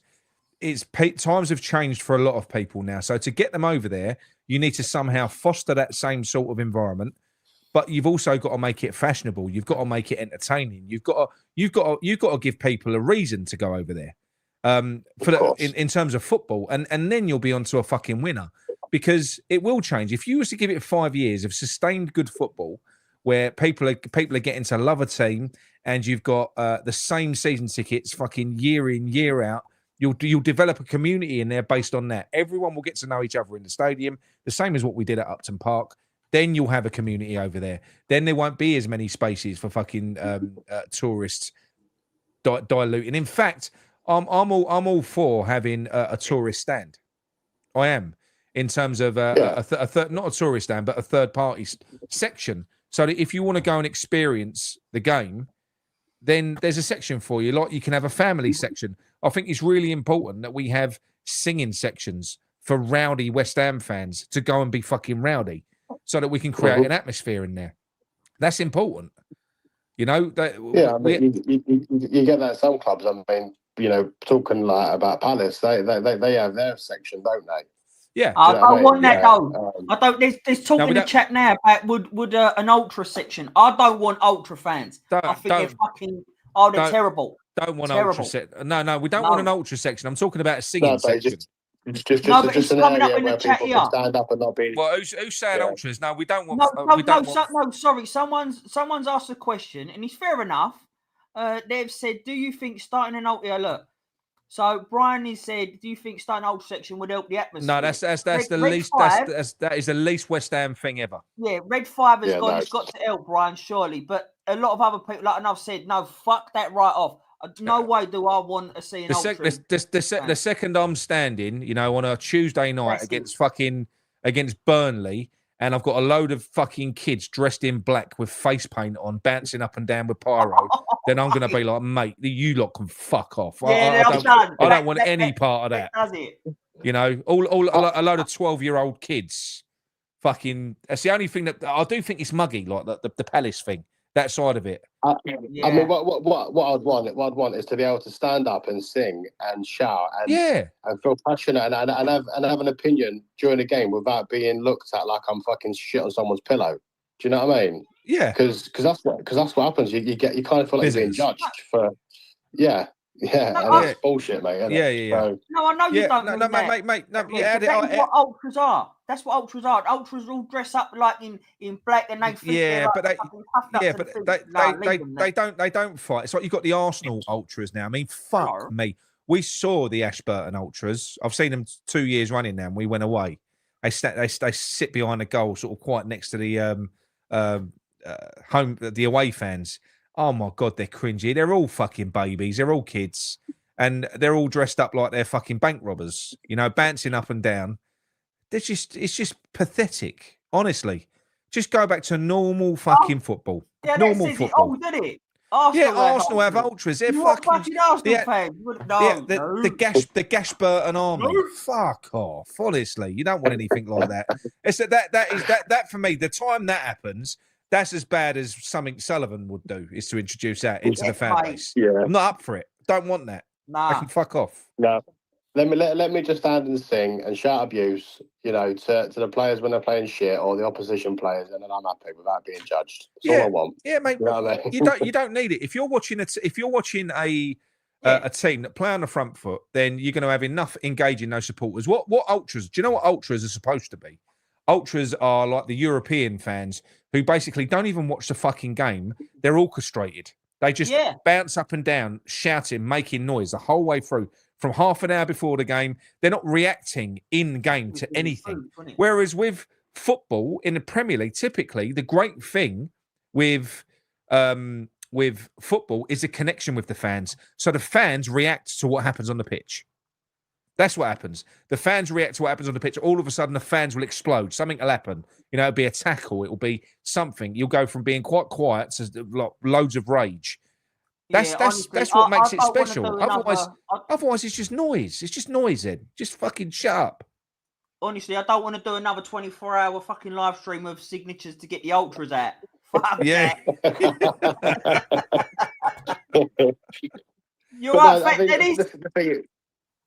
With obviously there's this petition that we're doing, you know, and obviously I know you obviously bring a lot of channels together and whatnot, and I know it's a slow burner, but we've got to start somewhere. Do you know what I mean?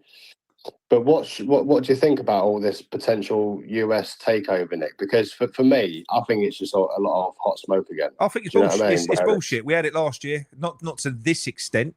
But we had it last year, the same sort of thing, and it was Americans. We had it the Saudis a year before, and you know what? One year, I was roped into this ITK bollocks because I was leaked a load of stuff about the Saudis buying the club.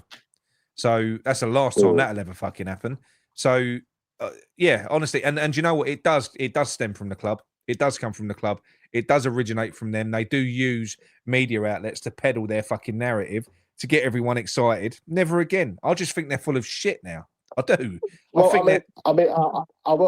do believe that there is interest because, as we all know, I mean, anyone that watches any other channels or keeps, you know, an eye on things, you know, gold shares are out of probate now. So there is legitimate reason why there would be an interest in it. But this whole talk about potentially Trip Smith buying the gold shares and then Kretinsky to become majority shareholder, I don't believe that for a second.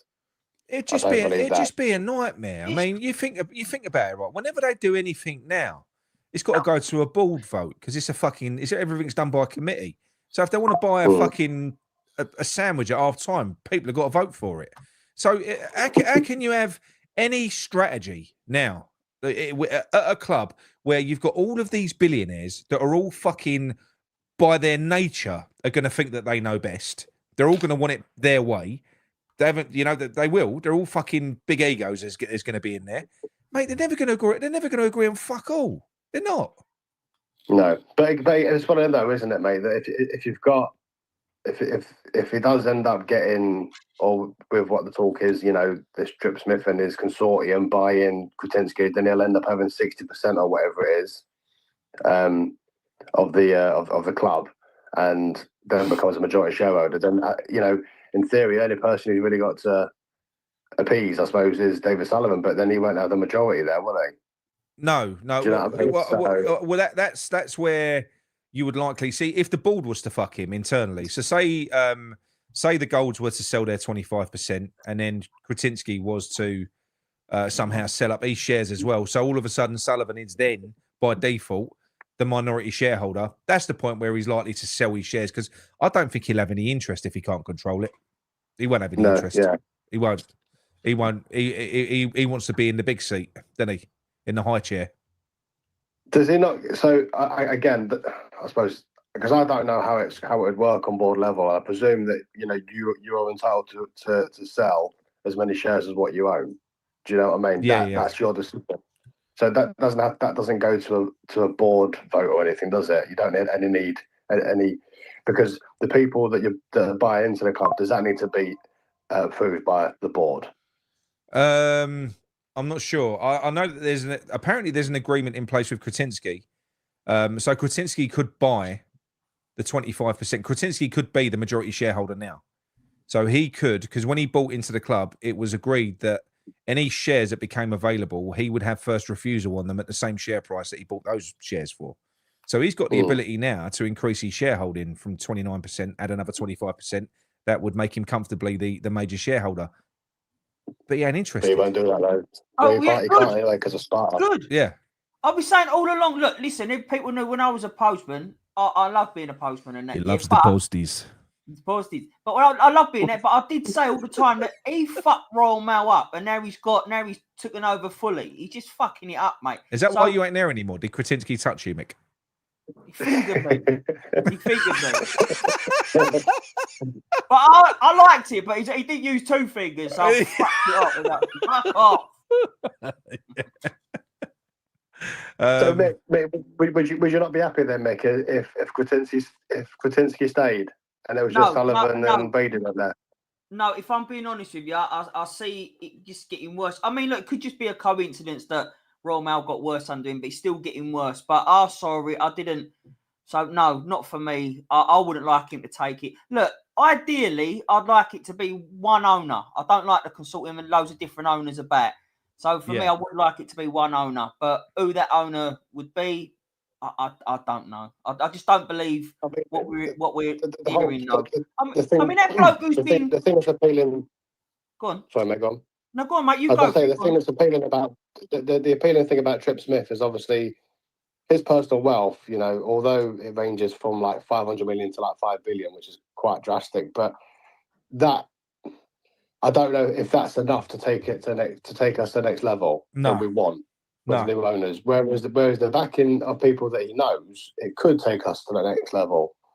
Do you know what I mean? So that would be like a quick fix. But yeah, I kind of agree with you, Mick, that I want an owner like a sheik to come and buy us, and then we've got one owner then. Just like do you know what? Right.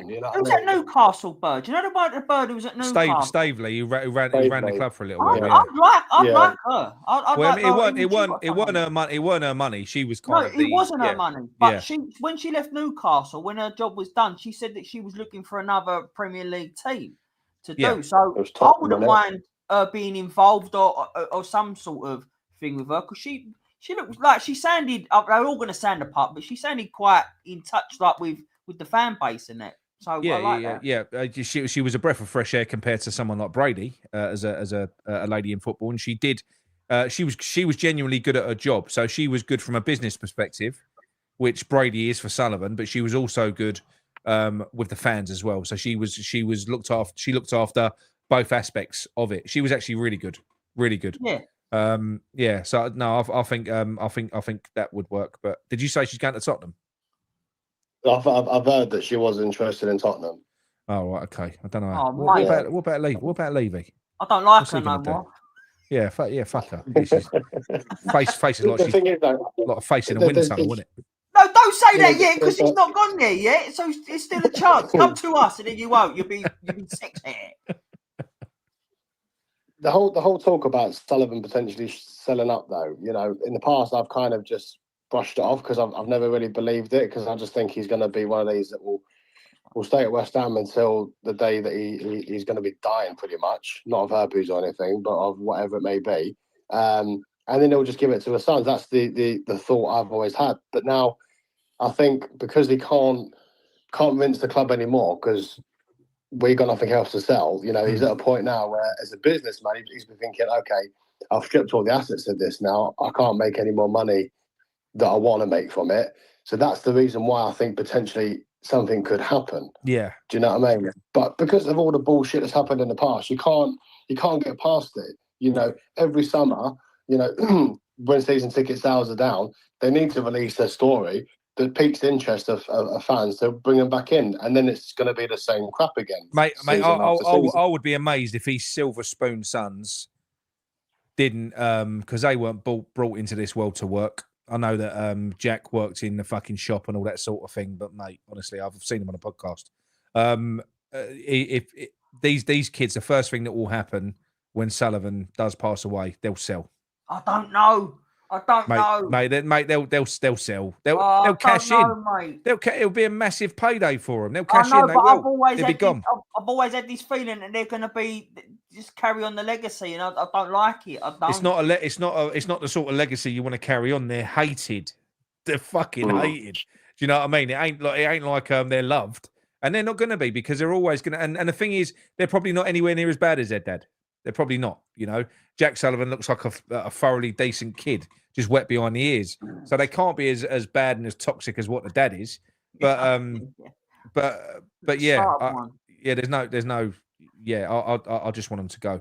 But anyway, I mean, I suppose the benefit of that would be because they wouldn't necessarily have any experience as such, but you know, by running a business and doing the hard graft because they've been brought up, you know, with a silver spoon in their mouth. Yeah. What it would probably then do is actually employ someone to do the job. So that might be the only benefit coming from it.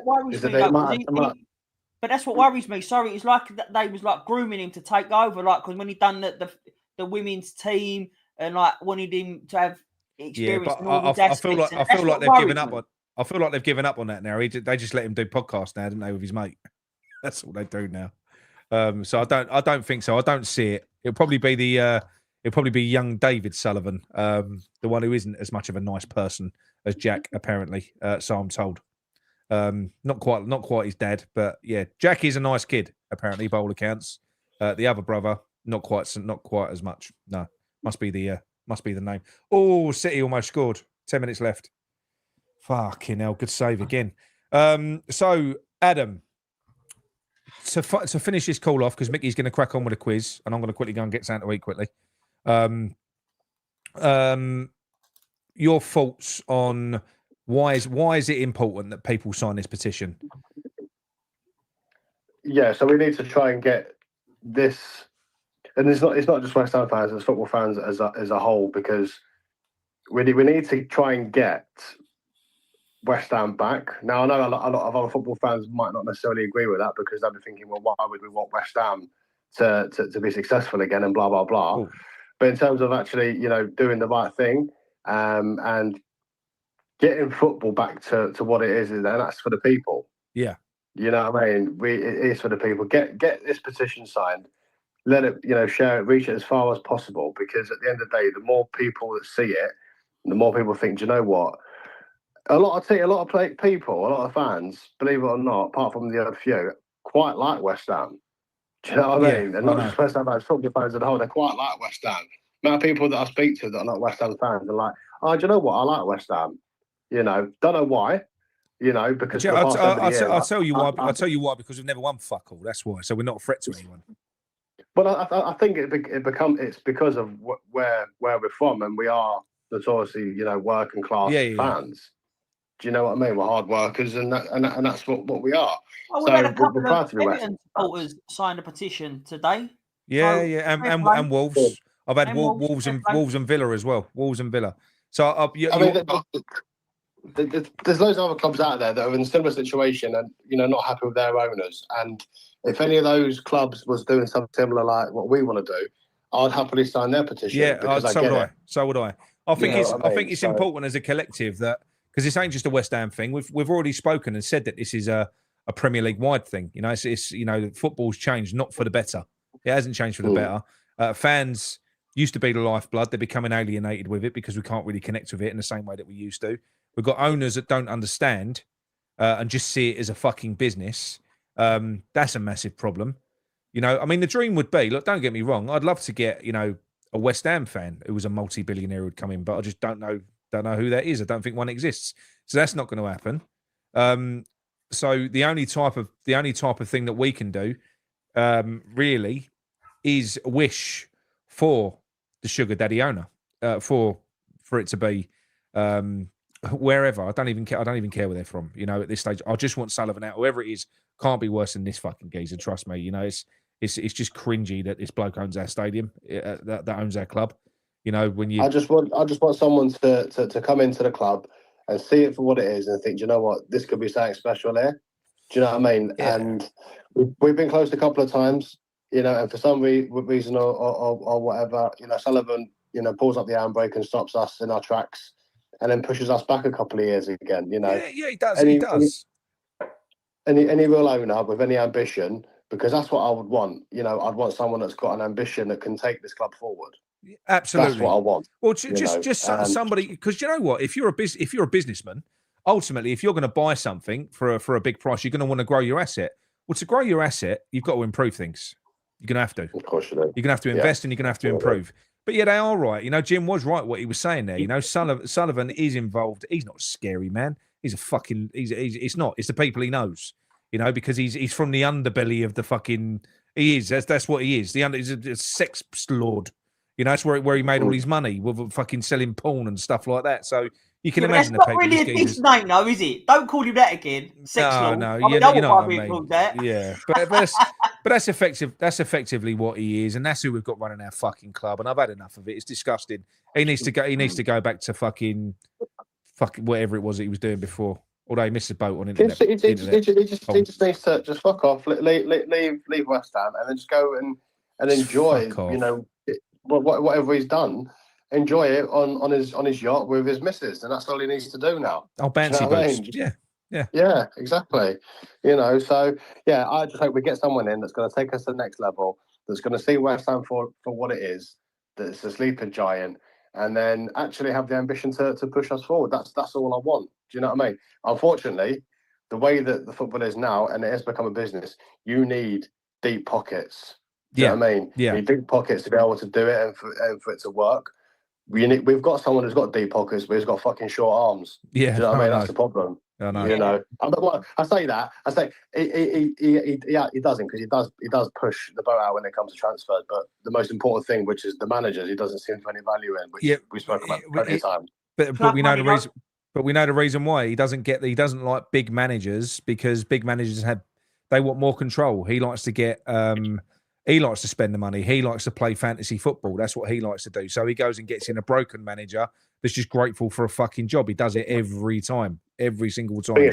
Successful businesses or businessmen will see a product or whatever it may be, see a business, and they will employ certain people, certain aspects of that business who are specialised to make that part of that business better. Of course, mate. Do you know what I mean? Of course. So the next owner that comes in, that's going to have billions in his pocket, hasn't achieved that amount of wealth by doing things necessarily on his own. He's going to have people that's helped him achieve that, and he's going to look at West Ham, and he's going to put people in the. I would hope he's going to put people in the right part of the club to help it grow. And when I say that, I mean managers, director of footballs, so on and so forth. That's what I would hope to see. Do you know what I mean? But absolutely, we'll see. Right, Adam, We'll lovely see. to talk to you, mate. I'm gonna let Mickey crack on with his quiz, and I'm gonna go and quickly smash some food and come back up. Lovely. All right then, guys. I'll speak to you in a bit. Good stuff. On, mate. Cheers, mate. Thank you. See you later. Bye-bye. Right, Mickey, I'm going to dive off for a little bit, mate. Go and have some food. And just so you know, 88 minutes, it's more than that. It's like 91 minutes now, I suppose. I'm 3 minutes behind. So it looks like they're going to do it, Palace. Well, hopefully, just don't count your chickens just yet, because dirty bastards want the bigger teams to win. They do. Right, Mick, I'll see you shortly, mate. Go on, mate. Thank fuck he's gone.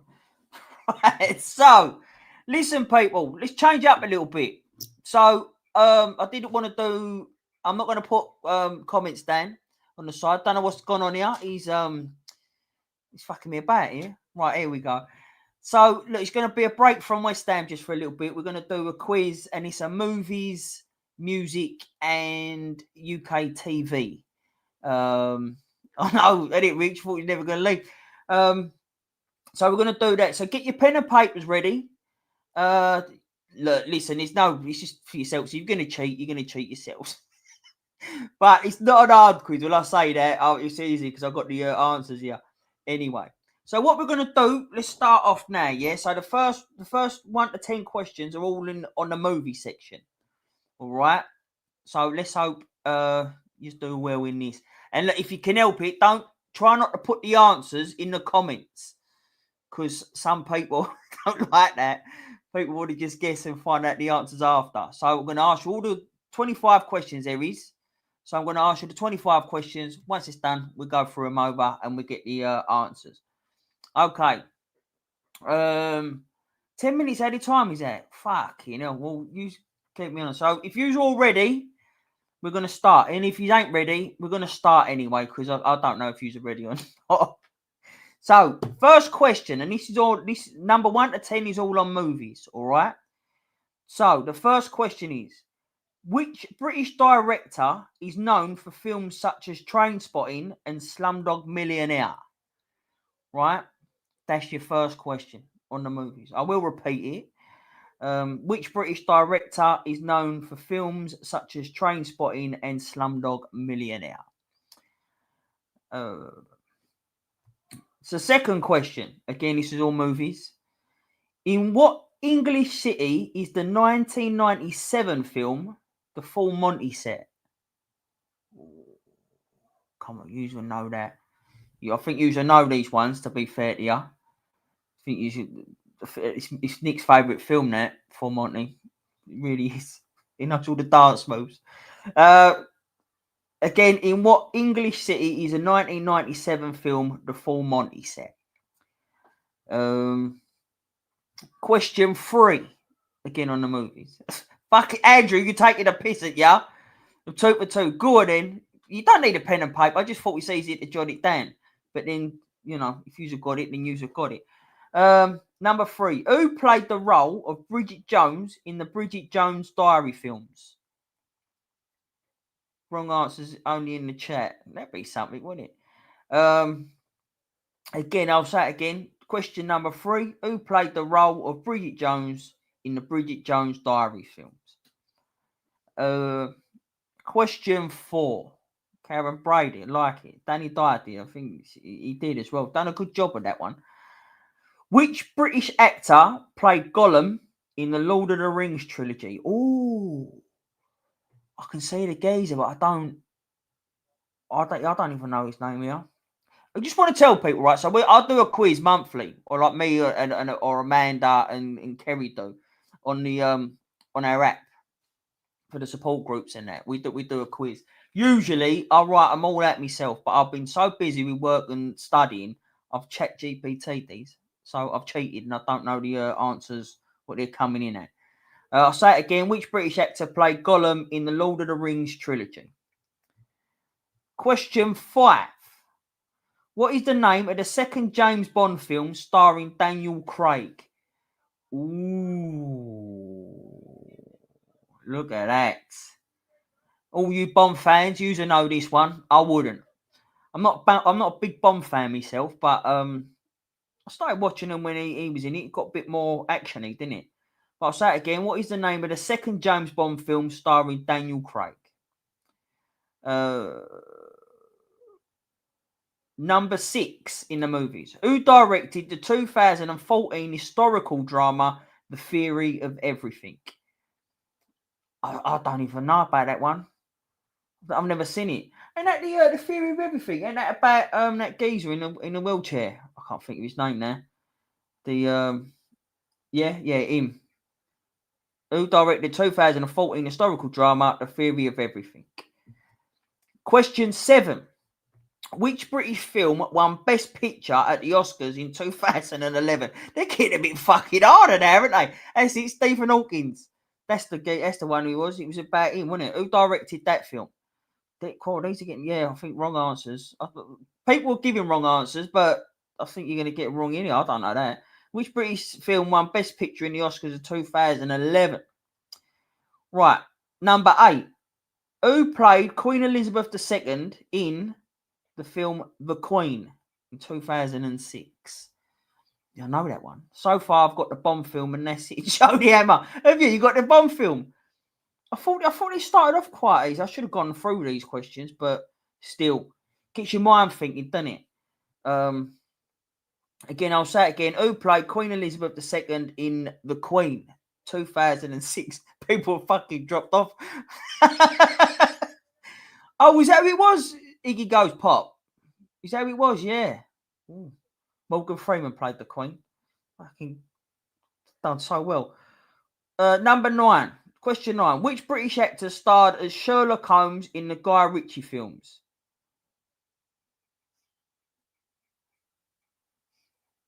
Really? Which British actor starred as Sherlock Holmes in the Guy Ritchie films? I didn't think he was. Is he British? I need to look at this answer here. Right, well, apparently he is. I wouldn't have him down as British. But by all accounts, he is. Which British actor starred as Sherlock Holmes in the Guy Ritchie films? And question 10 for the thing. People putting the answers here. In 4 Weddings and a Funeral, who played the romantic lead opposite Andy McDowell? I think I got that one. Oh, shit. In 4 Weddings and a Funeral, who played the romantic lead opposite Andy McDowell? Ooh. Yeah, Guy Ritchie did Sherlock Holmes. There's 2 films in Sherlock Holmes. The first one's really good. Second one, I wasn't all that bothered about. But, yeah, the first one was really good. So that is the questions. That is the questions for the movies. Now we're going to go into UK TV. Questions 11 to 18. Right? So, number 11, question 11. Again, this is UK TV. This is. What long-running British soap opera is set in the fictional borough of Walford? If you don't fucking get this, honestly, you just need sacking. So again, what long-running British soap opera is set in the fictional borough of Walford? That's question 11. I think that is the most, Joe. I think that is the most recent Sherlock Holmes. You know, yeah. Number 12. Who hosted the original version of Who Wants to Be a Millionaire in the UK? So the original version of Who Wants to Be a Millionaire in the UK was hosted by who? Jimbo Collins.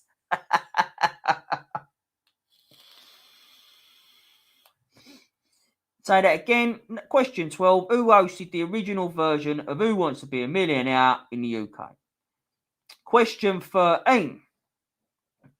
God, this is only going to be a fan of this that knows this. What is the name of the estate where Downton Abbey is set? Can you imagine me being in there? What is the name of the estate where Downton Abbey is set? Oh, I wouldn't have a fucking clue on that one. I really wouldn't. Oh, here's one. Which sci-fi... question 14. Question 14. Which sci-fi series features a time-travelling alien known as the Doctor? Come on now. You only got to fucking have a guess on that one. I'll say it again. Question 14. Which sci-fi series features a time-travelling alien known as the Doctor? That's it, Joe. Question 15. What comedy sketch show... So what comedy sketch show starred David Williams and Matt Lucas? Yeah. Good one, that one, isn't it? I was watching some old clips of that. It's fucking funny. It seems funnier now than what it did funnier then. But again, question 15. What comedy sketch show starred David Williams and Matt Lucas? Question 16 on this. Which series follows the lives of worker... let me say that again. Which series follows the lives of workers at Grace Brothers department store? I don't think I know that one. I'd have a guess, but I don't know if I get it. I don't know if I get that. So where was that? Question 16. Which series follows the lives of workers at Grace Brothers department store? Ooh. I'd have to guess that. Question 17. What's the real name of the character known as Mr. Bean? Oh, shit. It's the character. What's the real name of the character known as Mr. Bean? I want to find that. Right, hold on. It's a better way of saying that, really. Who's the actor who played Mr. Bean? Yeah, that's a better way of saying it. Who's the actor who played Mr. Bean? That's question 17. Question 18. Is that right, Steve Palmer? Yeah. Yeah, that's what I thought it was, Leon. People who don't want to know the answers, don't look in the chat, by the way. Full time. Go on, Palace. Go on, mate. That is a win for football. I'm enjoying that. Well done. Question 18. What dark British drama starring James Norton is set in the 1950s village of Grantchester?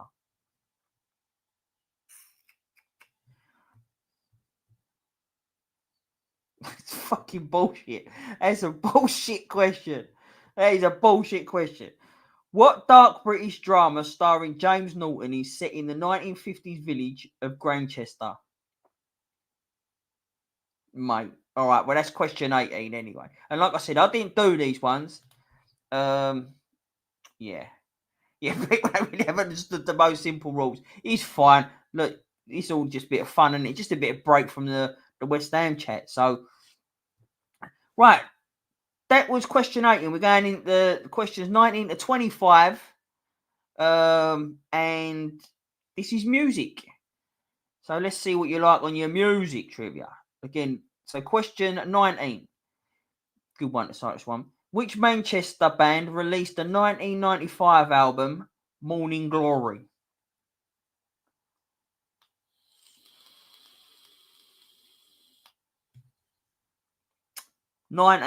Which Manchester band released the 1995 album Morning Glory? Come on. You know that, even again. Question 20. Who was the lead singer of The Smiths? Ooh, I like it. I like this one. Who was the lead singer of The Smiths? That's question 20.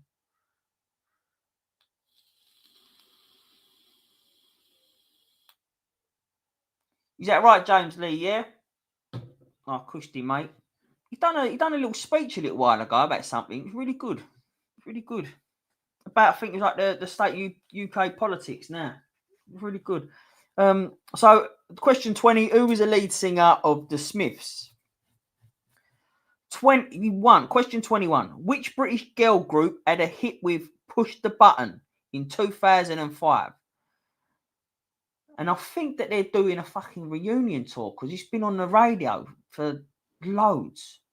Again, people putting the correct answers in the chat. If you could refrain yourself from doing so, that'd be lovely. But again, people who don't want to cheat, don't look at the chat just yet. Because we are going to go over these again, and I'm going to ask for you the real answers that you're going to give. So let's see what you do and how you're doing this. And if you've got a pen and paper, hopefully you're writing your score down and you can tell me what you've got at the end of it. Question 21 was which British girl group had a hit with Push the Button in 2005? Question 22. What famous British music festival is held in Somerset? Talking of Somerset, we've got old Dodsey on later. Dodsey's coming on. So, yeah. So, he's definitely on that one. He's a goer to it, isn't he? 22. What famous British music festival is held in Somerset? Question 23. What's that hotel? Pep walking off abusing Henderson. What a joke. Yeah, well, fucking mugging. 6'2". Woodstock. Yeah. Question 23. Which artist released the song Shape of You in 2017. I would sing it, but I sing it better than the original, so I'm not going to bother. But 23, which artist released the song Shape of You in 2017? Here's another one that people should know, just because it always, songs always, was always over Upton Park half time. Who was known as the Mod Father? Mod Father, that's M-O-D, Father. And fronted the Jam and the Style Council. Good, son. Who was known as the Mod Father and fronted the Jam and the Style Council?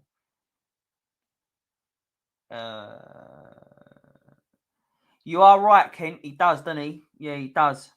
He does. Big fan of his. Big fan. 24. Who was known as Mod Father and fronted the Jam and Style Council? And for the last one, question 25. Which London-born singer won the 2022 Brit Award for Best Album with 30? That's 30. 30. Dirty 30. Yeah, and I know that one. I'll say it again. The last question, which is 25. Which London-born singer won the 2022 Brit Award for Best Album with 30? And that was not Chris Akabusi, Andy T. I'm sure he got close. Is she a Tottenham fan? Well, all right. All right, so what we're going to do, that was a 25. So what we're going to do, we're going to go over them again just quickly. And then, obviously, this time with the answers. Now, you can put your answers in there now. And these, this time, the real ones. The real ones. And hopefully, if you write it down, do up your score. So the first question at number 1 was a movie section from 1 to 10. And it was, which British director is known for films such as Trainspotting and Slumdog Millionaire? The answer to that was, anyone want to put it in the chat? And I'll this time I'll put the question up there now. There we go, Richard. Danny Boyle. It was indeed Danny Boyle. Susan Boyle was his sister, but it was Danny Boyle. The second one. In what English city is the 1997 film The Full Monty set? Again, that is Nick's favourite film. It knows all the dance moves to it. And again, the answers in the chat, and we'll get that up. If people know it, does people not know this one? No. Which English city was it? Manchester? It was indeed Sheffield. I can see a few on it. Kent got it, but I just happened to click on Andy T, who actually answered the question correctly. Yes, it was Sheffield. Question 3 was, who played the role of Bridget Jones in the Bridget Jones Diary films? Anyone got that? Do you know what? I'll just accept the initials of her, because it's fucking done it. Yeah, there, he's got it. Richard B's bang on it. It was Renée Zellweger. Right, how the fuck? I keep going in full screen mode here. No, it weren't Fat Bird. She weren't fat thingy. She weren't fat there. But yeah, it was Renée Zellweger. Benny Zellweger. Again, brother. Number 4. Which British actor played Gollum in the Lord of the Rings trilogy? I don't know this one, so I'm going to have to look at the answer for this one. Someone actually put this in there earlier on, because I see it. So I'll say that. Who played... Well done, Peter. Peter Tom's got that one. It was Andy Serkis, or whatever his name is. Serkis, yeah, Andy Serkis. Well done to anyone who got that. You did miss the quiz, Hammers Mikey. Go back and redo it. Go back and do it. How can you miss the quiz? Man loves a quiz. Shocking. But yeah, it was him anyway. The second question, number 5. What was the second James Bond film? What was the name of the second James Bond film starring Daniel Craig? Jody Emma, don't worry, Mikey. We're on the same points. Richard B, Quantum of Solace. Bang on it, brother. Go on, mate. It was Quantum of Solace. Quantum of Solace, Jodie Hammer. That's the one you said you got, didn't you? That was the only one you said you got, that one. Right. Question 6. I didn't know this one. I don't know this one. Who directed the 2014 historical drama, The Theory of Everything? Mikey, they don't count. You can't say that after you know the question. Yeah, so who directed? Yeah, no idea. Does anyone know this one? There's a lot of people. Oh, he's right. Do you know her first name? No. Emma's Mikey's on it. It was James Marsh. It was James Marsh. Well done, Andy T. You got that as well because you did say Marshy. But yeah, well done, mate. Emma's Mikey's there in front of Joe the Hammer. Fucking shocking. Right. Which British film won Best Picture at the Oscars in 2011? Wouldn't know that one either. So let's have a look at that. Oh, really? Okay. Which British film won Best Picture at the Oscars in 2011? Oh, Andy T's on it. Andy, you ain't cheating, are you? Peter Toms is on it. Mark, yeah, that's it. Yeah. Go on, lads. Blinder if you pulled that out the bag. Question 8. Who played Queen Elizabeth II in The Queen? Actually, do know that one.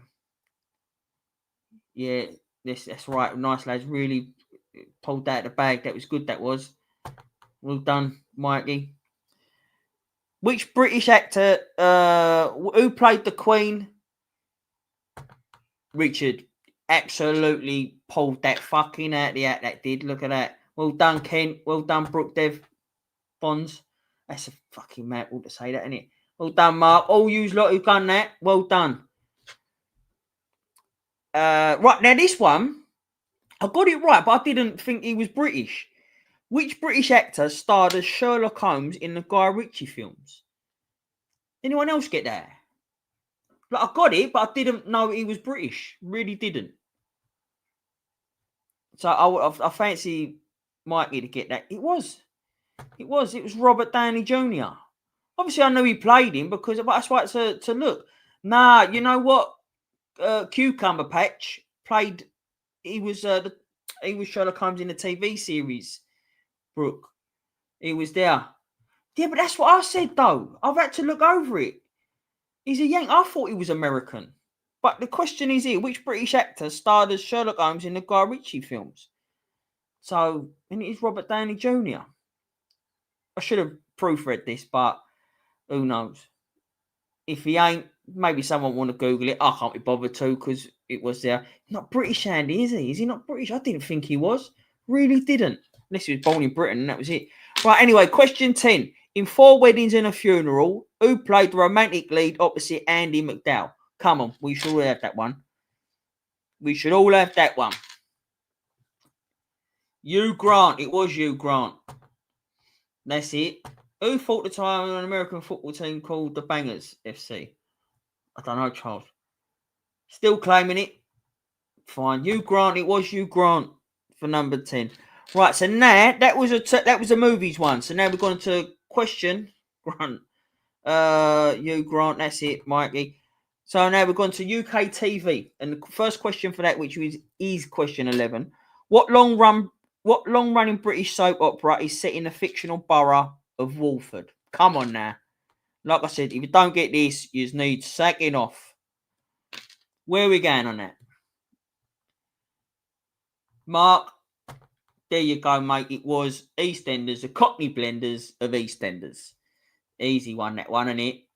Well done for everyone who's got these. Jodie Hammer, you're joking around, but you're not having that. And you, Mark, West Enders, it's blasphemy.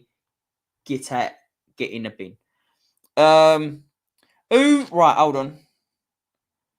Where are we up to now? So, number 12. Who hosted the original version of Who Wants to Be a Millionaire in the UK? Is he definitely American? Yeah. What? Look, listen, I can't. Yeah, that's fine. Yeah, Robert Downey Jr. born in New York. I thought he was. I just want to double check it. But people got it right because people watched the films. So, fuck it. No. All right, Jeremy Clarkson's predecessor did. Ken, there you go, mate. It was... Well, no, actually, that's not right, is it? But yeah, you're right. It was Chris Tarantino. It was Chris Tarantino. I'm letting you have that, Ken. I'm being kind here, mate. Jude Law. It was Jude Law. Although 6'2", you do not get a bonus point for knowing it. Oh, fuck it. What's it matter? If you knew it, you get a bonus point. Fuck it. Right. Let's see if anyone got this one. I wouldn't have had a clue on this. What is the name of the estate where Downton Abbey is set? That was question 13. What is the name of the estate where Downton Abbey is set?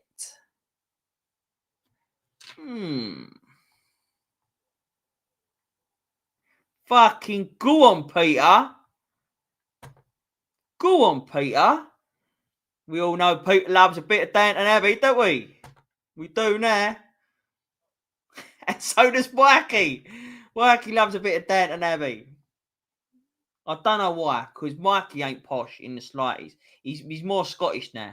He's got that twang. Mikey's got that twang of Scottish in him. Sounds like David Boyes. But yeah, not fucking Scooby. I wouldn't have known that. I would not have known that. I didn't know it. Right, this was an easy one. This was a piece of piss. Which sci-fi series features a time-traveling alien known as the Doctor? Come on now. He loves me saying it. He does. No. That's the time-traveling alien. Well done, Brooke. Well done. Well done, Leon. Oh, yeah, everyone's saying oh, Doctor Who, that's it. Liberty, that one, isn't it? What a liberty that one is. Time traveling, there's a Doctor. Everyone knows who that is. 15, number 15. Love this. What comedy sketch show starred David Williams and Matt Lucas? Oh, that's a good one, that, isn't it? Like I said to you, I've been watching some little clips on that. It brings up on YouTube and whatnot. Funnier now than what it used to be. It was indeed Little Britain. Well done, Richard. Well done, Mark. Well done to all yous that got it. Yeah, all that. Singrid, yes, mate. Loving all this. Right, now someone did remind me. No, it weren't shy. It wasn't, mate. Watch it again. I told you it's better now than what it was. I think because it's so fucking... It weren't politically correct then. Yeah, but no. Computer says no. Number 16. Which series follows the lives of workers at Grace Brothers department store? I did have this, but I couldn't think of the name, and someone helped me out there in the chat.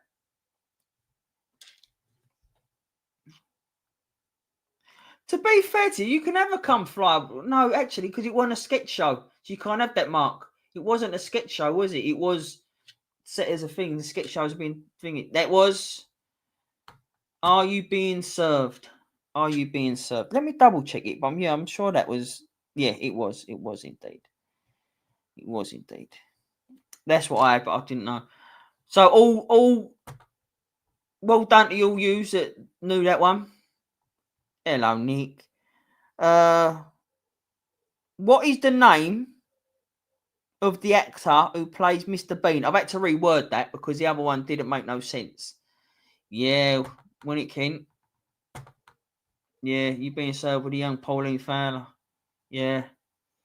The old girl was the best one in that, though, weren't she? With a pink hair. It was indeed Rowan Atkinson, obviously, played Mr. Bean. Who is, I think, I can't remember if he's Happy Amaret or Ed Miliband, yeah. I can't remember if it's Happy Amaret or a man. I'm sure it's Kerry. Can't stand him. Can't stand Rowan Atkinson, or rather Mr. Bean, really. Right, here's one here. Question 18. What dark British drama starring James Norton is set in the 1950s village of Grantchester? Did anyone not get this one? It'd be interesting to see. Mrs. Silicone bonus point. He's after them bonus points. Yeah, yes. It was Grantchester. What a fucking question that was. It literally gives you the title of it. What dark British drama series? Yeah. The answer is exactly, Richard. Liberty, mate, wasn't it? Liberty, that one. So that was question 18. Yeah, obviously Joe got that one. Fucking had it, didn't you? Do you know what? I'll be honest with you, I've never seen the programme myself, but I know there's a programme called Grantchester. So I would have just automatically guessed that. Anyway. So now we're going into the music section. Question 19. Which Manchester band released a 1995 album? What's the story? Morning Glory. Everyone should get that one. No, you'll be all right. You should get that one, Richard, surely. It was indeed Oasis. Yeah, that one was an easy one. Let's be fair. Fake that. You said take that. Blur. Why do I feel, Mark, that was a genuine answer? I do. I think it's a joke. No, Mark. No, it's not. He said Blur. You can't take that back. You've said that now. See how he's turned out? You put wrong answers in. You look like a silly. And that's Mikey's favourite album, that Steps. Loves it. Right, number 20. Who was the lead singer of the Smiths? Ooh. Do you know what? I never liked them. Really never liked them. But you know when you get older and that, I actually really do like him. Morrissey. Actually, Mikey would know. The reason why I like Morrissey now is because you remember Car Share, that TV series with, why's my mind gone blank? Peter Kay. He had one there. So there was a song there and I really liked it. But I really like that series. But yes, it was Morrissey. Question 21. Which British girl group had a hit with Push the Button in 2005? You know what, though? Some other people are saying take that. No idea. Richard don't know. Mark, you're right, mate. It was indeed the Sugar Babes. Fucking hell. How many... They changed near enough every week, line up with Sugar Babes, didn't it? But yeah, it wasn't single. It wasn't Atomic Kitten. It was the Sugar Babes. Like I said, I think they're reforming because they've been on the radio a lot. So, question 23. Embarrassing to answer that one.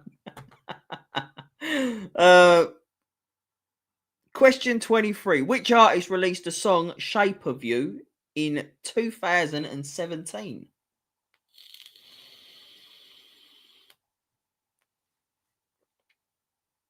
All gone quiet, but I'll take yes. The original library. They are reforming, Peter. Yeah, I know. They've been on the radio all the time. Ginger Bollocks. I will accept Ginger Bollocks as Ed Sheeran, which I can always never really say his name. Mikey can't stand him. But it was Ed Sheeran who sung Shape of You in 2017. Question 24 was, who was known as the Mod Father and fronted the Jam and Style Council? Yeah, you know this one. Ginger Bollocks, David Moyes. I don't think it was him who sung Shape of You. It was indeed Paul Weller, and he was a legend. And like I said, most of you should have that. Always played Town Called Malice at half time over Upton Park. I'll always remember that. The two songs that I remember mostly from Upton Park at half time were A Town Called Malice and Toxic by Britney Spears. Always with the old fucking Amorettes. Do you know what I mean? Toxic. Oh, lovely. Right. Question 25. No, wait, I did miss that one, didn't I? Where was that? Sorry, question 22. Yes, well done. Well done, Mark. He's also give the answer to that. Question 22. What famous British music festival is held in Somerset? And that was indeed Glastonbury. That was my fault. I did miss question 22. I was so excited about the Sugar Babes question. I forgot about it. But yes, it was Glastonbury. And question 25, which we've had there. The last one, which London-born singer won the 2022 Brit Award for Best Album with 30? Dirty 30. It's not called Dirty 30. I've added the dirty bit on. But still, it was 30. Not as good. Adele. It was indeed Adele. She won it. Stormzy. See, I think Brooke is, honestly, I think he's at it. I think he means that. He means it. But Adele, it was Adele, the Spud fans. Right, did anyone use a pen and paper here? And did anyone write down their what score they got? Well, you're not going to win fuck all. You've not done it for that. It was just a bit of a break-up from the West Ham thing. Adele shit computers, though. Oh, God. Oh, look what I mean. 21, do I get a medal? What do you mean? A lot of, how many albums she had out? 3 or 4, isn't she? And they're all her age when she does it. 27. Oh, sorry, yeah. I think. Oh, yeah.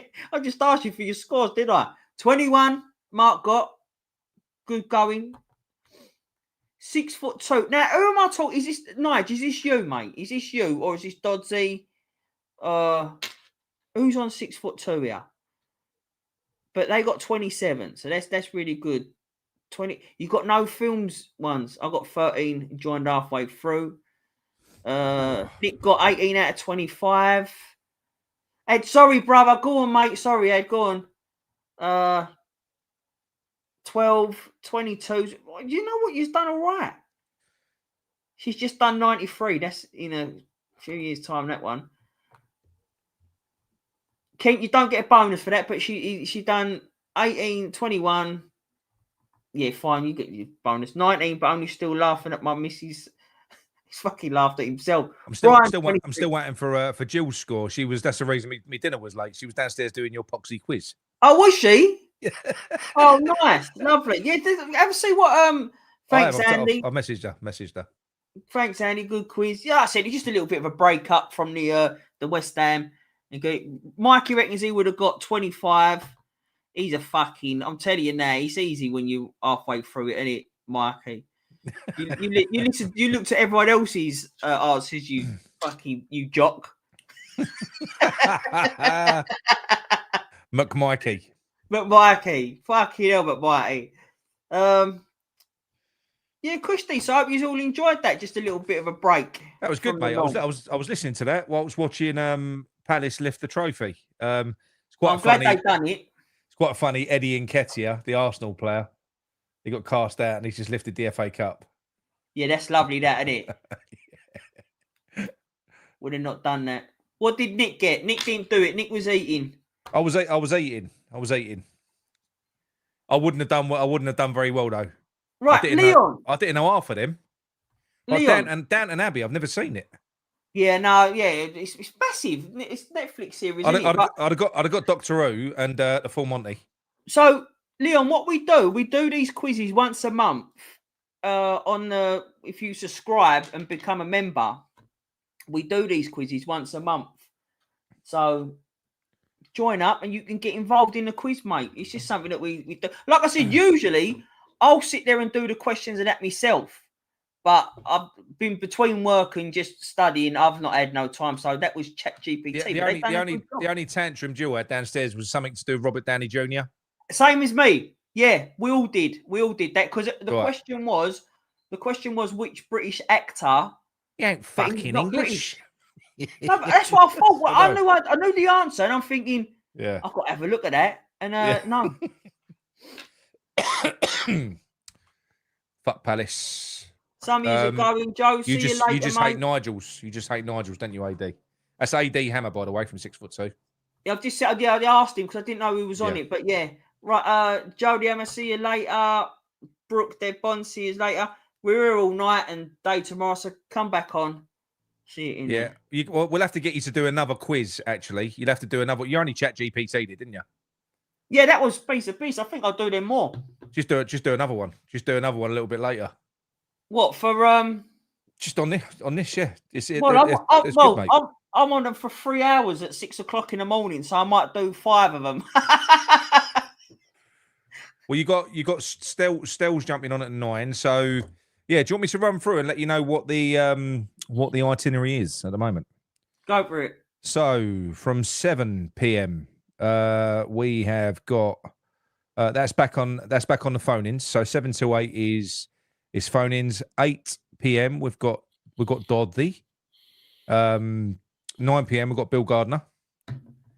10 p.m. we've got Nigel Shedman and hopefully Canning Town Len. From 12 until about 1:30, 2 o'clock, we've got E20 Zone. Got James from E20 Zone. And then I'm waiting for sort of confirmation from a couple of others, but then it's going to be me from 2 through till 6 in the morning, talking to probably about 3 or 4 people in the chat, unless you want to start with me. And then 6 a.m. until 9 is Mickey, and then Stell's on from 9 till 10. And then what I've got to do in the morning, the reason I'm not on in the morning is because I'm going to watch the Cuffley Ironworks. So Corral is going to be taking my boys to play. So we've got a 10 o'clock kickoff in Hatfield. So I'll be there for 9 o'clock. And then what I'm going to do is quickly whiz back. And then we've got Hammers United, Paul Coburn on from around midday. So we'll be speaking to Paul Coburn as well. And then what we'll probably do, Mick, as we're on, we'll just do the watch along because the first half of the game's going to be on while we're talking anyway. So that'd be a good way to close it out. We might as well just go until the game's done. In all honesty, yeah, I don't care if we're behind or in front of people because I'm not that fucking fussed about it. So no, we'll just do that. It's a bit meaningless, isn't it? And anyway, tomorrow, but yeah. Well, I'll tell you what, it's not meaningless because I've been getting more and more bit of a lump in my throat with some of these players that have been going, including Soufal. Really, because I do respect Soufal an awful lot. I do. It's time that he's to go for him. You know, his race has been run. I don't necessarily think Cresswell's has. I feel like it's too soon for him. But Soufal, you know, when you saw that picture of him isolated on the grass with Man United on his own, that was quite sad. And then you see, you know, Cresswell's fucking heartbreaking video that he put out on Instagram, or West Ham put out on Instagram. That done me. So it's going to be, yeah, there's going to be a lot of characters going, mate. This is big. This is, I'll tell you what, I wouldn't want to be Potter. I'll be honest now, because I actually don't envy the fucking job that he's got here now. When you think about it, because he's also got to work with fucking Sullivan, shackling him on all the bits and pieces that he's going to be trying to do. Yeah, look, I don't think he's the best manager in the world either. We agree on that. But he's got a big job, Mick. That's big. Yeah, and then I see something, but I didn't watch the video or something about Antonio, and I don't think he knows what's happening with him yet himself. I don't think they can afford to.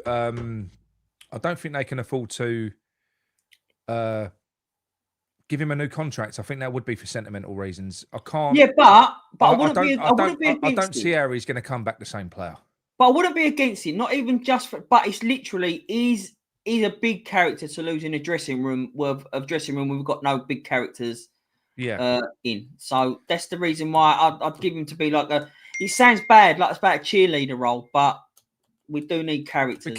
Keeping Mickey and then letting Cresswell go, but then I suppose it's not down to them. They would keep Cresswell, wouldn't they? Yeah, but I think the difference is, and I don't mean this right, but like going what you said, Cresswell is still, he's still got a couple of years. I think he could still play in the Premier League personally. Yeah, so and I think that he will. And there was rumor that he was going to go last year to be closer to like his hometown. So maybe that's what it is as well, Cresswell. Maybe it's not there, but yeah. Who knows? But listen, Nick, I'm going to jump off because I've got to sort my dogs out and that.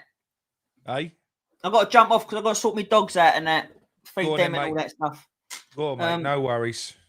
So I'll see you in a little bit. I don't know how to... He's gone. Right, and then there was one. Okay, so we've got Amanda. that picture of Soufal was a tearjerker. Yeah, it really was, wasn't it? It really was. Let's take my headphones off for a minute. I'm going to give a couple of people a call in a minute. So we've got Nick Cross saying, mate, both their videos done me. We need players like them at the club. Yeah, we do.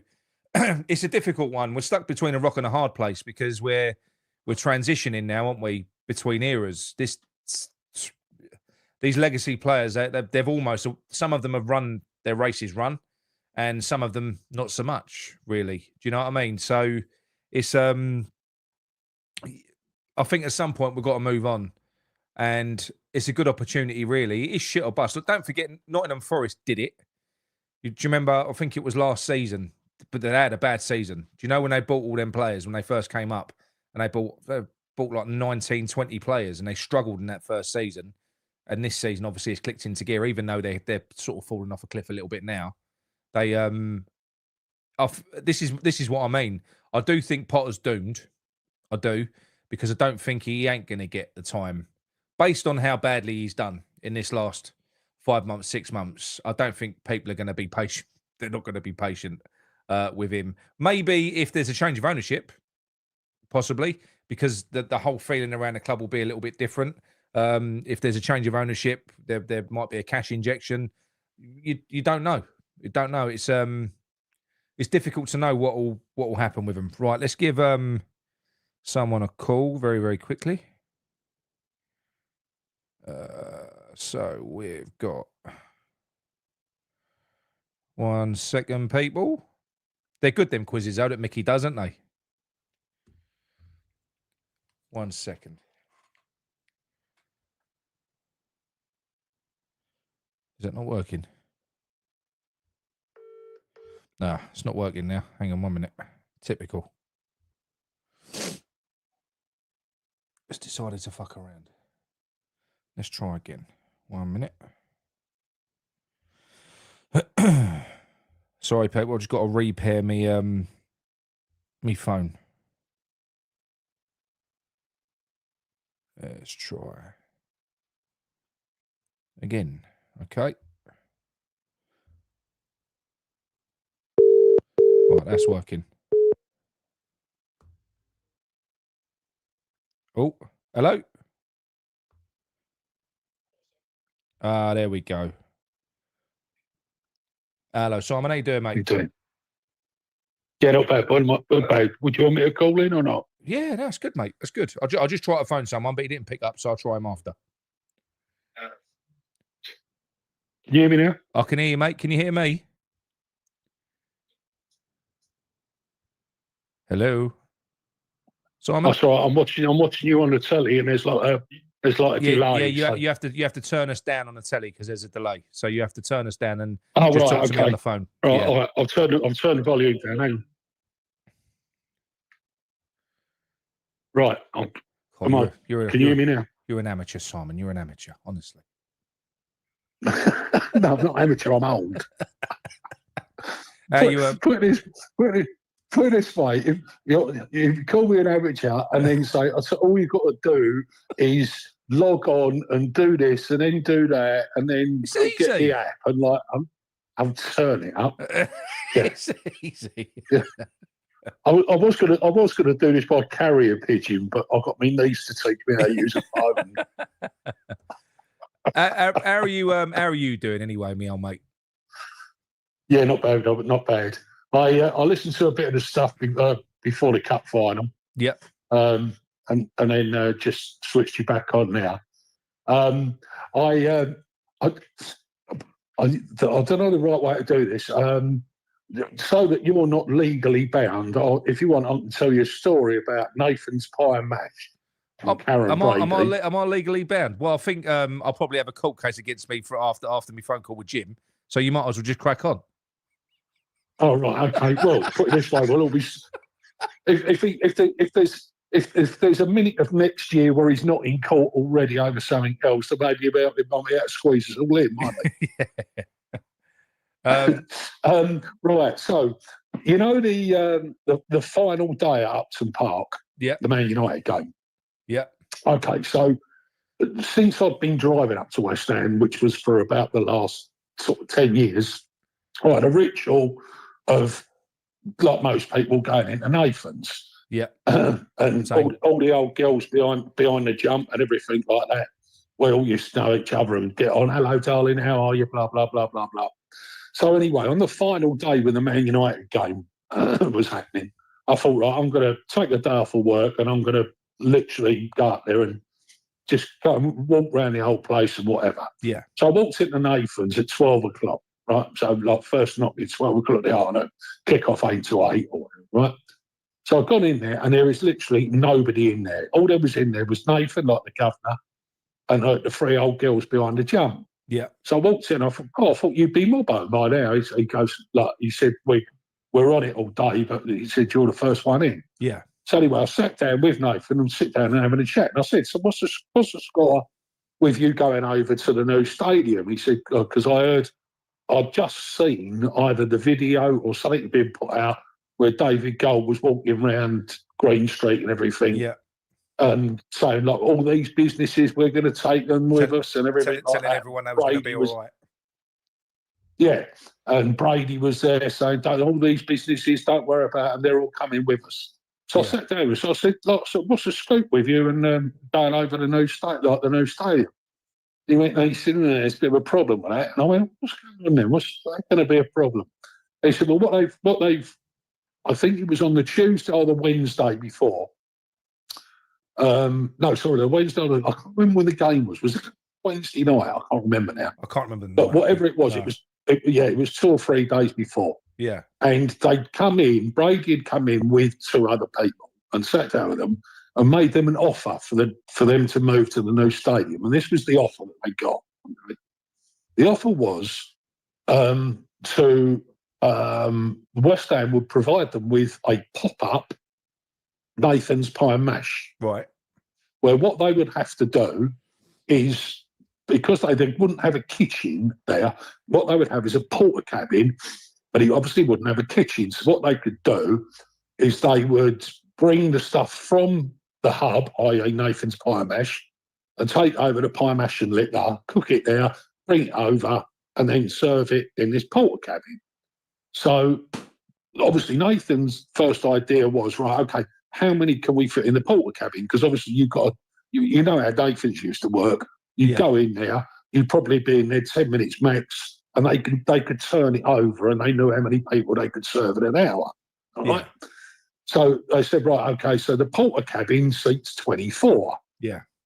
And obviously, I'm sure you've all been in Nathan's. You all know it was, there was 10 or 12 tables, and you could fit 4 on each. So it was around about 40 to 48 people that you turned it up. 1 second, Simon. Palace Haunter, the guy that trolls me a lot, he's a Palace fan. I just want to say congratulations.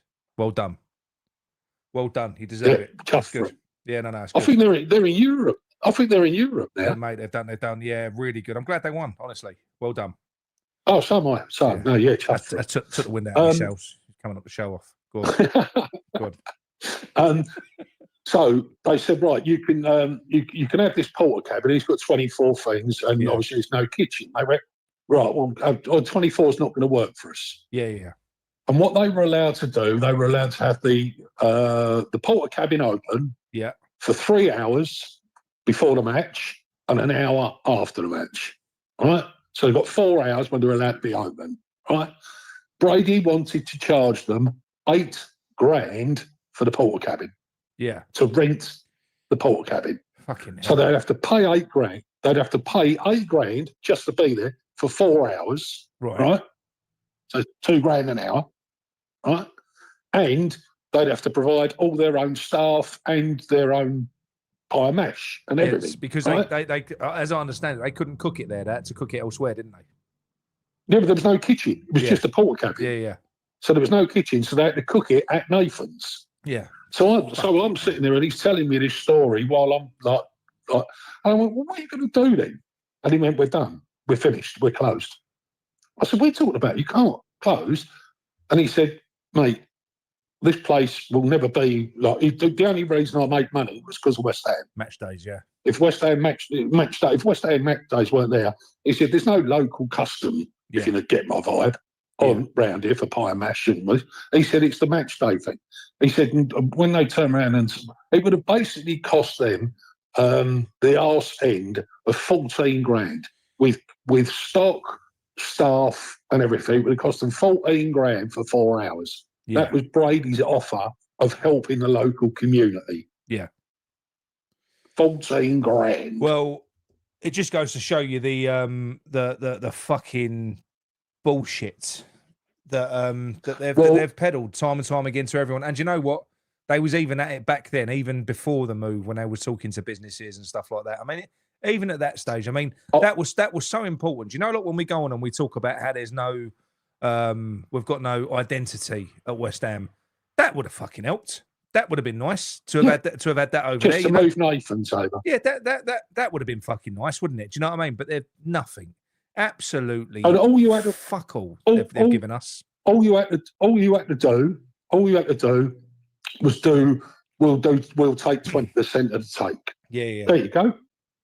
Yeah, absolutely. I mean, that's all you got to do. 20% of the take, and everyone's happy. But she had to go for eight grand. So for 4 hours, 2 grand an hour. I mean, it's supposed to make a living out of buy a mash. Yeah, I know. But mate. there you go. I know. Very funny enough, Simon, 1 second, mate. Cheers for that, Mikey. So yes, the petition. Anyone that ain't signed it yet, please do. It don't take any time at all. You just literally log in. You do ignore the payments. You don't have to pay anything. It's change.org. They do ask you for money.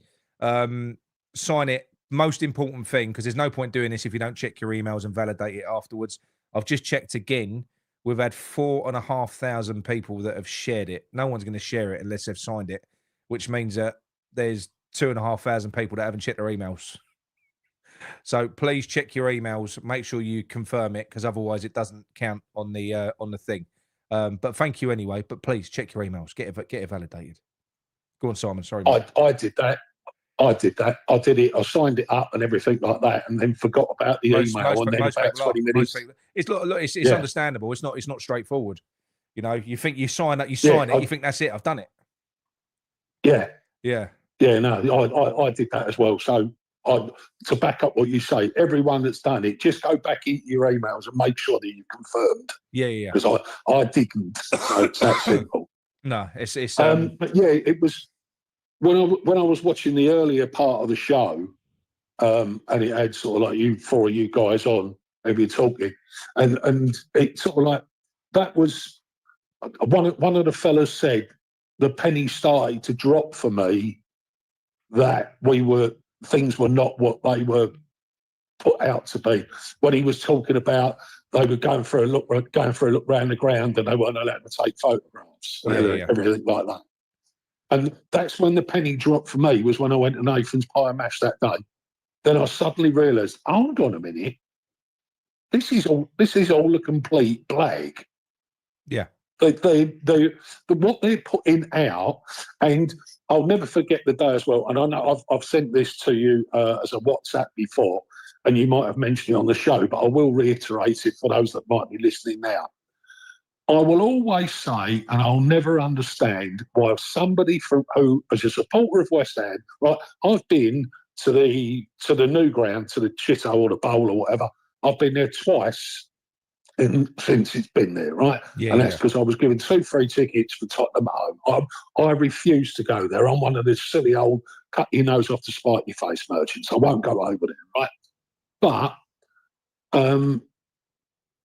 I don't understand that when Brady put out this 360-degree virtual tour of the stadium, right, which was all digitalised and whatever, and wasn't actually the stadium, it was what they do, right? If that was a Thompson's holiday, if that was your 5-star holiday in Egypt or wherever you're going to go, right?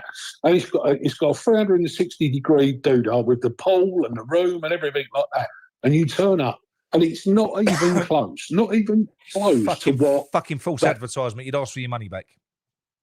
You literally turn up at the hotel and go, "Are you having a fucking laugh? Yeah, of course. This is the tour that you've given me, and that's the bedroom. They're not the same. Oh, by the way, you know that swimming pool over there that you right? Well, that's not the same. So when all these West Ham supporters turned up, why is there scaffolding around me fucking toilet? That weren't in the picture. What's going on? Why is there cable? Why is there cable ties holding me balcony up? I ain't going out there. Yeah, hold it. You know that retractable seating I was hoping to sit on. What the fuck has that got? Yeah. But it will always dumbfound me that somebody hasn't turned around and sued the club and said that's false representation. What you tried to sell me is not even close to what you're delivering. If it was an holiday, nobody, you'd be straight onto Habitat and going, I want my money back for that holiday. Yeah, of course you fucking would. Yet nobody has ever said anything. Well, they moan about the ground and they say it's this and it's that. Don't get me wrong, I've never had a season ticket there. But if I'd had a season ticket there, I'd have gone and sued them. Yeah. I'd have taken a small claims court. And then what you do is once one wins, then everyone wins, don't they? It's yeah. Oh, well, I'll sue them and I'll sue them. And I've just never understood why nobody took up the task over that. It dumbfounded me, absolutely dumbfounded me. But the thing is, mate, it's so difficult because, I mean, I don't know what happened there. I mean, look, we weren't happy. I know that much. When we first went in there was a few of us. Look, we've gone in there. It's new. Oh, you know, I think you had that kind of that early sort of novelty value. We weren't happy with it. You walked in there, we was like, what the fuck is this to a degree? Now you saw the scaffolding, but it's as time went on. As time went on, we could see it. We could see it more and more and more. And that's the thing. You can really, looking back now, 10 years later, we've been in there. I'm sure it's 10 years we've been in there now. You can really see the gravity of the con, because that's what it is. It was one massive fucking con from them. That's all it was. They've conned the taxpayer. They've conned the West Ham fans. They've conned everyone. And they're still doing it now. Yeah, they're still up to it. We're never going to move forward at the club with them here. I mean, look, I can't get the horrible thing is now, and this is the main reason for me doing this now. And I'm taking me. I'll still piss and moan about the manager, but he ain't the main problem. Not while they're here. We're never going to go anywhere while these people are in charge. I can see it now. I can. I've finally fucking accepted it that we're always going to arrive back at this same spot with these absolute fucking dickheads in charge. This has always been my point of view over a lot of what, not just you, because there's a lot of people that do the same thing. And listen, I might be wrong, and everybody else might be right. But what I don't understand, and again, it's probably easy for me because I don't go anymore. So my attachment to the club is less than what it was. I remember back in the old days when I was a season ticket holder. But the thing is, I get this, and because obviously you're speaking for a lot of fans. There's an awful lot of fans of an older generation that now, you know, you either moved away, you know, you've fallen, because I've stopped going now. So what I'm saying is, but what I'm saying is, six of us. But do you not want to make them pay for what they've done? Really? Right now, this is even though you don't go. This is my point. Right. Okay. Well, one, without telling a lot of people on here, you know what I'm doing in the background to try and influence. Yeah. But we won't talk about that on air, please, Simon. No. That's what I'm saying. I won't say that on air. But you know what I'm doing behind the scenes. Yeah, you know what I mean. Yeah. Along with some other people, right? Yeah. And this is my view on the thing, and it won't wash with all West Ham supporters, and I get that. But worrying about who's the manager now, worrying about what centre half we're going to buy next week, is irrelevant to this whole thing. This thing is 15 years old. Yeah. It's 15 years old because of three people that lied to us continuously, and we all believed them. Yeah. Because as West Ham supporters, we all know what we're like. We're a little bit we're a little bit but we tend not to lie to each other. Well, those three, Simon, we took them. 1 minute. Sorry. Brian's tried twice and he's struggling to validate it. All I would say, mate, is just check your spam email as well, because it'll be from change.org. So if it's not in your inbox, go in like your junk email and your spam and stuff like that. It might be in there. And just have a quick look. Because it's fucking annoying. Because like I said, I think we'd be up to about 4,500-5,000 minimum based on the shares. So yeah, fucking irritating. But we're getting there. This is good progress, people. Keep it going. Keep it going. Mate, when I signed on, which was yesterday afternoon, it was 249. So yeah. I was the 249th person. Well, exactly. And the thing is, as well, this is a little bit more inconvenient than ticking a box in a poll.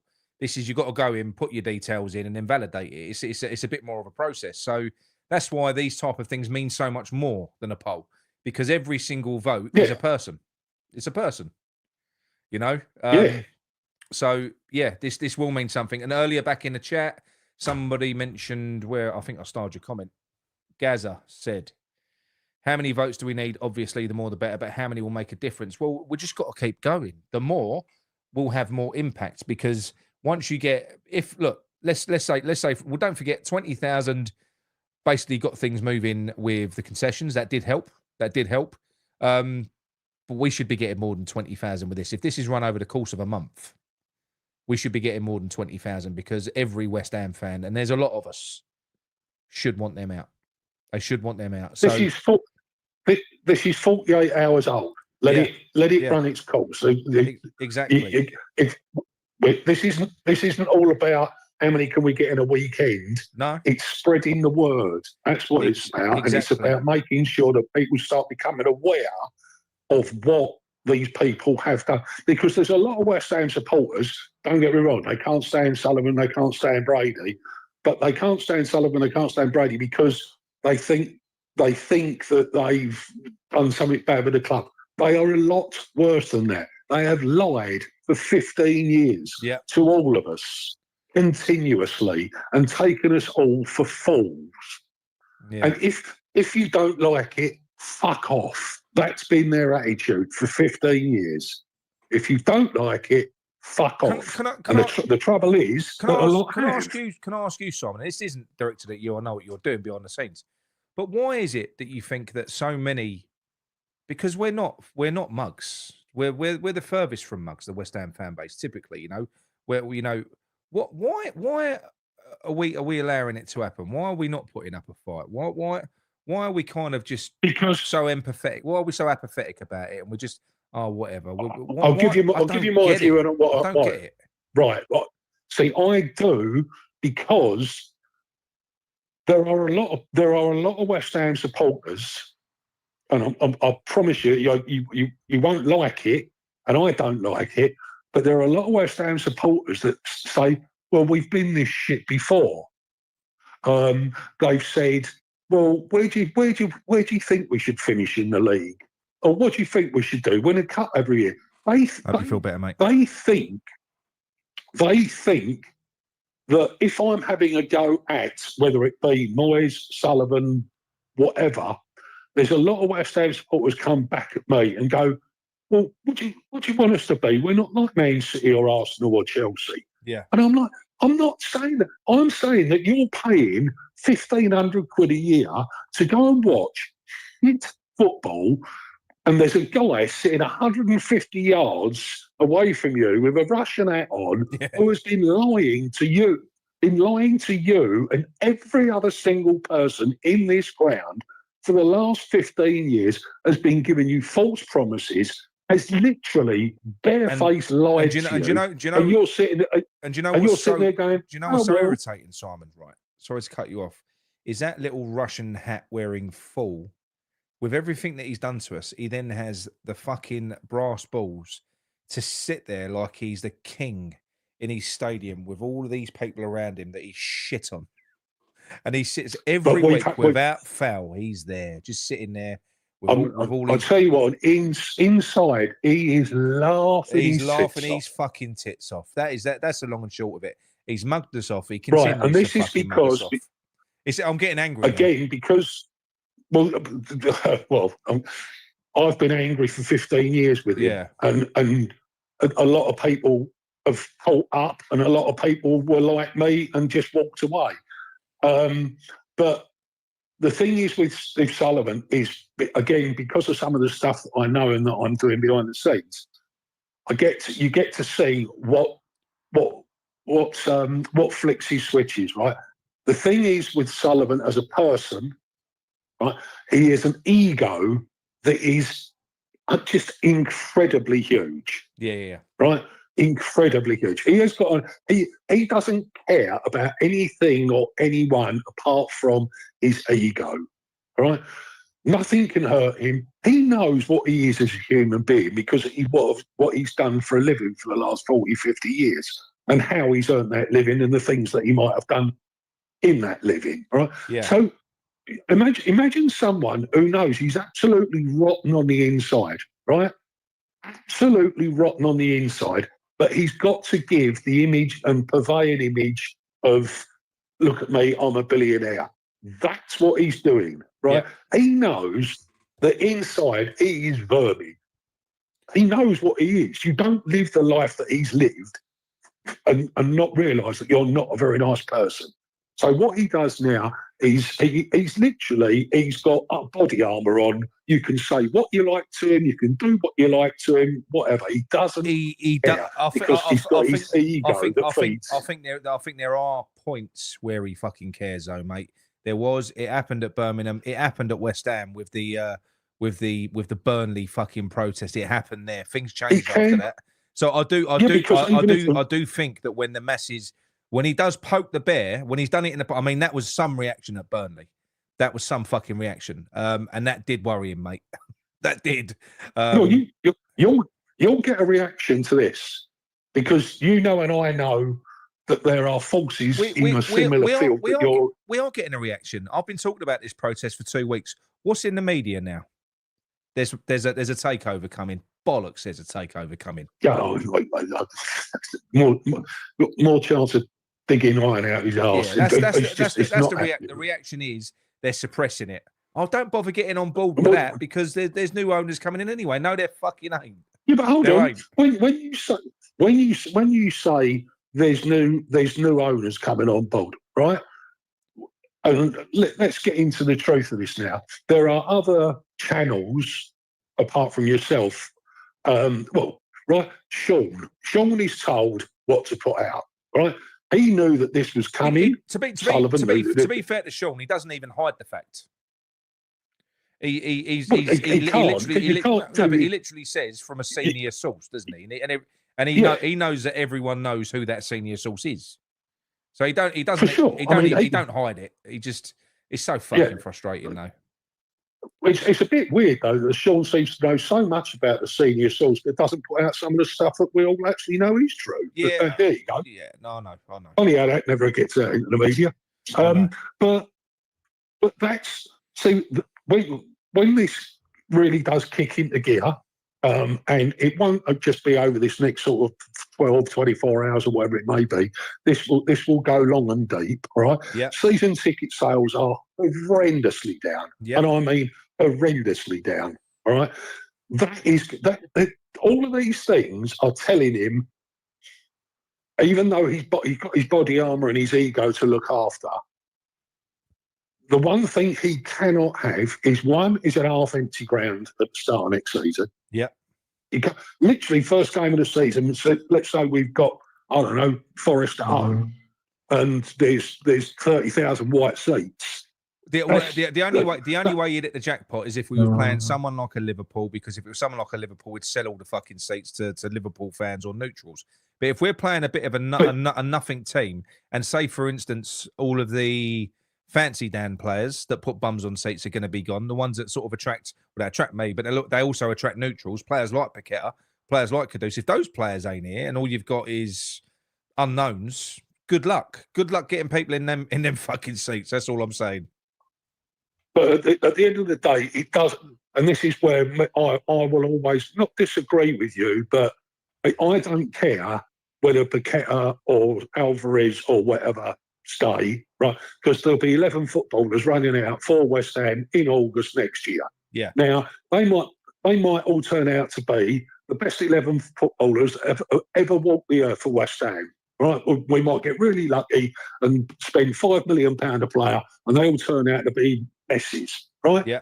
Well, it won't matter, because if they are, they'll all be sold within a year anyway. And if we get anywhere near a semblance of success, where we might get up to sort of like third or fourth or something like that, he will ensure that there's no investment to put the top on that, because that's not what he wants. Yeah. No, He's right. never wanted it, and this is where people talk about West Ham and they talk about the last manager or the good players, and it's all in the last year. Forget it. Look over the last 15 years, everyone, and look at the times where we've had a decent side. And when we've had a decent side, watch what happens the next season. Yeah. There's no investment whatsoever, and that's it. It's gone. He does it every time. And what it is, it's just like a hamster wheel of West Ham supporters then going, for fuck's sake, it's a joke. Oh, so we finished sixth last year. Only we bought another 3 or 4 players. We've done it about 6 times at West Ham in the last 15 years. Yeah. It ain't going to change because he doesn't want it to happen. It's not going to change. There's so many sliding doors moments that you can go back to with West Ham under their ownership, where you can look at it and go, we're almost there. We're almost there. We're on. Look, even in 15-16, we only needed a few decent fucking players added to that squad. It diluted it was shit. Yeah, what was it? Where's that? When Nordveld and all that. Oh no, we got Gokhan, Toure, wasn't it? Fucking Zaza and all the. There was so many shit players. Honestly, there was just so many shit players. I mean, I remember that game with Pyatt. When was it against Sunderland? I can't remember. You remember the game where he basically got bored putting chances on a plate for his teammates, that he decided to take on the entire team and just go, fuck you lot, and he scored himself? No, Middlesbrough. Was it Middlesbrough? Honestly. He got the ball on the left wing, in about 8 of them. At that point, it was, I ain't passing to any of you cunts anymore, you rubbish. He just literally ran through the whole team. Up. Yeah. Well, I remember because that was at the end of that season, and then obviously we had the summer come up, and he went and played for France, didn't he? Yeah, and he was just unbelievable for France. I'll tell you the thing about Pyatt, right? Obviously it was at the old ground, and it was that last season, and I used to get there half an hour before kickoff just to watch him do his free kick routine.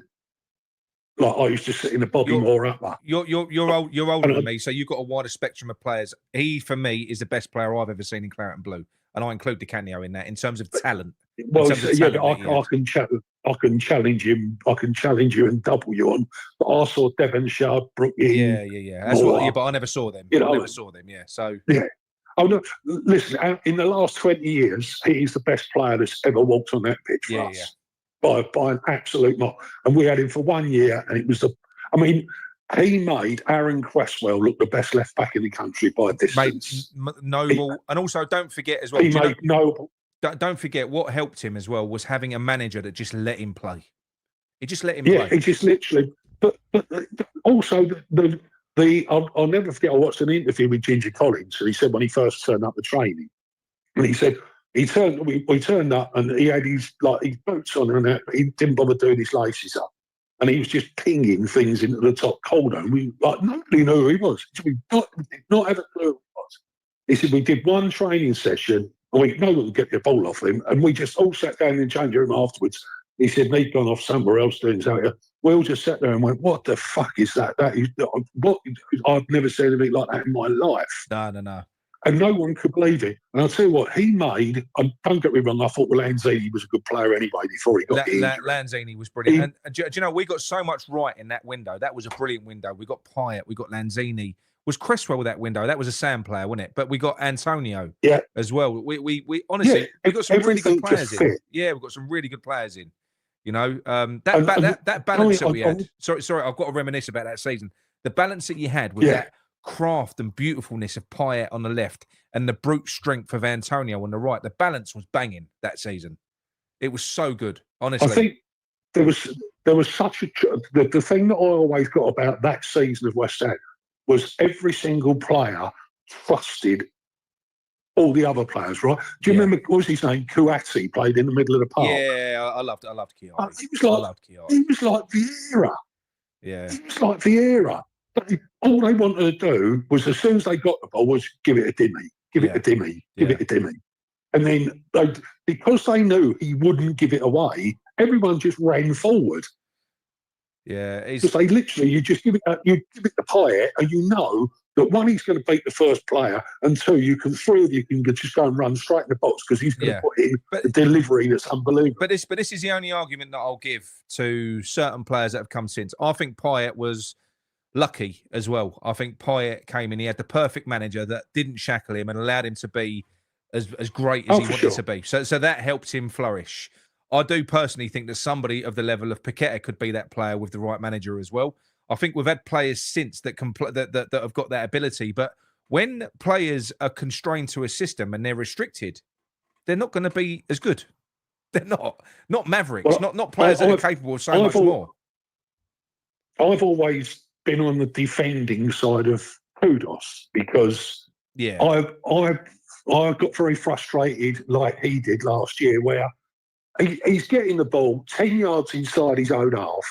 He's got Bowen within 30 yards of him and nobody else running past him, right? Yeah. Literally, the midfield just standing there going, good luck. He's got to beat 5 blokes. Now, he started, you could see it in him at the end of last season where he was just thinking, seriously? Like, have I got to stand it on my own and I've got 2 blokes up the arse, you're going to knock it at me, I'm going to have to beat 4 blokes and you lot are just standing there on the edge of your own box. Yeah. Like having a fag. And you could see him starting to get frustrated then. When he came back this season and they put him on the left-hand side, I think he spat his dummy out. And to be fair, I didn't disagree with him. He's never played on the left side anywhere. No, and this is the thing. People talk about these players. They go, oh, they're arrogant. They're this, they're that. Try and do that with fucking with Payet. Try and do that with. I'll tell you what. Try and do it with Di Canio. Try and shackle him to a rigid system where he can't do what he wants to do. He'd tell you to fuck off. He wouldn't do it. But this is what I mean. So why is it any different? Because I think there's a lot of difference between people. Like Di Canio, you know what you're getting. You're getting a fuck you. I can win this game for you, right? Yeah. So Redknapp used to basically do that to him. Paolo, go and win us the game. Really do us a favour. I'll tell you what, if we had Di Canio in this team, Potter would be selling him in the summer. Yeah, but I don't think Di Canio would get in many sides in the Premier League now. Because they're just so rigid in the way that they play. Oh, yeah, that's true. That's true. Yeah, you got, and that's where I'm surprised to a degree. That's where I'm surprised to a degree that Man City were after Paqueta, because I think Paqueta is a bit of a throwback player. However, I think Paqueta does more for the team, though. I think Paqueta will try and do, if you put him in deep midfield, he tries to do it. Wherever you put him, he tries to do a shift. I've watched him play for Brazil several times. Yeah. I remember watching the England-Brazil game at Wembley. And when Paqueta plays for Brazil, he plays more or less as what he plays what you more or less as a wall.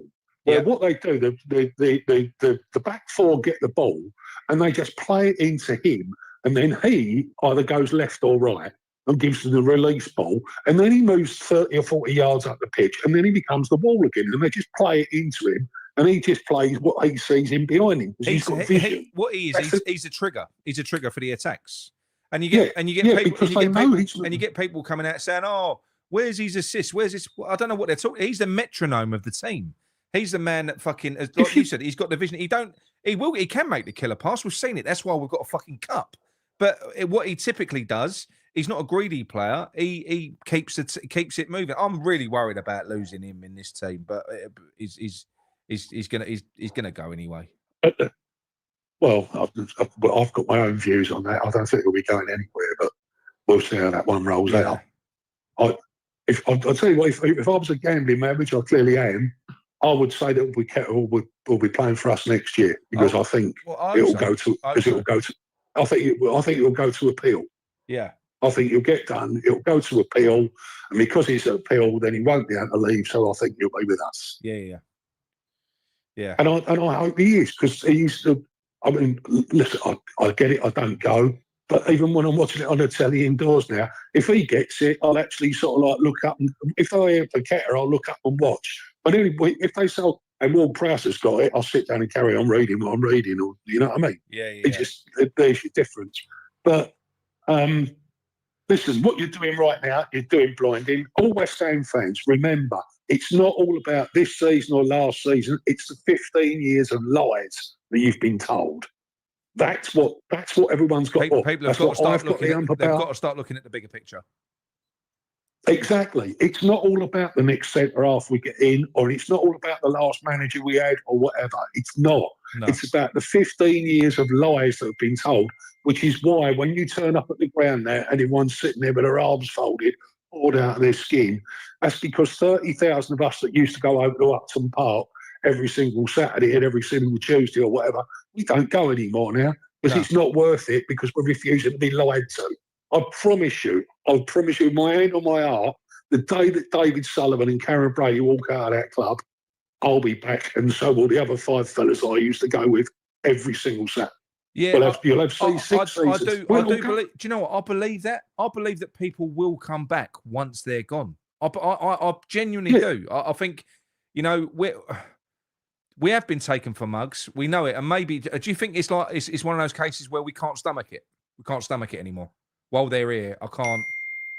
I think it could be that. I did it 15 years ago, so yeah. Listen, I understand people that go, and I'm not knocking them for it, because when I was in my 20s and 30s, I would have probably still gone, just because I want to go to football on a Saturday, right? So I totally get that, and I was there during the bond scheme, and I used to still go, and for all those people that weren't aware of what the bond scheme, that was bad. I'm telling you, that was proper bad. Yeah. So, and I used to go then. So I totally get why people still go now. I personally won't go because I refuse to sit 150 yards away from a man who's just lied to me and continues to lie to me. And also, not me, but every single person that's in that ground is my mate, because they're a West Ham supporter. That's what I've always thought. When I was at Upton Park, every single one of you lot that are singing where you've got Dimitri Payet, you're all my mates. Yeah. Right? And what he's done is he's lied to all of my mates literally continuously for 15 years, and everybody has got to stop him. They've got to stop him lying. This club could be unbelievable. And I don't mean winning league titles or whatever, but it could be an amazing place to go to. Do you know what we could be, Simon? We could be the modern version of what we used to be, because the game has changed. But we could still go back to being that modern version of, you know, the rogue club, or a little bit different. We could, because we've got we've got a fucking huge fan base. You've only got to look at the cup win. You've got to look at the cup win. How many people was out in Prague? And then they was all still out there. How many people was at the fucking parade? It's ridiculous. The fan base is massive. He's begging to be the old West Ham. It's just that he's stopping it. Yeah, he's not allowed. He and she is not allowed. I had a bloke on Twitter come up the other day. Right, this sums up some people's way of thinking. Right, I can't remember what game. There was a European game on. Yeah. Right? And he goes, look at those fans filling the stadium that they were playing in. It might have been PSG. I can't remember. He goes, they're filling up the stadium and making noise. Why can't we do that? Yeah. I went, hey, it's the semi-final of the European Cup. Do you think if West Ham were in the semi-final of the Champions League, we wouldn't be making a bit of a fucking noise? It's like whenever it was like when there was a playoff final. You could have sold them tickets at Wembley 5 times over. Yeah. The what's the right word I'm looking for? There's such an opportunity for someone to take over that club. And it is not difficult to turn it into what it could be. It really isn't. It's just that, unfortunately, at the moment, they've got someone running it who wants to do the polar opposite, who is sitting there with his stupid fucking Russian hat on, laughing at all of you. Laughing, they're sitting there with an after time sitting next to his agent, who they're literally creaming off, right? And they're looking. They must be looking down. These cunts. I know. I got paid 1,500 quid a year. What's this? I know. It's a fucking joke. Honestly, that's why I can't. That's why I can't go, because I could. I'd want to shoot him. Yeah. But I might get him in another way one day. You never know. Yes, that's it. Right. Just before you go, mate, because I'm just on with Adam. That was a fantastic call, by the way. Really, really good, mate. God, no worries. Resonated with loads of people. Keep doing what give everyone a call to action, doing. Simon. Tell them what they've got to do. Yeah, we'll do. No, now on air. Tell people what they've got to do with a petition. Oh, what? Right. If you've done it and you haven't got, or you haven't pressed the, what's the word? The well, basically, you get an email to validate it afterwards. That's it, validate it, right? Because I did that, right? I did it, I signed it, and then I just left it. And it was only when I came on here today and I would check my emails and I went, oh shit, I hadn't pressed submit. Yeah. Make sure you do it, because there's about 2,000 people out there that have all signed up, haven't pressed submit. So go into your emails and go into your spams. It's fucking annoying. Well, put it this way. When you've done it, when you've done your email, then go and send in your WhatsApp group of all West Ham supporters. In that WhatsApp group or whatever, every single West Ham supporter, send a WhatsApp saying, fill it in, fill it in, fill it in, fill it in, fill it in. So when you're sharing it on your social medias, make sure you put in there, check your bloody emails afterwards, after you've signed it, or it don't count. Oh, this feels like fucking children in need. Yeah, I know. It is. Cockneys in need. That's what it is. Right. Oh, yeah, I've just spoke that. Yeah, right. Anyway, so I'm going to let you go because I've got Adam on the phone. He's just walking his dog. I'm assuming he just picked up a poo because his camera went upside down. Well, yeah. Eat shit, we're living out. Yeah, bang on. He's a responsible dog owner. Simon, cheers for the call, mate. No worries, catch you later. Cheers, mate. Bye. That was good. It was a good caller. I enjoyed that. That was good. Nosy stuff. How are you, mate? Anyway. Yeah, not too bad, mate. I mean, I pretended to pick up dog shit so that someone looks out the window knows that I'm being responsible. Oh, right, okay. You're an irresponsible dog owner. We all are, mate. We all are, mate. I tell you what, there's some geezer, right? And he picks his dog shit up, right? Yeah. Puts it in a bag and he flings it in the trees. Yeah. What's the? I'm like, what's the fucking point? He must just leave it. Yeah. Oh, mate. So have you've been following along, mate? What are your thoughts on this on this situation? I think it's a well worthy cause, mate. I mean, I've been watching it all day. Looking after my daughter, put in a 3-5-2 formation with Paw Patrol characters to see if I could get the best out of the team. Good. Zuma at the back, funny enough. Yeah. But I was watching I was watching the FA Cup as well in the background, and so was I. And I think Crystal Palace winning that FA Cup just adds more fuel to our fire in terms of where we want to go, because we was always led to believe if we need to compete, we need to compete at the biggest stage and win trophies. We need to leave Adam, they beat Villa in the semi and Man City in the final. Fucking That's right. That's right. Crystal Palace did. Yeah. Crystal Palace didn't need to as part to win a trophy, did they? But no. We had to. So I think that kind of adds a precedent there as to what our argument should be. I mean, I know we won the Conference League, but we could have won that at Upton Park. Let's not beat around the bush on that. Yeah. Of course we could have. But I think it's interesting. I'd say it's a well-worthy cause like this stream, and I noticed that you're doing it over so many days as well. I didn't realise there was a part 2, part 3, part 4. No, you have to. You have to. You because we've you've got 6 hours. So basically, I could do a 24-hour stream, but only 6 hours of it would be recorded. Or the second and we'd lose most of the show basically. So I've carved it up to the YouTube limits so that people can watch it back if they want to. And what I'll do is as well, I'm going to keep this message going. As Simon was saying there, this ain't a this weekend thing.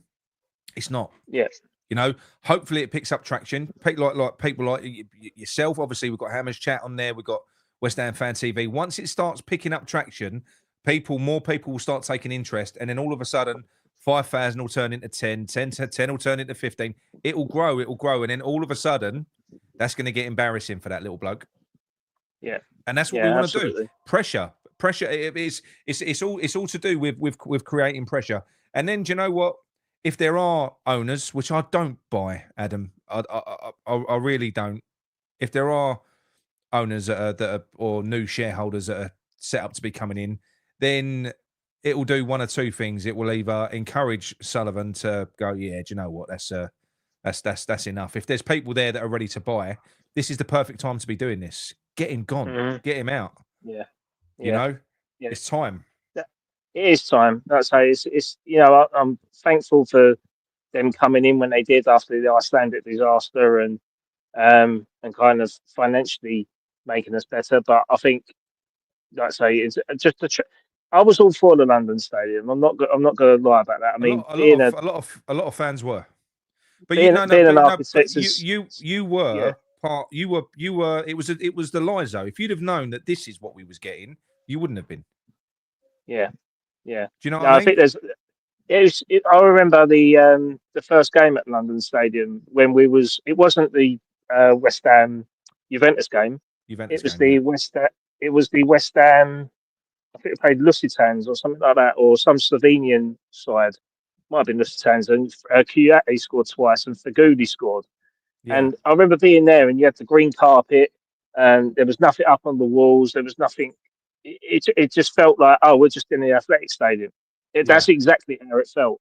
And I went on a few years later, I went on a West Ham United London Stadium tour with Martin Allen. Martin Allen. And I was flabbergasted as to, you're going around that stadium, you're being shown, and I'm like, oh, where's the trophy? And they went, oh, the trophy's in the vault. I went, what do you mean in the vault? They're like, oh, it's in the bank. It's over there because we haven't got a trophy cabinet at London Stadium. Got all the gold medals and the torch for the 2012 Olympics. That's all there, but there's nothing West Ham on display that you can see. I was disappointed in that. But going around seeing the posters of Billy Bonds lifting the FA Cup, and it's held up by blue tack. Yeah, it's and I was like, disgusting, mate. I was like, no, mate. Like all the claret and blue flags that are on the ceiling to cover the ducting and the pipework is all held up by cable ties. And I'm like, this is ridiculous. Mate, what I saw a third party tour, someone, because I've not done it. So somebody else done this tour, right? It was a neutral. He wasn't a West Ham fan. They saw the West Ham changing room, which was just fucking average as anything. Yeah. Then you go to is it Major League Baseball? Yeah. You go to their changing room. It's like a palace. Yeah, what they've done is when the Major League Baseball got involved with the London Stadium, there's the warm up. You got the warm up area that was originally there. That got converted into basically a swanky two team American franchise. Better than our changing room. It's much better than our changing room. Ours is permanent, admittedly, but theirs is temporary. But it looks better. It's ridiculous. But I for the record, I think our changing rooms, that was obviously been in there, is smaller than what it was at Upton Park. Is it really? Because I've played at Upton Park and I've been in the changing rooms and stuff like that. And then looking around, I'm thinking it's such an antisocial changing room. You're looking at Spurs, you're looking at Man City, where they've redesigned it, so it's like everyone is in the middle, or it's circular. So you've got Pep Guardiola or whatever Spurs managers there at the time. They're in the middle and they can direct and kind of see everyone in one spot. At West Ham, you've got to go around the corner to see your left back, or you've got to look on the other side of the room to see your striker. Like, how can you kind of manage a team if everyone's sitting in a different place, hiding in corners? Like it's worrying. It's worrying to see that sort of changing room be like that. I mean, I was depressed when I came out. I was so deflated. So I was like, I'd be really interested to see what it's like at London Stadium, because wanting to see the suites and stuff, even like the corporate hospitality suites, they're nothing to sing and dance about. Absolutely nothing. The Arnold Hill suite, you just put gold cladding up. That's all you've done. You've got nice chairs and the view. I know a few people. They're long-term season ticket holders from They're long-term season ticket holders. Is that Mickey? Is he coming on? I don't know. Bring yourself back on, Mick, when you got your camera back. I don't know what's going on there. Even in that Arnold Hill suite, you're looking out, and you're seeing the Stratford skyline. Yeah. And it's not even like a nice skyline. You could look out to it and think, oh, that's London. Like, it's nothing. It's like it's just so deflating and so depressing. So it makes you wonder what the atmosphere is like as a player being in there. Even the manager's office. The manager's office is like a pop-up office you get on a building site. White walls, temporary desks. I mean, look, we there are so many things that I believe that you could do with that with that stadium. Some tweaks that you can make, more than tweaks. You need to do more than tweaks, but there's a lot that could be done with it to improve it. But that's another thing. They're never going to put a penny of their money into it. Gio went through and tried to explain to me the situation with it's not called FFP now. What's it called? PSR, with the PSR limits that we're close to breaching, according to the club. And apparently we are on the cusp, but that's only based on because it's proportional. So when it comes to recurring revenue, I think there's a certain amount of money from recurring revenue from your club, which was around about 40 or 50 million, something like that, which was a PSI limit. But what you're allowed to do, which is what other clubs do, the owners are allowed to inject 90 million of their own money into the club, not as a loan, to actually inject it. Well, that is why we're close to the PSI limits, because obviously they ain't injecting no money. So we're close to the limits of the recurring revenue. They never put any fucking money in. The only time they've ever done that is with a high value loan, a high interest loan, where they're getting paid back 4%, 5%. So they're not doing it. When you look at Newcastle and you look at what Bournemouth have just done with a training ground, and you look at all these other clubs, they've now got owners that will inject money in. So that's going to put us at a serious disadvantage. The only way that we can possibly keep up with these other clubs now, if we haven't got the European football injection, is if we are lucky enough to buy players for 10 million and sell them for 100 million 2 years later every fucking couple of years, like we've done with Declan Rice. That's the only way that we can maybe even stay on a level playing field, because there's a financial space for owners of a football club to inject some money into the club now, and we haven't got owners that will do that. No, and that kind of makes you wonder why they're standing it out. I think they kind of latched on the fact that we're smart fans. We do read, we do have connections. We do read a lot of media. We understand the financial sides of it. Like years ago, you probably asked this question and be like, I ain't got a fucking clue. But now you've got people like Kieran Maguire, who's doing the Price of Football podcast and basically telling you the ins and outs of a duck's arse of what our football club is to be run. But interestingly, with the new PSR rules, the infrastructure investment doesn't take into account. So where Chelsea was selling like their training ground and selling their hotels and restaurants and stuff to be within the FFP. Now, like if West Ham wanted to build a £150 million training centre in Barleylands, Basildon, they could and not be punished for it. And that's why Everton was punished, because they spent all that money on their stadium and they were being punished for it. Like you shouldn't be punished for investing in your club. You should never be doing that. But I say all this. I think they kind of latched onto it. They've realised what it was wrong, and I think if Everton went down for a points deduction, I think it could have been disastrous for the Premier League. They got quite lucky. Absolutely, but this is why I think they've got this massive gamble coming next year. So I think what they've arrived at now, maybe they have finally realised that the way that they've been running the club and buying players isn't working. So now what we're going to do is we're going to go and start buying some gyms, and we're going to basically become a selling club like Brighton. Like I said, basically what we're doing is, after 10 years in that stadium, the model now looks to be turning us back into what Brighton were 5 years ago. That's what we're going to be now. So it's fucking mad. Who isn't doing that? Like, I think it almost feels like we're following the herd, because we're not doing anything to our own standards. I mean, like Crystal Palace have won an FA Cup by buying and investing in players from South London. And that's where you get your heart from. That's where you get that extra commitment. I always remember Jose Mourinho when he first come into being Porto manager. You look hench, mate. You look massive. You've just been doing bench press. Mate, I've just put the combine officer and all the haystacks to bed. Someone's been out in the sun, haven't they? Been out playing golf, Mickey. You know me. Well, he gets enough exercise. He travels around the country enough, doesn't he? He certainly does. Yeah. But he gets a fucking bus though. He don't walk it. It don't cost him nothing being a pensioner, does it? Oh, wow. It's a free bus pass. It's like the retired ICF. but Adam, I'll tell you what. Let's finish up on your little. And by the way, you can come on at any point as well. Just send me a text because there'll be different links. So if at any point, if you wake up at 3 a.m, if the baby's got you up at 3 a.m. or whatever else, and you want to have a chat, come on. It's fine. I'll see you then. But that's so fine. I'll let you crack on. I'll go on, mate. Go on. Yeah, no. I was going to say. So just your final thoughts on the petition and why people need to sign it.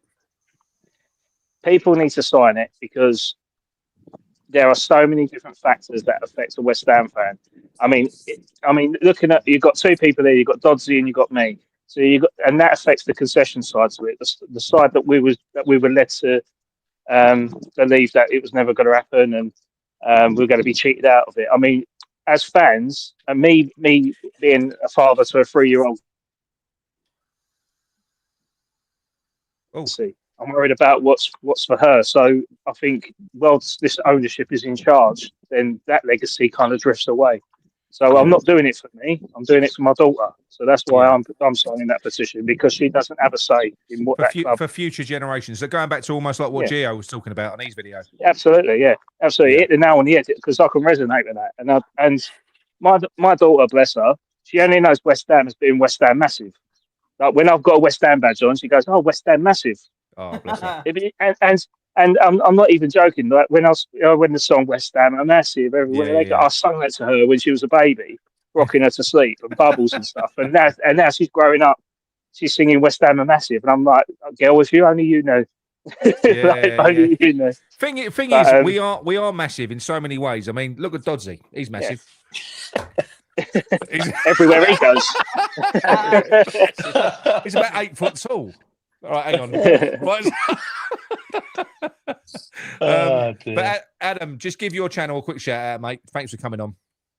Always. Our channel is Dad's Our Job Podcast. You can find us on YouTube, Spotify, Amazon Music, Podbean, your Nan's Radio, whatever. We're on everything. But yeah, we're doing live streams every Thursday from 9 o'clock where we talk about West Ham and Arsenal. But yeah, we enjoy it. We're just 3 dads from Halstead. We met once having a beer. We had too many beers and decided to start a podcast, and here we are. So yeah, that's us. Good stuff, mate. Thanks very much for popping on. Cheers. No worries. Go and pick that dog shit up as well. I picked it up, mate. Look, there you go. It's a Sullivan special. It's a Sullivan special. And buds. Yeah, you can see the dog. Yeah, there you go. Hey. Oh, is it a bloodhound? Yeah, Basset Hound. Basset Hound. Yeah, Basset Hound. Yeah, it's a bloodhound with dwarfism, effectively. Oh, right. That's okay. That's what they called us. Yeah. No worries. Anyway, cheers, guys. Thanks a lot. All right. Cheers, mate. Thank See you later. Come on, mate. Cheers, bye. Hello, Doddsy. Make sure you get those subtitles up down the bottom. No one will understand a word I say. Mate, how are you? Have you been following? Yeah, in and out, mate. Been dipping in and out, like I said to you, busy day today. But yeah, I thought Gio's video was really good. I thought the caller, like I think I said to you early on, the caller who was like saying about the dodgy deals. I thought I was brilliant. I was pissing myself when I was listening to him. He's brilliant. Yeah, brilliant. All really good. He don't pull his punches though, Jim. No, not at all. No, not at all. I can hear you. Yeah, well, we'll just move on. We'll move on. Yes, no, we don't condone life-threatening herpes on this channel. Do you think he meant what he said, though? Down in Somerset, we don't know what the hell you're going on about. 2 dogs shit in the same place. That's a major event down here, man. You know. So, what time are you leaving to make your way to the game? So, because I know you're going, because you go to every game. So, what time are you leaving tomorrow? Yeah, 7 o'clock tomorrow morning. I'll set off from Taunton, so make my way over to Wincanton and get there about. I don't know, get to the ground about 12 o'clock. Yeah. So yeah, so it's a long old day.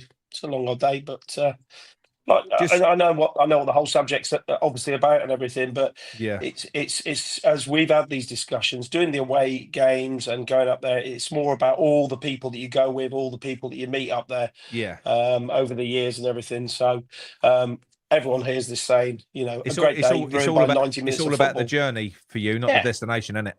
Yeah, absolutely. Yeah, absolutely. Absolutely. But it doesn't mean that I don't want Brady out and I don't want Sullivan out. And I put them in that order because I think she's leading. You know, he's just sat in his corner doing whatever he wants to do, and she leads it and feeds him all the shit, doesn't she? So yeah, she does. Well, I do kind of feel a little bit like Sullivan clearly has some sort of dependency on Brady. I think, especially now Gold's gone. I'm not saying he's a useless old man or anything like that. I'm not saying that. I don't know. But when you consider how involved she is in everything that he does, it does kind of tell me that, he obviously needs her to run operations. So if Brady was ever ejected or voted out through some sort of board motion, I don't think you'd see. I think he'd be he wouldn't be too far behind. But I think it's time though, Doddsy. When you look at what they've done, I mean, look, you've been going to West Ham for fucking years. You've seen it all. You've what they've done really.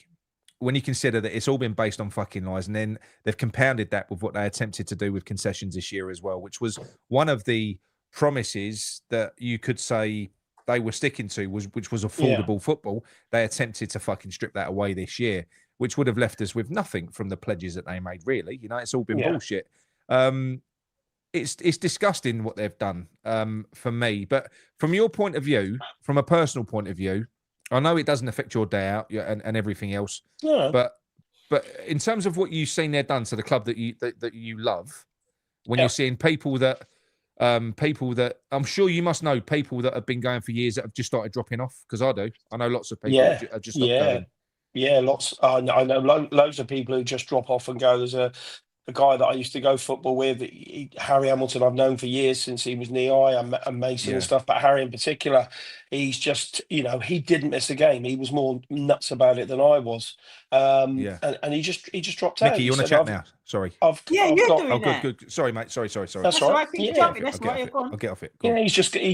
He says he just does his head in. His head in, and I can believe it. When he dropped out, people like Ian who've dropped out, loads of people I see that drop out. You don't see the same faces at the away days like you used to do, and that's the away games as well. So of course you see the idiots like me, and those what I do. There's people that have done it a million times more than me and travel a million times further than me for that. There can't be many that do it that go further than you on a consistent basis. And when I say consistent, it's every game, Doddsy, isn't it?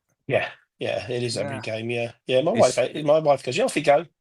I think the postman, Mickey, the postman pops in. I seem to have a lot of post every week when I come back. Yeah, sorry about that, Doddsy. That's all right, mate. She says you're better than me, mate. So, she's not lying either. So yeah, it's like they have, even me, because we're quite a distance away. Obviously, we know more about stuff now than we did back in the day, but because we're so far away, I don't remember like Nigel getting involved. Nigel Khan will be on later on. Really involved in the we shouldn't be moving, and I was like hoodwinked into it'll have better links, it'll have this, and there are some good things about the stadium, but there's a lot that isn't right about the stadium, and they just don't listen. My background is retail and dealing with customers, and if a customer complained about me the person, I'd shit myself. Yeah, I'd shit myself and do anything I could to make that right, because you didn't want the bosses to know.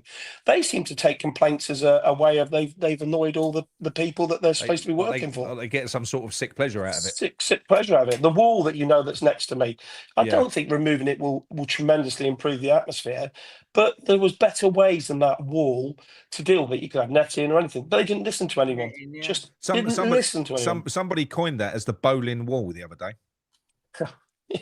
The bowling wall. Good. It needs to be torn down. Yeah, absolutely it does, doesn't it? There's better ways that you can deal with it to get that atmosphere going. I'm not saying that's the be all and end all, but that's just one example. How long were they going on about the prices of the food and the beer had to be the average price, had to be the average of all the London clubs, and it wasn't.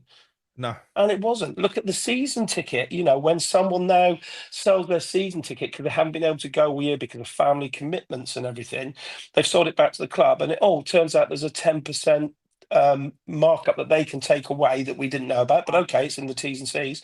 But they've taken 20% away Oh, well, we'll ring all the season ticket.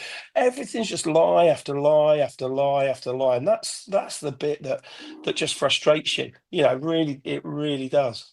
And I think we know now, based on Sullivan's 30-odd years in football, what he did at Birmingham, which was a big enough warning, and what he's done with us. It's time, Dodsey, isn't it?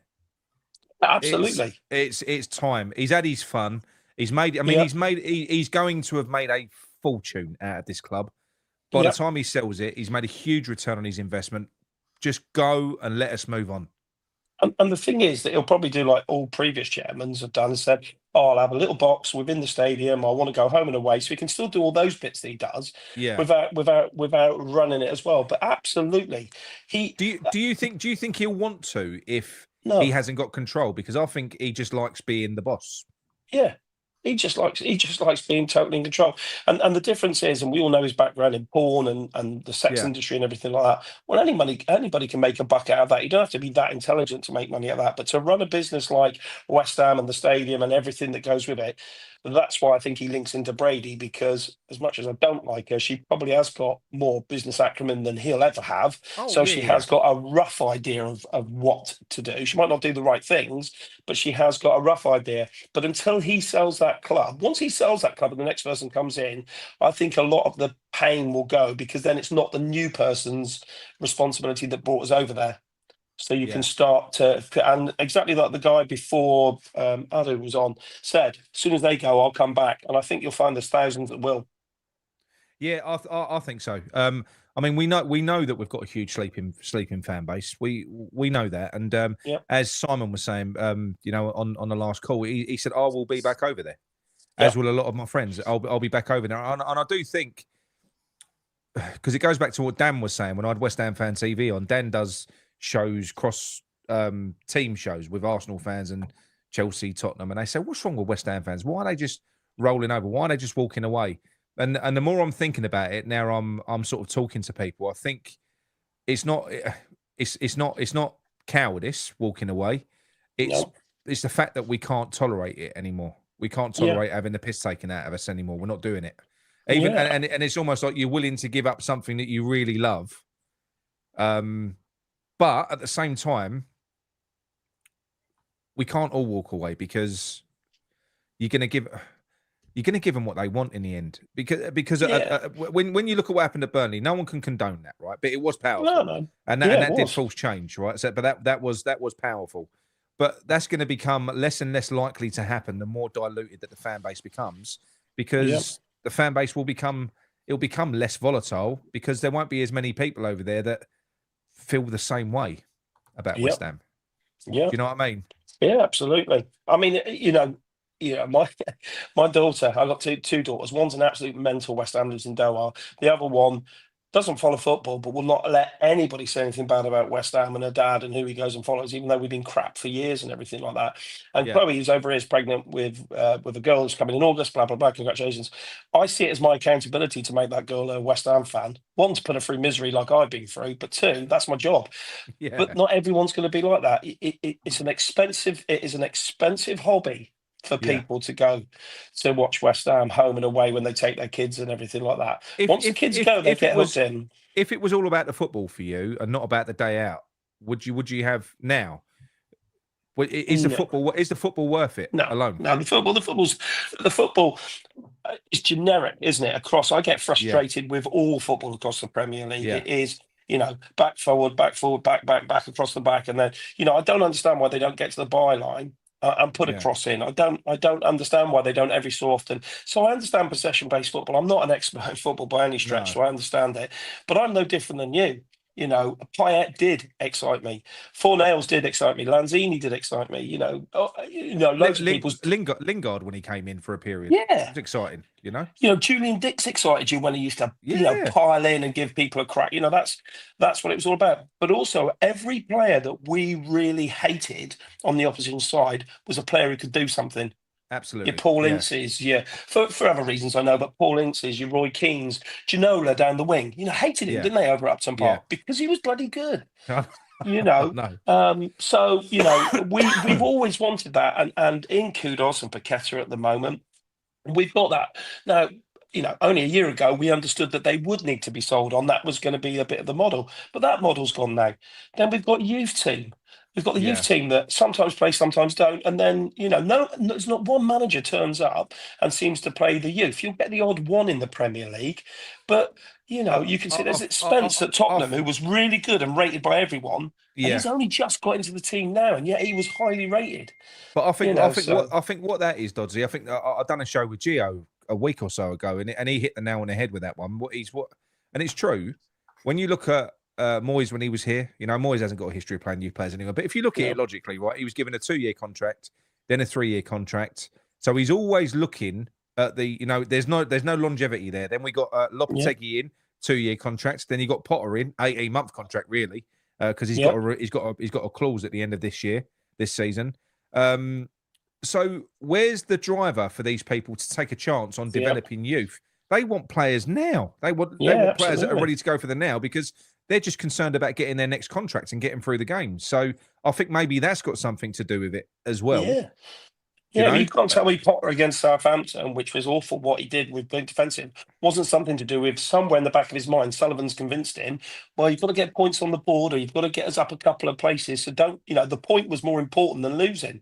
Which against the Southampton team that, until Man City went and drew with them, and then it made our result look a little bit better. Yeah. But no one had, come close to them. I mean, we've had some good football this year. Villa away in the Cup and the League, and Arsenal away, and Man United last week and everything. But we've had some dog shit. We beat Man United at home, and it was dog shit. How the hell we got a result there?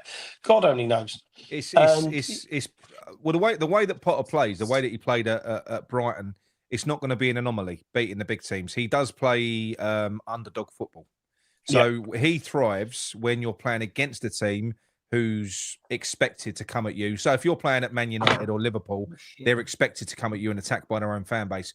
He'll thrive in those situations. So it's sort of counter-attacking football, but he will struggle, Mick, when you're at home. That annoys me though. That annoys me because it is a big team, and then people love seeing. Don't like beating a big team. Of course we do, but then it's all like the rest of the games beforehand don't really matter. And it is frustrating. It is frustrating. I'd rather be consistent and have that than picking up a win here and there against a big name team. Let's be honest, Man United are just that. It's a big name team. Look, they're fucking below us. That's not the Man United I know. I've never known a Man United team ever like that, ever. Well, that goal that we scored, the one that West Ham have clipped, the 30 pass goal. I mean, fuck me, 30. That's exhausting. 30 passes to score a goal. But yeah, good goal. But my God, if you saw Man United, just no pressing, no. That was almost like traffic cones. It reminded me a little bit like. Do you remember some of the times under Moyes when we was getting bad and we just had sort of static players and teams were passing through us? It was a little bit like that. So I do think we're not the only team in trouble. I don't think that Man United or Tottenham are going to be out the woods next season. Because I think that those two are in as much of a pickle as us, because it does all come down to the squad that you're left with at the end. I don't know, mate. I think financial fair play has given a result that nobody expected. So the idea was to do something with financial fair play, so the losses, and it didn't put clubs into bankruptcy. But actually, what it's done is put everyone on a level playing field. Because back in the day, when Man United were in the shit, they would have just gone out and bought 3 players and said, "Right, that's fixed it. That's it. We're out of trouble." And they can't do that now. And it's taken their fans a while, because I know quite a few of them down here, which is why the dilemma of Man United v Tottenham for me is a bit of a pain in the Europa League and everything. But a lot of their fans didn't get that down here. Well, we're big. We've got lots of money. Ain't about how much money you've got. It's about your loss. That's what it's about. So that they've struggled. I mean, we have done well to come top of the shit 3, above the shit 3. We've done well to come top of that. We should have a trophy for that. We're not there yet, Doddsy. One more point. The big one. Well, yeah. There is one thing that will please me from this season, and it isn't being above. That's nice being above. It's funny being above Tottenham and Man United, but finishing above David Moyes at Everton, that would please me. That would please me, Doddsy. It really would. That would be good because and you know why that probably would be more of an achievement, because Everton have been in far better form since he's been in there. So they're on an upwards trajectory. So for us to sort of catch them, go above them, and finish above them, that would be nice.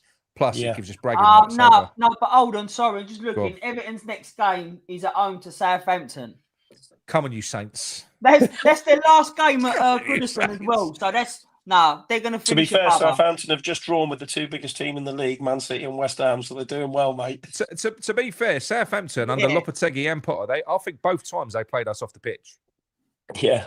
They did. They just didn't have anyone that could finish the ball move. in the net. No, that's it. Even the Man United game, look, we deserved to win it, but Areola, at the end of it, he kept us in the game. He pulled off some class saves, Areola. Yeah, he did. Yeah. He did. Like, it's not like we've just been like battered Man United. What shitty Man United as well. What bothered you, Mick, and it's the same as it bothered me, was in all the previous games to that one, Dodsey, I know we had a 2-goal lead in this one, where it got to about 60 minutes and then he shits himself and goes defensive. It didn't work. No. So he did it again. Right? Yeah. He did it again. This time it worked. But there was a period when he took Bowen and Kudusov where, fuck me, they was getting through on goal. Areola was making saves. What have you done? Why has he done it? It didn't make any sense. He almost, when you do that, I'll always remember. So Glasner, they played Man City before this game. It was a couple of weeks ago now. They was 2-0 up in the first half. And then Man City steamrolled them. I think they beat him about 5-2 or something like that in the second half. Glasner came out in the post-match press conference and said that was on me. Basically, what he did was he took off an attacker. So he said, what I did was I did try to go defensive and hold the lead. He said, but what I did was I gave them a signal and invited them on. He said that was my fault. Now, first of all, I don't think you'll never hear a West Ham manager come out and say that and own it like that. But it's true, though. When you do go that defensive, you do run the risk of, do you know what I mean? You're sitting back and you're saying to that team, you bring it on, and those managers will bring it on. But for every time one of our managers does that, you have the Man United team news last week, West Ham, where we're all looking at it going, what the hell has he done here and picked there? And it works. Yeah. So there's always a yin and a yang, isn't there? Yeah. And what about Souček possibly going? And I want to talk about Koufal's video today, because I thought that to me as a player, Koufal, Lanzini, Fornals, they're the players that you just love, who get us. They absolutely get us. I've had but for me, Soufal, as much as that's sad to see, for me, Soufal's had his day at West Ham for me. Massively, Mickey. I've got no doubt about that. He gives a shit about us, he's had his day. Now, for me, I'm with you on this, Dodsey. So I've had an attack of conscience, not over Cresswell, because I've always loved Cresswell. So I've never spoken badly of him. I've always rated him. Very technical player. I love him. In fact, I think it's too soon to get rid of Cresswell now. Yeah, agree with that. But with Soufal and with Mick, I think it's time. But there's also a side of me that feels a little bit bad because... I think I've underappreciated Soufal a little bit. See, I don't because I've always thought, because for so many seasons we were crying out for a right back. But for me, no. But what I have, because don't forget when we brought him in, he was a £5 million right back, and he isn't much more than that. But this is a guy that's he's worked to his complete maximum in terms of his ability and his effort and his heart and everything else. And he brings a lot to the club. A little bit of leadership out there as well. He is lacking. And that is one player, I will say, because he isn't as technically woeful as what Souček can be. Souček's going nowhere, by the way. He's staying. But I'll feel the same about Souček. I do feel an element of guilt about the way I feel about Souček, Dodsey. I do. Yeah. Because he is another one. He's honest. He's hardworking. Yeah. He gives everything. There are positives. Absolutely. Thank you. But absolutely. But yes, there's certain players where I get irritated because I think they're holding us back. I don't think Soufal's ever held us back. Soufal's never been played in front of a better player. No. That's never happened, you know. So in that sense, he hasn't held us back. Souček being in the team while you've got the likes of Fornals and Lanzini on the bench, when Souček was having one of the worst seasons in memory under Moyes, that's a problem for me, and that's where my and it's not his fault. He ain't picking himself. No, I'm just like, mate, seriously. Yeah, and there was definitely times, loads of times with Souček and everything. The interesting thing, and I think we've had this discussion before, Nick, is where 5 managers keep on picking him. So there's something now that will go back to the bit that the Premiership all do this and that, and play the same way, and they want a battling person in the middle or whatever. But I think we will. I've had times. We went to Lyon in a pre-season friendly, so we had time to watch him, just sit there and watch him, and he was doing a lot of running. And this came from you. He was doing a lot of running, but going nowhere. So I think Potter will bring a bit better. Called him a second ref, does. What Gio again hit because Gio's quite analytical. Yeah. And what he said is the reason that Souček keeps on getting picked by managers time after time, he said it's almost an admission of failure. He said, because Souček will get you goals. Yeah. But you have to play a certain way to get the best out of him, so basically he's almost like a cheat code. Yeah. So you bring him into the team. So you've got all of the, he said, if you can't get goals out of Paqueta, Kudus, Bowen, all of these, he said, if you can't get goals out of these players by playing a style of football, and what you've got to resort to is the tree. Yeah, bring them back on. And don't get me wrong, he's like Dennis Bergkamp in the box. Yeah. He really is. Yeah. He can't do a 5-yard pass in the middle of the park. You give him, if the ball breaks to him inside that 18-yard box, find the top corner. Yeah, he just bangs it, doesn't he? Yeah, he's unbelievable in the boxes. So look, he is a player. I will say this, and I said this on the last show, and I'm sticking to it. All right, it wasn't a reaction to the Man United game. I would keep him, but only if he was happy to be a player used in a squad capacity. So used in the right way, used in the right games, and used it at the right times in games as well. So certain games when you're defending a lead or chasing something, I would keep him because I do think there is a use for him. But playing him in the first team for the rest of time, I can't get on board with it, Dodsey. No, and going back to Kufal, and this is the other thing, never forget Frankfurt. Yes, 20,000 Germans on the pitch.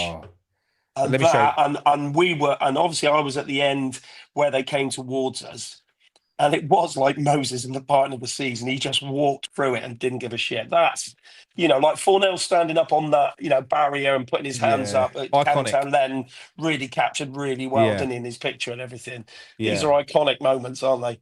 Yeah, they really are. I mean, I'm going to see if I can find that picture actually, because Malcolm put that up. So was that Soufal on a pitch away at Frankfurt, wasn't it? Yeah, that was. Oh yeah, he's coming up now. Hang on. It was because it was funny because whilst we were there and we just lost, we were kind of all starting to make our way towards the back of the stands as such, and then they came pelting towards us, so we all piled back down to the front, and then he just came out of nowhere. Phenomenal. And also another player, never from me, because he's my man crush, and that's Paqueta.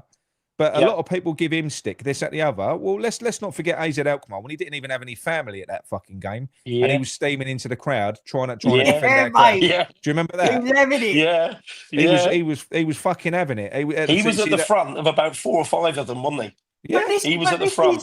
This is what annoys me though. Yeah, with a lot of people. So they'll slaughter Paqueta and they'll slaughter someone like Kudus. Yeah, that's the one. You see it? I've got to get my face out of the way. There you go. Yeah, good photo. So then they'll slaughter people like Paqueta and Kudus just because they are better players. Like they are better players, but they won't say nothing too much about your Součeks and your James Ward-Prowses because they expect too much or like so much of Paqueta and Kudus. Yeah. Then they're like the whipping boys, and that shouldn't be the case because when you look at it as a whole, I mean, look, Kudus' numbers for goals and assists have not been great, but he's the driving force at West Ham on the pitch. He drives the ball forward.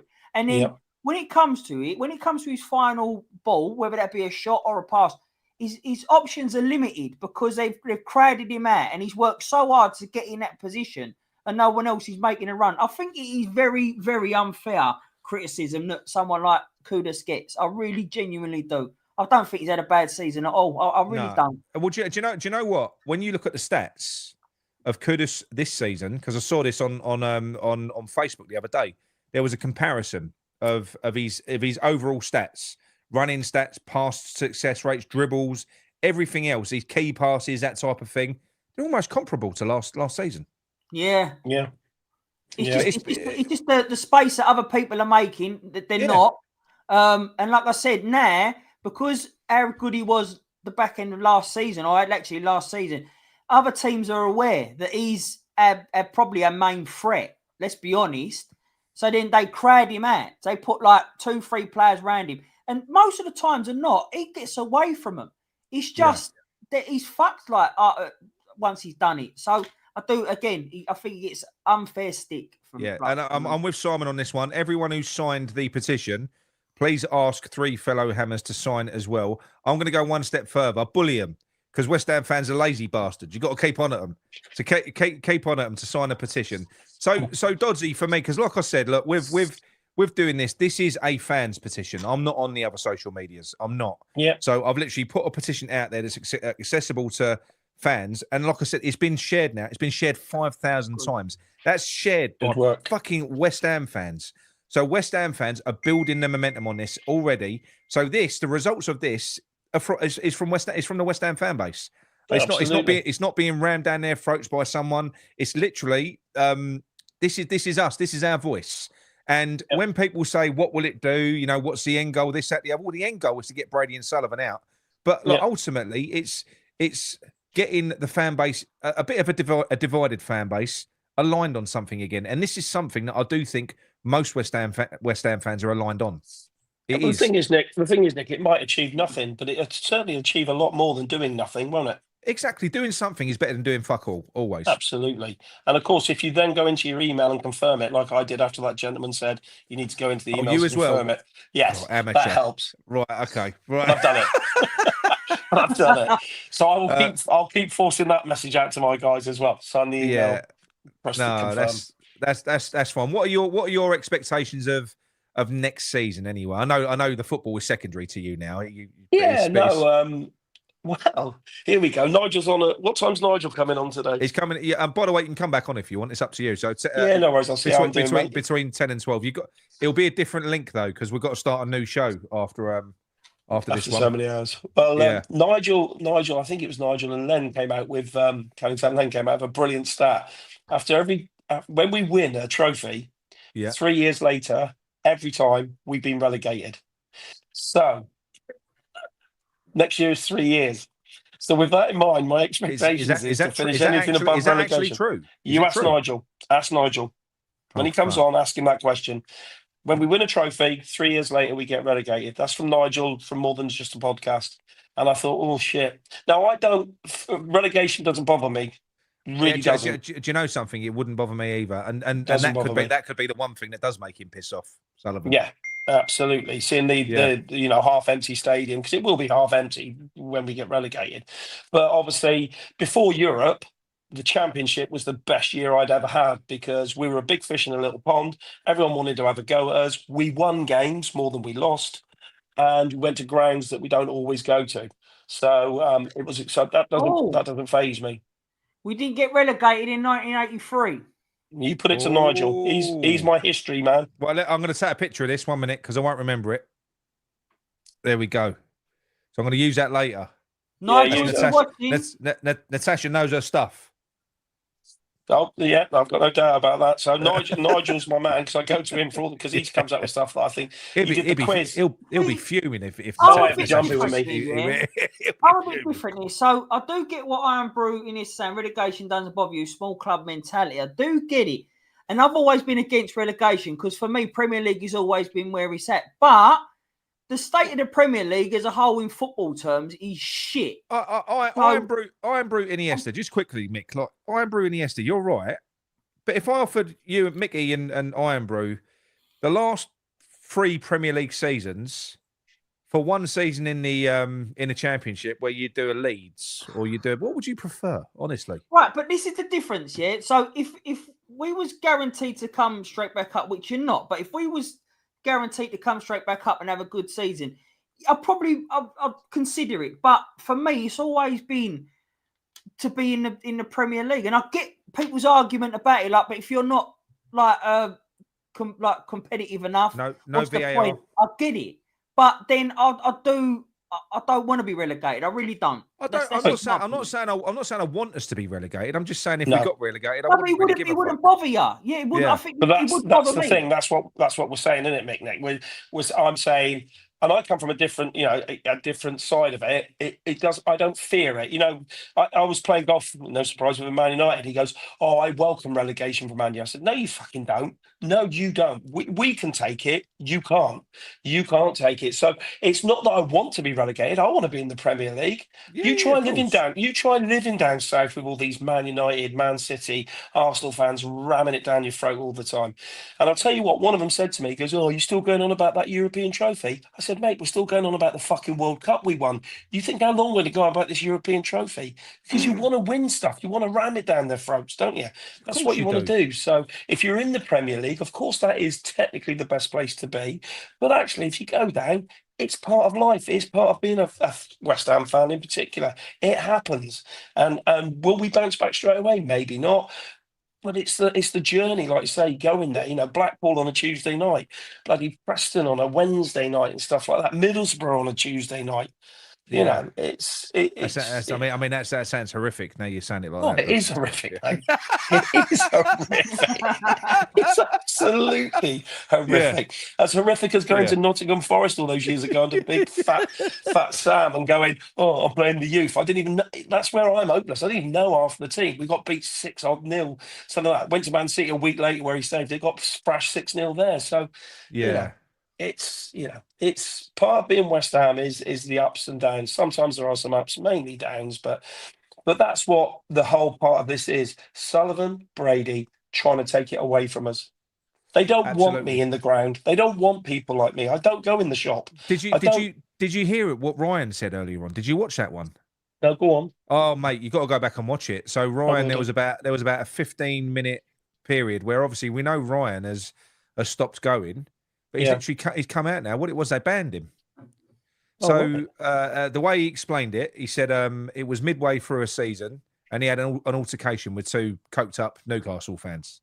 Yeah. Defended himself and weren't nicked, but there was a complaint made. They banned him. He asked them to check the CCTV to show that he was standing on his own and he didn't have anyone around him. They said, "We haven't got any CCTV footage of that. We can't prove it." And he went back to the club and had a little look. There was 7 CCTV cameras looking at that area. The next morning, he had the footage. I just didn't want to give it to him. So proving that he was on his own. He got banned for the remainder of that season. Now, do you know what they did? They sold the remainder of his ticket that he had for that season. They sold it to someone else. No end to what they will do. He got cleared. He went to court because he got thrown out because like I said, it wasn't him. He was almost the aggressive victim in it. Yeah, but he defended himself. He defended himself as you do.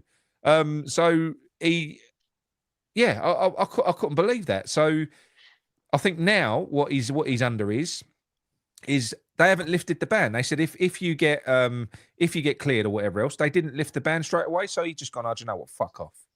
That's it. I'm done." You do. You just give up, don't you? And you don't blame him. It's against you, isn't it? It's like I said to you. But they don't. Like you said, they don't want. They don't want us there, mate. They don't want you there.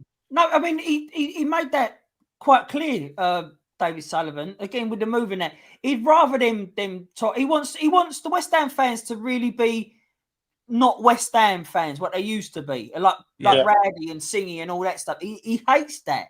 He really hates that. He wants to sort of again when we moved, instead of putting everyone together the way they did sit, he was so happy to move them around in different pockets. So it weren't the same lot of crowd. That's why we sell popcorn and what he's there. Yeah, but if and when we get relegated, it's idiots like me and the thousands of us that they will need. So that's why the away season ticket came in, because they couldn't always get rid of away tickets. So they thought that was a way of guaranteeing, because they sometimes will get 3,000 when they can have 3,500 because they're worried about not. They take the full allocation now because they know they will clear it. But back in the day, they couldn't always do it. So they needed that away season ticket scheme. And now they don't need it. It's dead man's shoes, isn't it? So they don't need it. Absolutely right. Right. One more thing, Dodsey, before we go on to your final thoughts. Right. So we got a load of super chats on this. So we're doing this non-profit. I did the first 6-hour show on Claret and Booze because I wanted to maximise the reach. And you've thrown for a load of super chats. So we've got £10 from. Do the maths, Doddsy. Okay. 10 from Corral. Yep. 10 from Ian. Yep. Sean, $4.99. Yep. Alan Thomas, $4.99. Brooke Bonds, £5. Nikki Cross, £2. How much is that? £37. Give up. Take away 2p from £37. Okay. I'll beat you, Mickey. I'll round that up. I'm gonna give Iron Supporting Food Banks 50 quid. All right. So we've all contributed to Iron Supporting Food Banks. I'll show you the receipt after when I've done it. But yeah, so don't put any more in there because you're costing me money. That's so after this show, we're going over to. So the next 3 sections of the shows are going to be on the Claret and Booze Terraces channel. You can't put super chats in there, so you can't cost me any more money. So make sure you come over to that. In fact, once this stream ends, you should get a prompt to go over to that one anyway. So if you don't know where that channel is, it's Claret and Booze Terraces. Claret and Booze Terraces, all one word. All right. So he's got the shits. He's got the trots Avram. So that is that. So Doddsy, to sort of close off your bit, mate. Give us a little rallying cry to the supporters. You know, try and appeal to the ones that are still sitting there, the apathetic ones, going, "Oh, fuck off, Gary. What's he putting it? Oh no, Gary's got to stop." Gary, thank you very much. Come on, Gary. That's more money. 60 quid to Iron Supporting Food Banks. Fuck's sake. Right, okay. Fucking right. Anyone else? Get in there. Yeah, no more. Get them in now. Super chat. No more. Look, get on the link and sign the petition, and make sure when the email comes through you confirm it as well. Look, will it change the world? Maybe not. But it'll definitely do more than just sitting and doing nothing. So, you know, it is the West Ham family, it is the West Ham way. There are thousands of us out there with all the same aim in life, which is really just to be part of the West Ham family. It's what gets us hooked in. You know, there's loads of us down here in the Southwest that travel up every week to it. So don't let these robbing bastards do to us what they've always done. I'm going to end the stream. Stop it. That's 70 quid. That's 70 quid. I thought you were having a go at me for using the word fucking hell. I didn't see the sorry. come up. I should have done this at the end, bastards. Well, go on. So if I carry on for 20 minutes with the spiel like Churchillian, go on. it could be a fortune. Mind you, you've got a bit, with that tag, you do look a bit Trumpified. You do look a bit like It does. Awesome. Yeah, awesome. Yeah. Yes.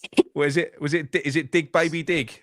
Dig Baby Dig. Drill Baby Drill. Drill Baby Drill. Drill Baby Drill. Yeah. Handsome guy. He's a handsome guy. I like him. Is. Yeah, so just get behind it and keep on giving the super chat monies because that really annoys Nick and that is very funny.